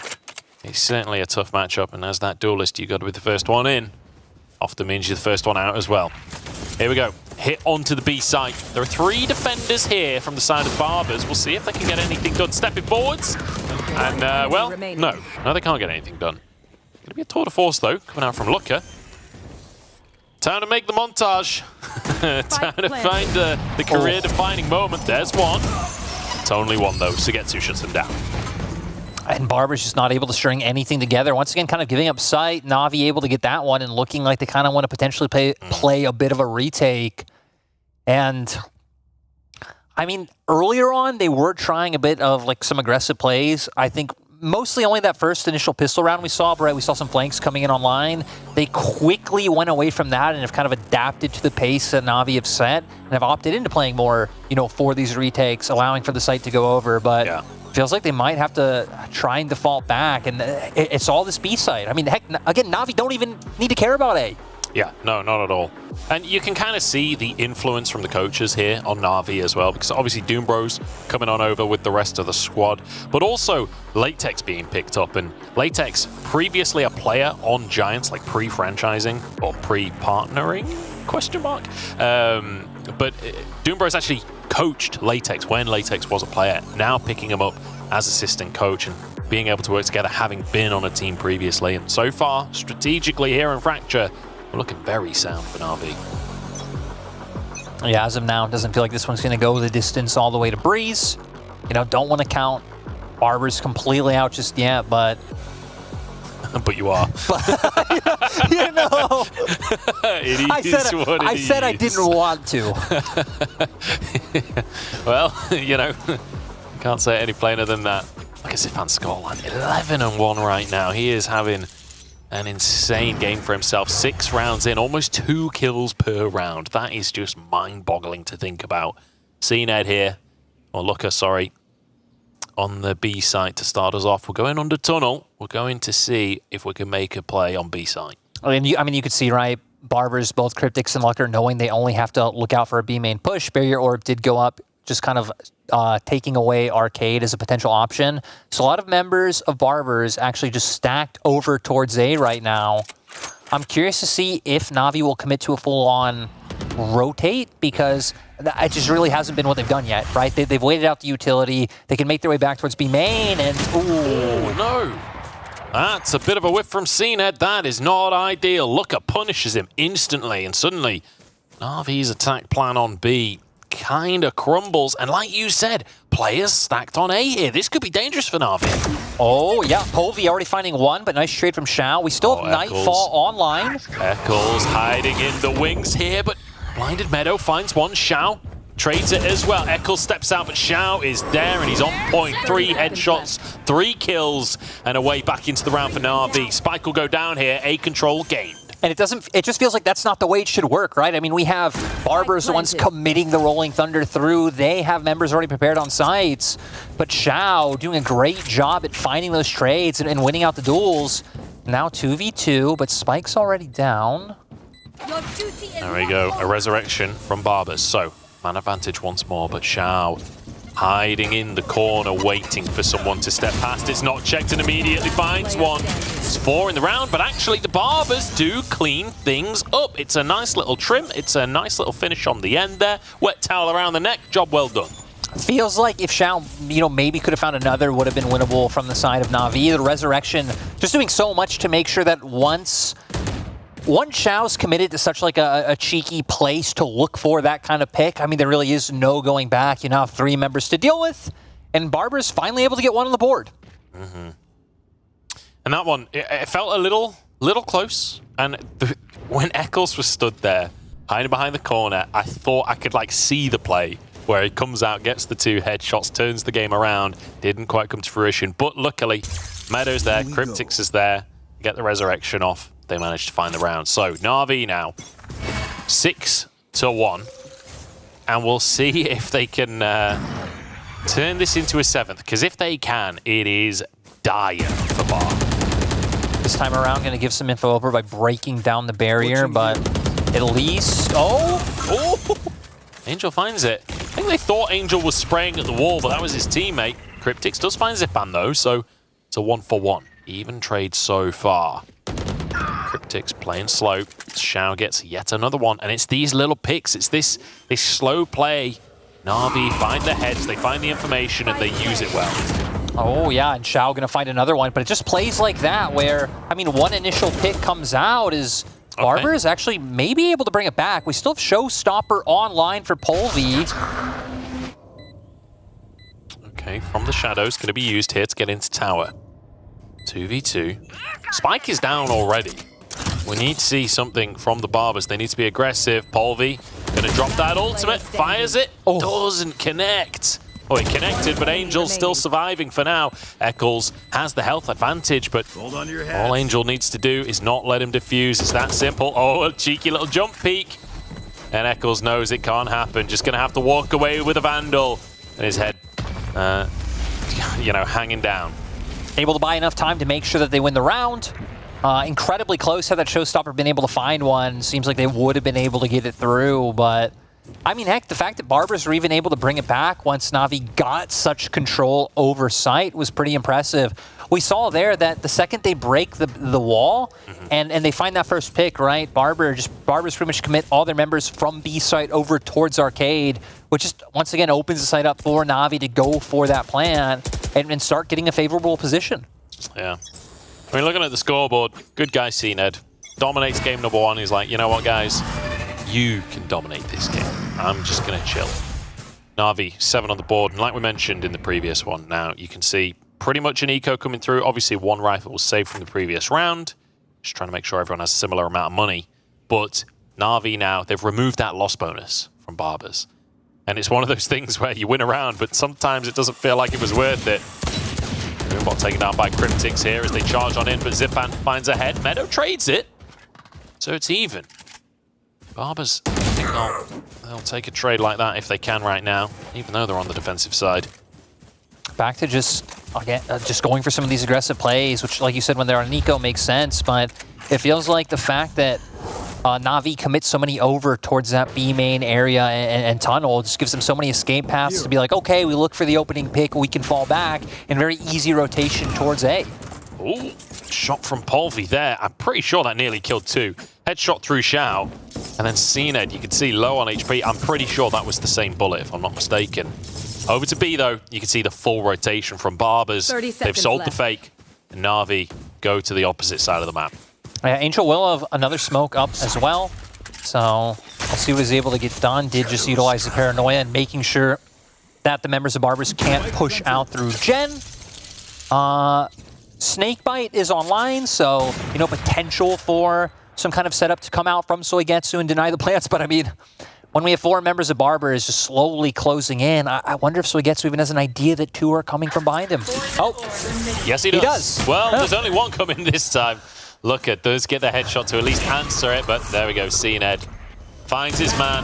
Oh, nearly gets the flick as well, but actually Cryptics and Meadow, I think they might just have this round. Angel nearby, sneaking on over with his hammer out, and it might just be hammer time as he peeks around the corner, finds the headshot, but it's answered by Cryptics. Does he have time? I think he does. The defuse comes on through, and Barbers get a second. Great attempt to come out from Navi and almost bring that one back, but Cryptics was able to get the job done.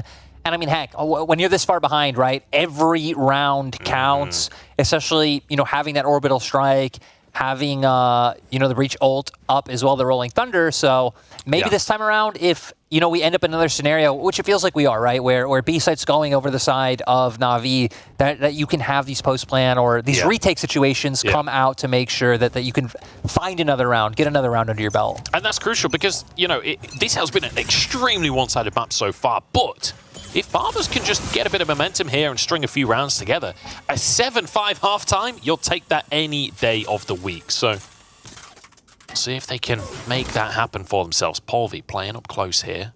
Utility in, just going to go for a dry peek. Smoked out, has to drop his paint shells himself, but will get away with his life. And suddenly Cryptics and Meadow get onto the scene. 2 kills here, and this is what Barbers were looking for. Suddenly, 3 trying to move in, but it's not going to happen. And I think Navi gonna see better of attacking A. I mean, we saw Barbers Polvi using the blast pack to be able to get away, and then Navi not expecting Meadow to push through from Sands and find that pick. And I mean, heck, Cryptics just winning a 1v1 duel. So setting up for another round, like you said, right? It's kind of what they're aiming for. Just take 1 round at a time, try and string them together. You're playing against Navi, see what you can make happen. And Navi is sly and secretive as ever. They're sneaking. They are sneaking away here. Shao, 1 point away from his ultimate. There was an orb there that they just walked past, but I don't think Shao went the same route here. 30 seconds tunnels, left. Trying to find someone on a flank, but will come up dry. Nobody coming from that direction for the time being. Onto the site. Oh, it's like secret agents against each other here. Both teams sneaking over to B site here. Angel up in tower. Sugetsu, I think now has to plant that spike. We're out of time. 11 seconds on the clock. Spike goes down. Now, Barbers retake attempt. Eccles gets one with the orbital strike. There's 2 remaining. Angel and Xiao working together. Angel pushing forwards aggressively. Finds one traded. Xiao gets another. 2 kills. It's Xiao versus the world here, and he peeks against 3 people. Eccles with a 3K, and Barbers with 3 rounds. Barbers playing it slow, utilize the orbital strike, kind of waiting just behind Canteen, not wanting to give any duels over. Navi are able to bring some back, but nice patience by them to then peak as a 3-man and make sure that they're able to guarantee that round win. So, you know, a lot of ults now down. They do still have the resurrection up for Cryptics, but Navi, I mean, not a lot of, actually, a decent buy that can actually come out if they want to look for it, and still having the Viper's Pit online, which they've had for numerous rounds now.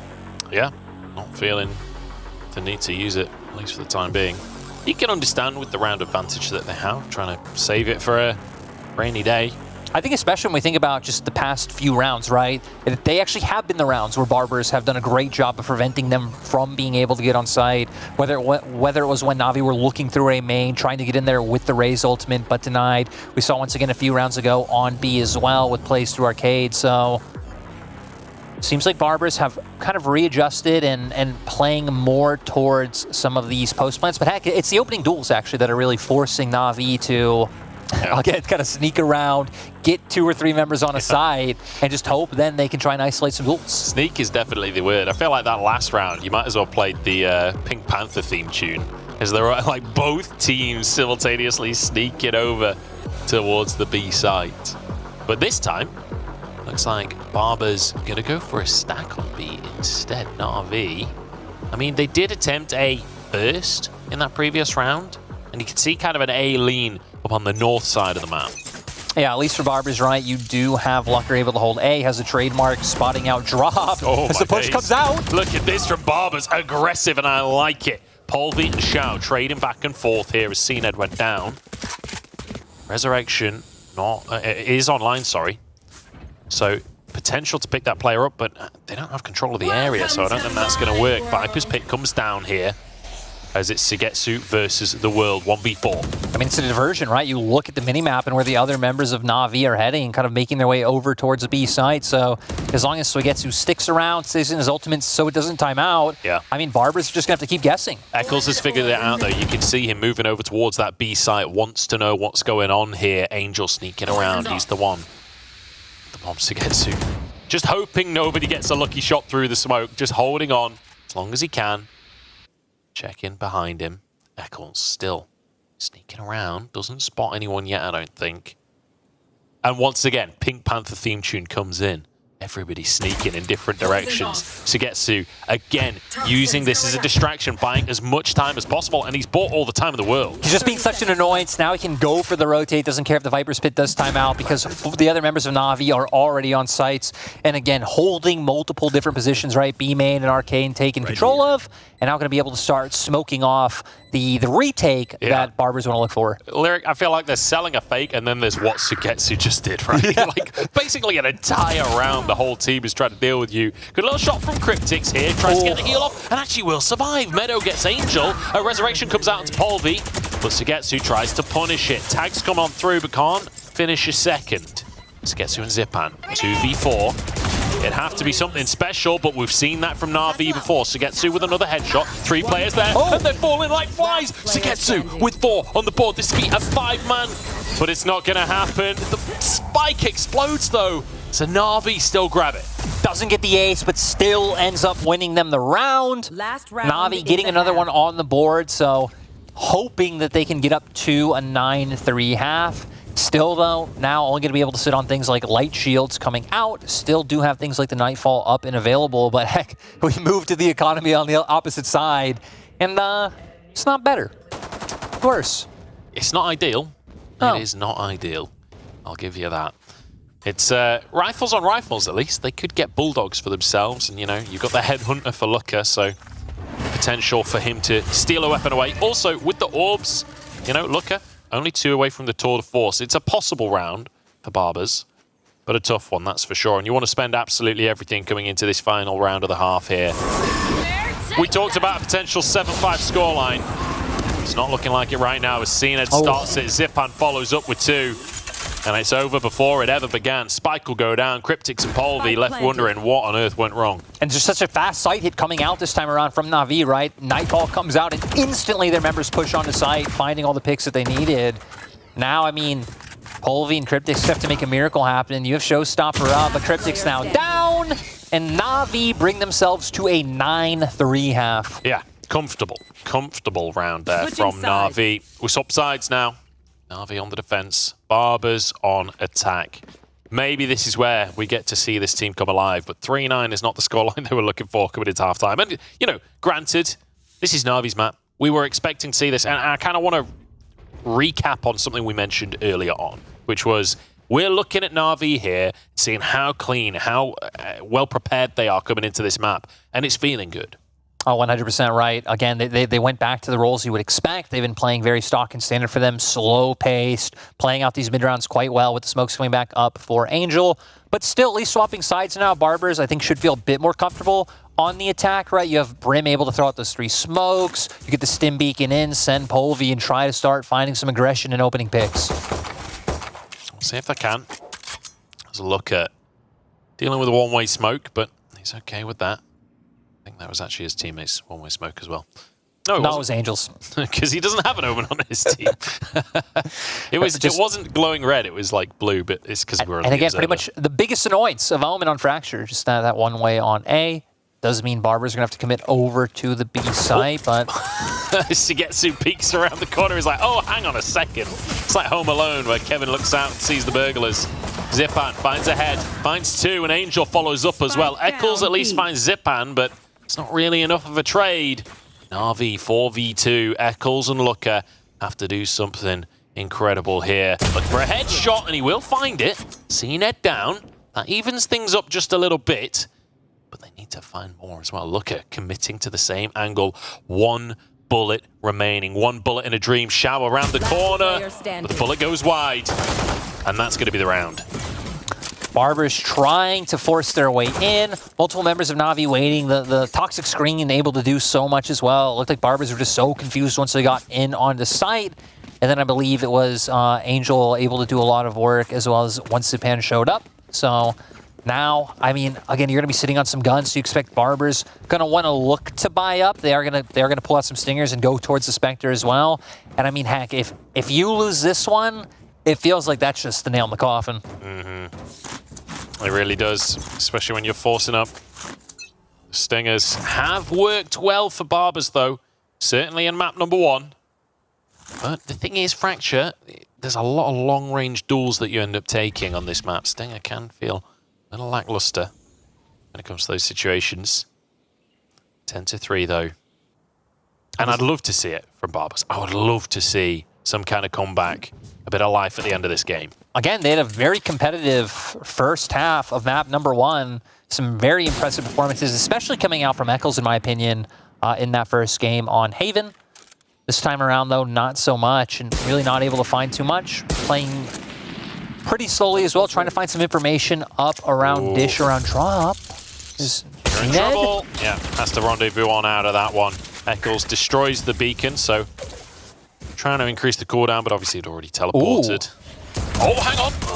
Angel turns it around, gets onto Looker. I don't know how he's got away with that one. Yeah, so sad, right? I mean, that felt like that should have been Looker's pick, and that could have potentially opened up for them to be able to get on site.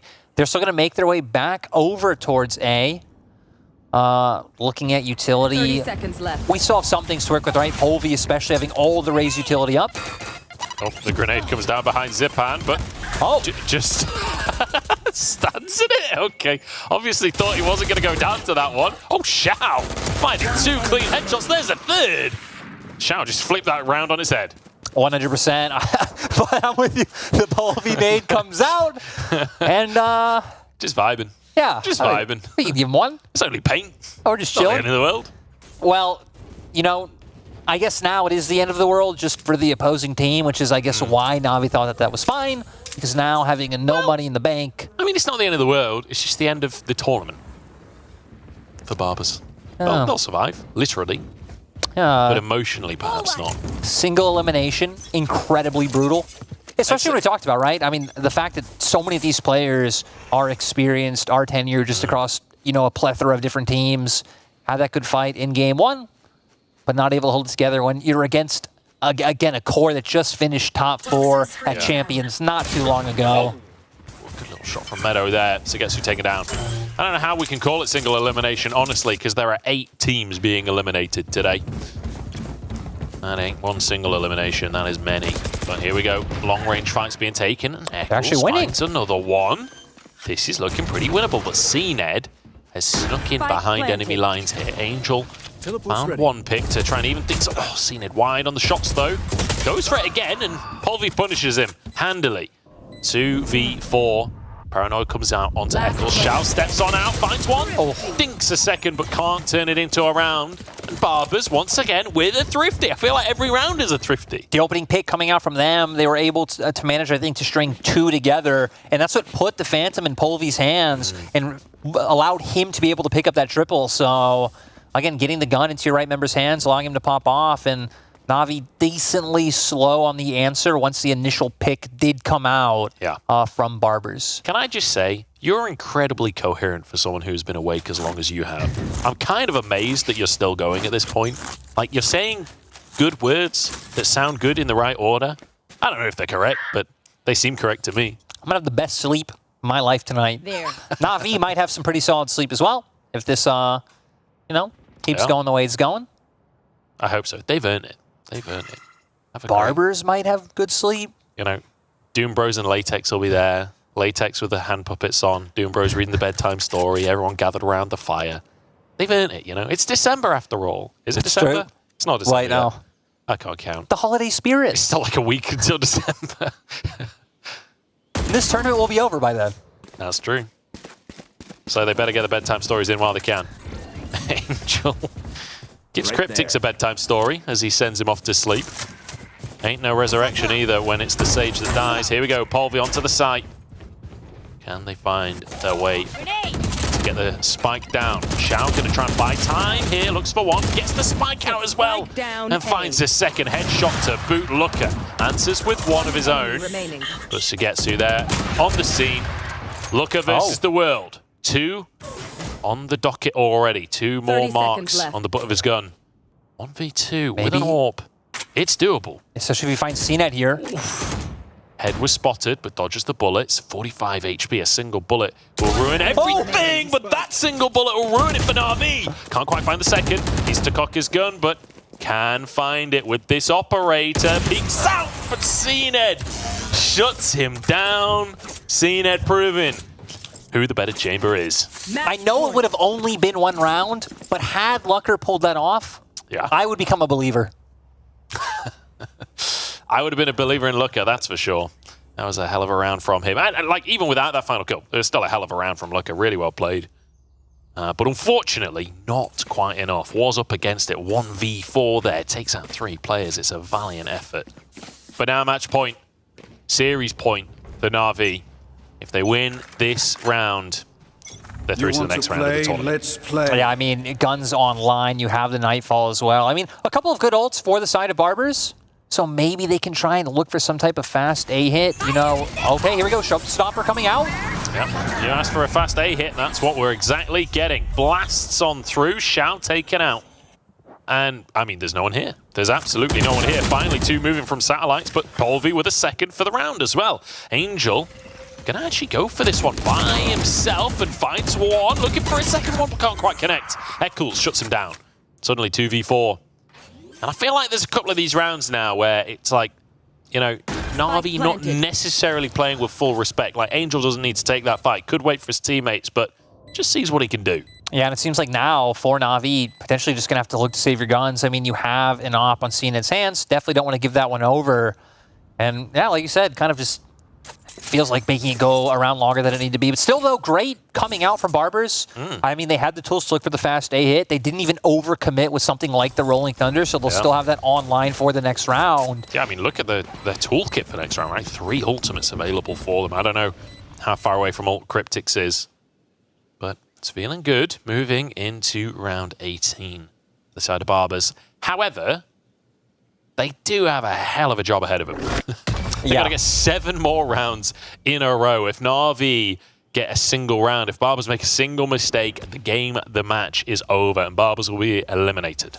I wonder if they'll look for another A hitter with the ults they have online, maybe look for something towards B, you know, get Meadow under tunnel, throw out the Rolling Thunder. You have the Orbital Strike if you want to look for, you know, if you feel like someone's playing in tower or something along those lines. So definitely feels like a possibility for Barbers going into this next round. Certainly could be. There's a bit of an eco round from the side of Navi. Obviously got a rifle and an operator from the previous round. A couple of sheriffs coming on through as well. But I will say, I feel like the eco rounds have been the most deadly across the course of this series. All day. Yeah, honestly, yeah, in the first series as well. Polvi moves in once again with this aggression, but back from it. Oh, he turns around. Finds it. Polvi nearly with a second, but Sugetsu answered by Cryptics in the end. The heal comes on through. 2v3. Slightly better odds for Navi than last round. It's not saying a lot. CNED's got to be careful, though. Kind of surrounded by 2 members up in tower right now. We're going to see if Zipan can get anything done on the opposite side. How does he find that? Answered by Meadow, at least, but quick little swap there to the headhunter and hunts for that head. Zipan now, 1v2. Uses the satchel charges to get onto the top of the site. Has his ultimate available as well. Just drops the boom bot. There we go. Orbital Strike comes out. And Meadow finishes the job. 6-12 now. And, you know, it's a long road ahead of him, but it's another step. And overall, Barbers, I mean... Look at their money. Yeah, honestly, reading that played really well. Having 2 members just commit under ropes, knowing that op was still saved by CNED, kind of expecting that peak to come out from there. Because it feels like, had he survived after he got that opening pick for free with the Headhunter, could have been a very different round. Yeah, absolutely could have. I mean, CNED even managing to find a single kill there in that. They set up a crossfire specifically for that play, but still finds it. We need to remember that the last 2 rounds that Barbers have won have been off the back of some pretty impactful ultimates getting them on sites. 2 rounds. Oh, no! Oh, no! Oh, but Eccles! Eccles answers. Around, just spins on a pivot. Takes 2 heads. Shao moving forward, predicting this play. CNED finds one onto Polvi. Meadow there. As Shao waiting for his opportune moment. And like I said, I mean, 2 rounds ago it was the showstopper. Last round it was Rolling Thunder. They don't have those same tools. And Navi able to open it up with some picks. CNED still hunting and doesn't even need to. Forces him right back into the waiting arms of Shao. Now Eccles left by himself. Look, Eccles got the first 2 kills of the round. There's a 3rd one. If there's a way to stay in the tournament, a 1v5 ace is the way to do it. This is where I need you to bring out your full UK bias and make this happen. UK scene alongside Cryptics. We'll see if he can make it happen. He did it in the Prem. Can he do it here at the Valorant Clash? Stepping forwards, playing it sneaky. Tap on the spike here. Shao gonna peek out and found, but unfortunately, Eccles steps on out. CNED takes him down. Navi will take their first series of the entire new roster. 2-0. First thing we learned, your UK bias not strong enough. 2, I mean, when Navi revert back to their roles and revert back to a composition they know, they look incredibly scary. They know what they're doing. Again, even like the roster building of this move of, you know, bringing CNED in just made complete sense. Yeah. And for Barbers, again, solid attempt, game 1. I think we saw some, especially like good mid-round adjustments on Haven when they were on that attack side. But Navi just looks so drilled on this map. Yeah, I mean, Navi look absolutely clean here in our second one. They look pretty good on Haven as well, managing to win 2-0 against the Barbers in the end. That's going to be it from me and Lyric. We'll break down those games after the break, as well as looking at the rest of the results from our round of 16 today. Do not go anywhere. We'll be right back.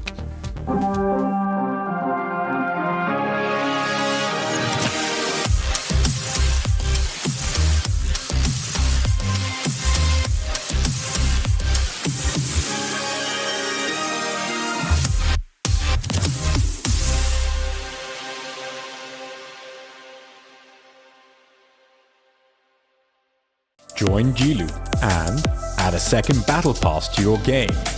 Win coins. Redeem it for gift cards. Rinse and repeat.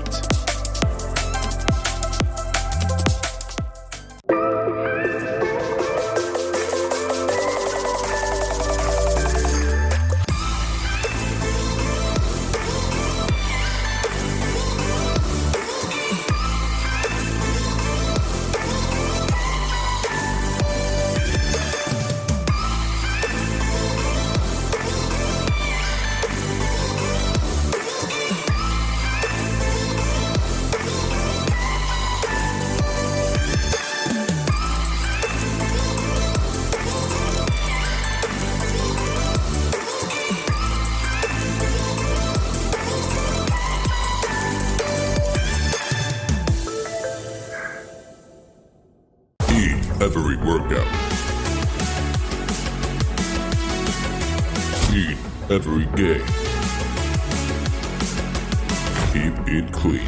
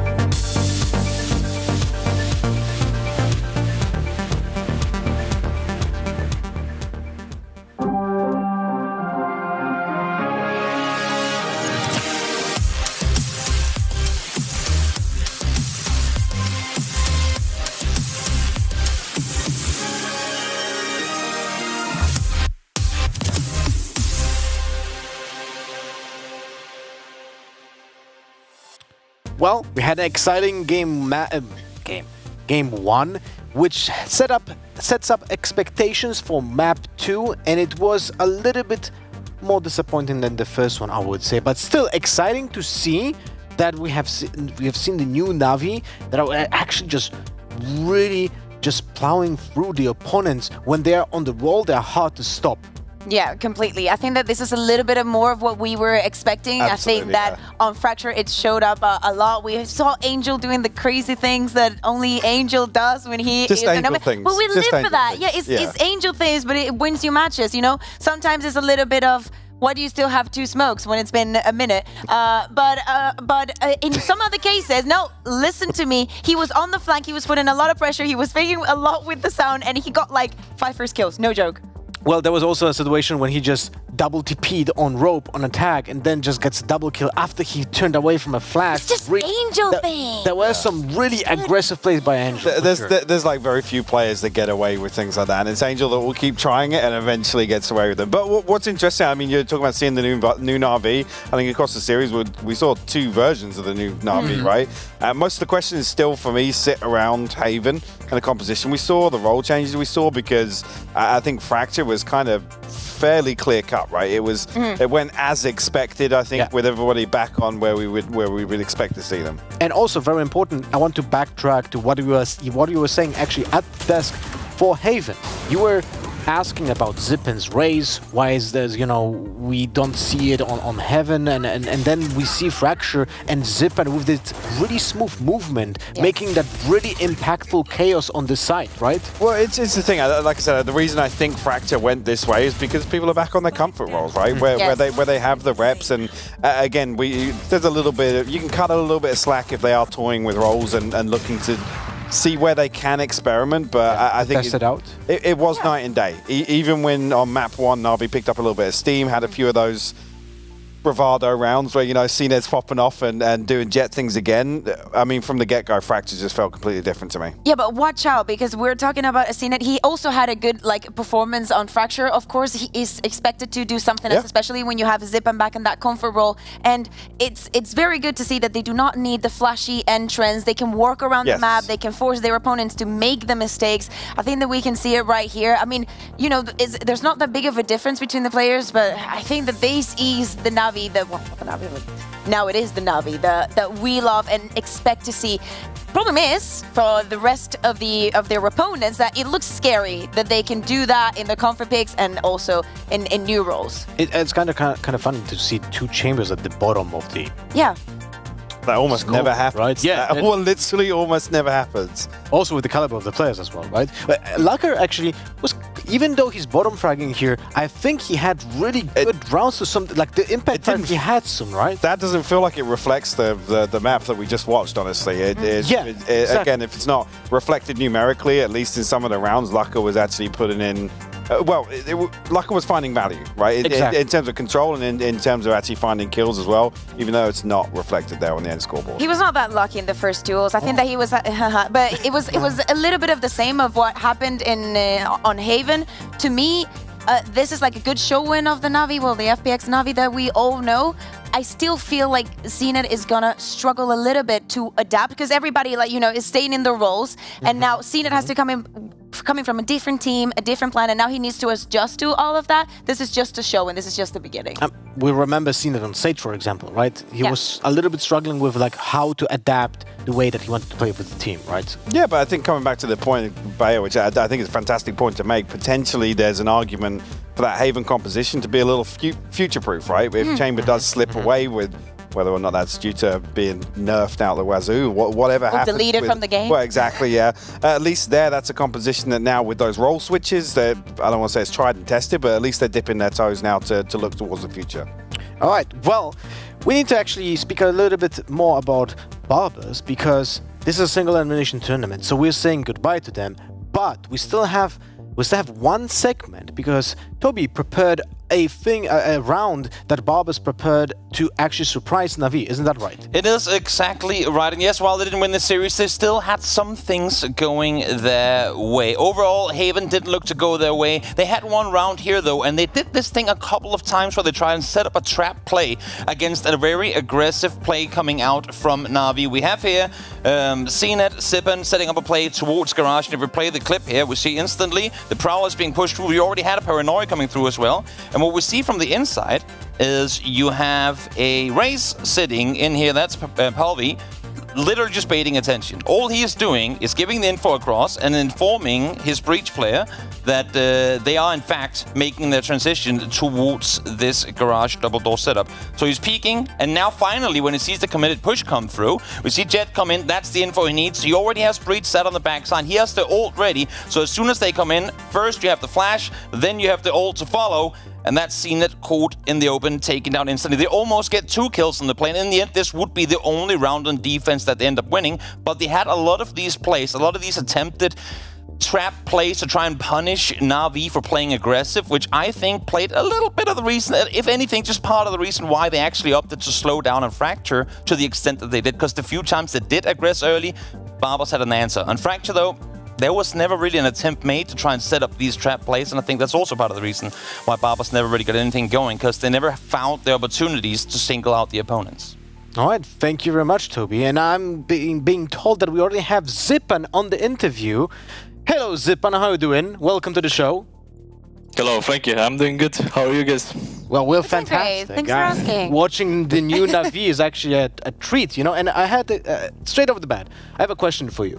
First, you played a new character on Haven for yourself, right? At least, like, tell us, how do you feel in that new role that you had on Haven?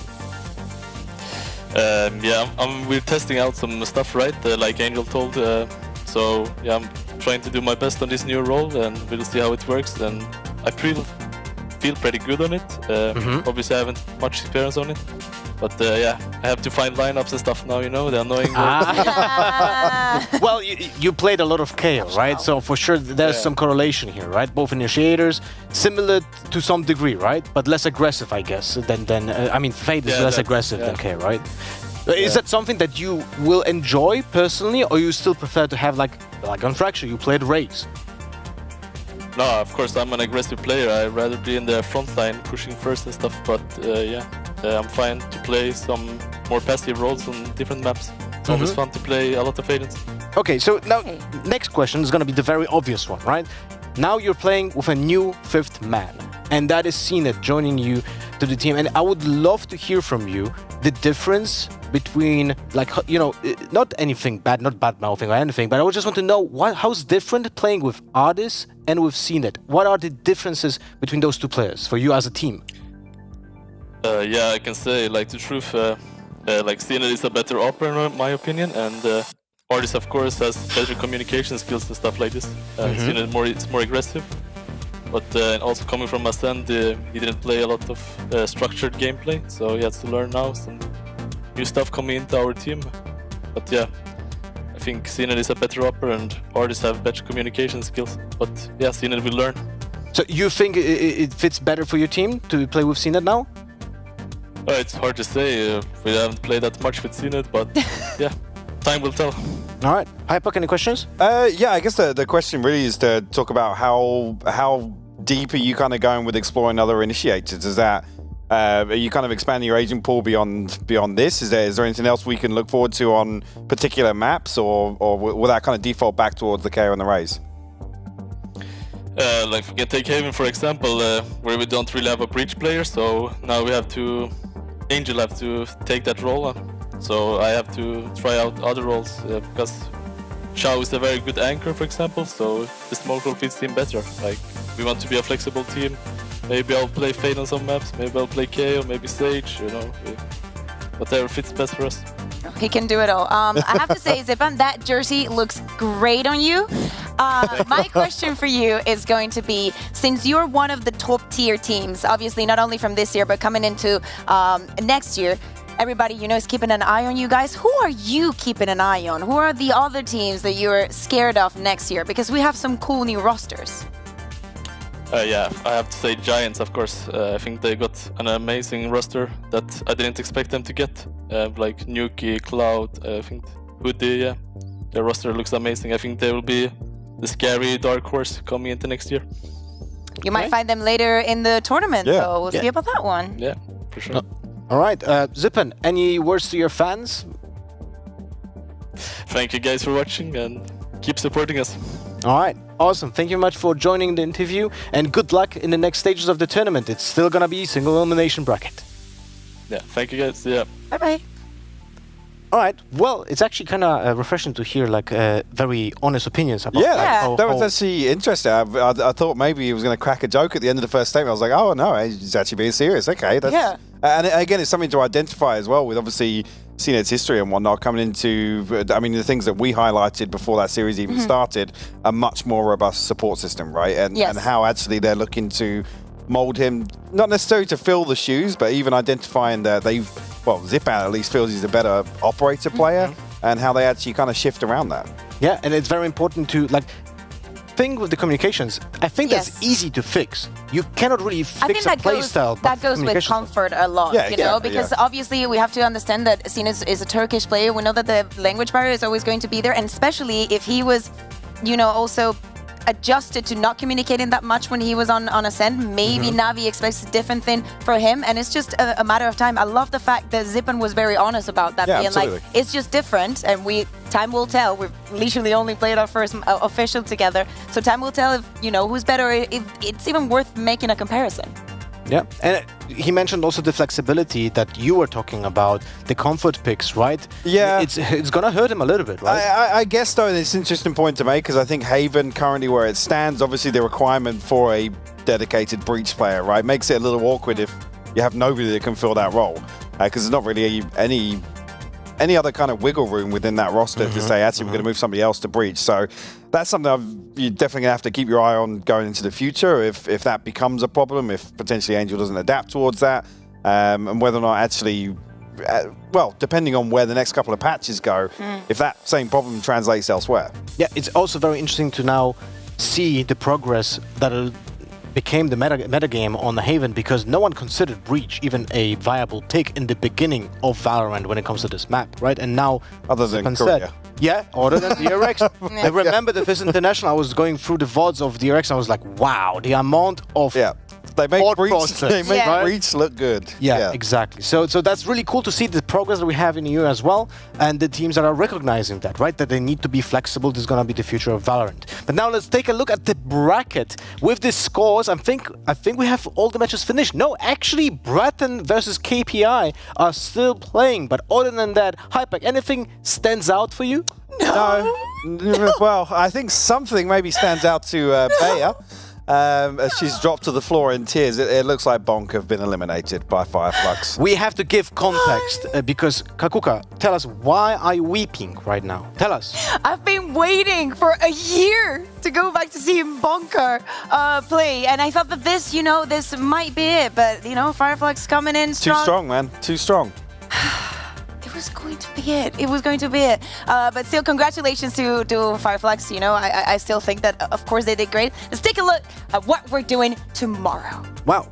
It starts with a banger. Yeah. BBL versus Giants. We just heard Zipan talk about Giants in the interview. So let's freshen up the memory. Hypack, who's playing in Giants, right? We have Vitinho, we have Nuki, Rhyme, Cloud. Did I miss someone?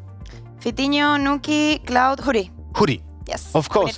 It's gonna be a very explosive duel between those two teams. We just saw BBL kind of like unleashed when it comes to the playstyle that they represented on the first match, and we didn't see Giants yet play, so this is gonna be a very big question mark, but a very exciting one. Yeah, and I think just to come back to Vlad's interview as well, talking about kind of how they're going to adapt themselves based on their opponents. Obviously, even Vlad being very open and honest, and yeah, there was a bit of a skill gap in the earlier matchup.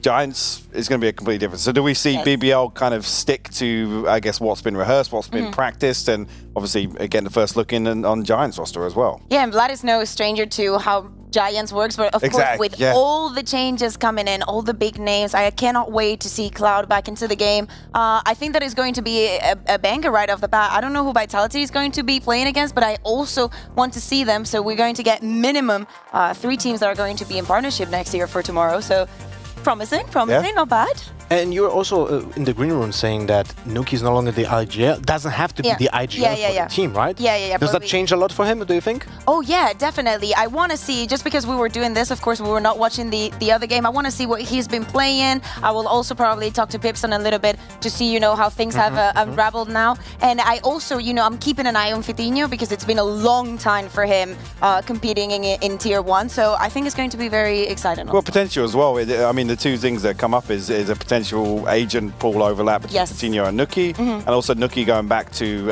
a role where he's allowed to put up those superstar, or at least enabled, built around to put those superstar performances up. Because, again, the biggest question with kind of that journey through G2 was slipping back into having to play in Sova and always delivering, yes, but obviously... But frustrated some of the times. Exactly. I don't think that it's a bad thing that we mention it. No, I think he was very candid with it, and most of the interviews is like, I hate having to do this. Like it was one of those things that was just a mismatch with that roster. I think Nuki might be one of the best people to interview in our scene. There's no filter. There's no filter. But I still remember the interview about Kellogg's. He was very candid in it, and I think it's so refreshing to hear opinions about being so open and a little bit vulnerable as well, because it shows that you understand how the cogs should be working in a team and how it looks from the outside as well. That's a perspective that's very often lost from not just players and teams themselves, but even anybody to do with any roster, right? To have that ability to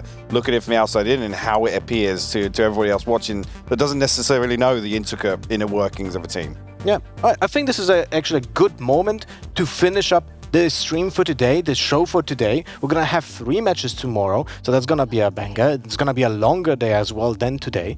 So thank you to our sponsor, HyperX and Clean Drink. We're gonna take a sip, maybe. Oh, that was completely unrehearsed. Yeah, I mean, do you need to rehearse taking a drink in your hand? And I would have taken an energy drink at 11 p.m., but this is good. All right. Guys, thank you much for watching this show. It was a blast. We're going to see each other tomorrow, but also on Sunday with the grand finals, and I think the semifinals as well then, because we have a lot of matches in the single elimination bracket still ahead of us. Thank you, and see you guys tomorrow.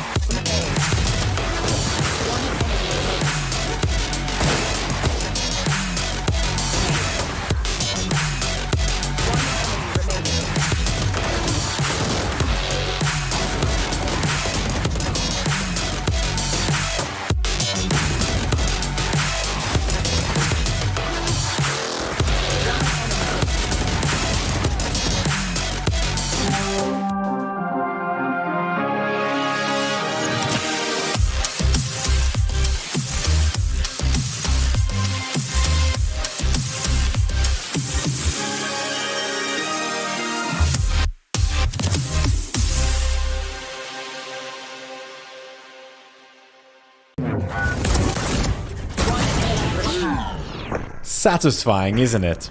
What if we make it more rewarding? Let's add this, and maybe highlight that. Ah yeah, that's more like it. Learn more today on how to get the most out of your gaming at gloot.com.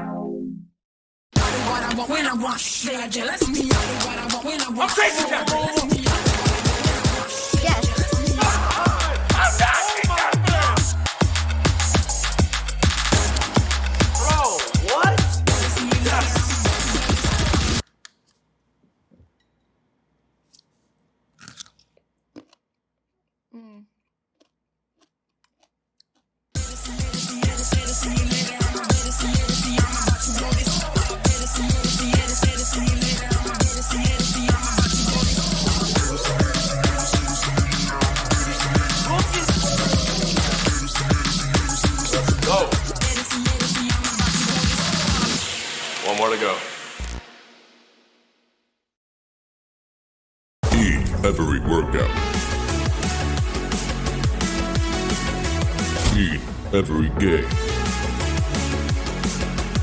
Keep it clean.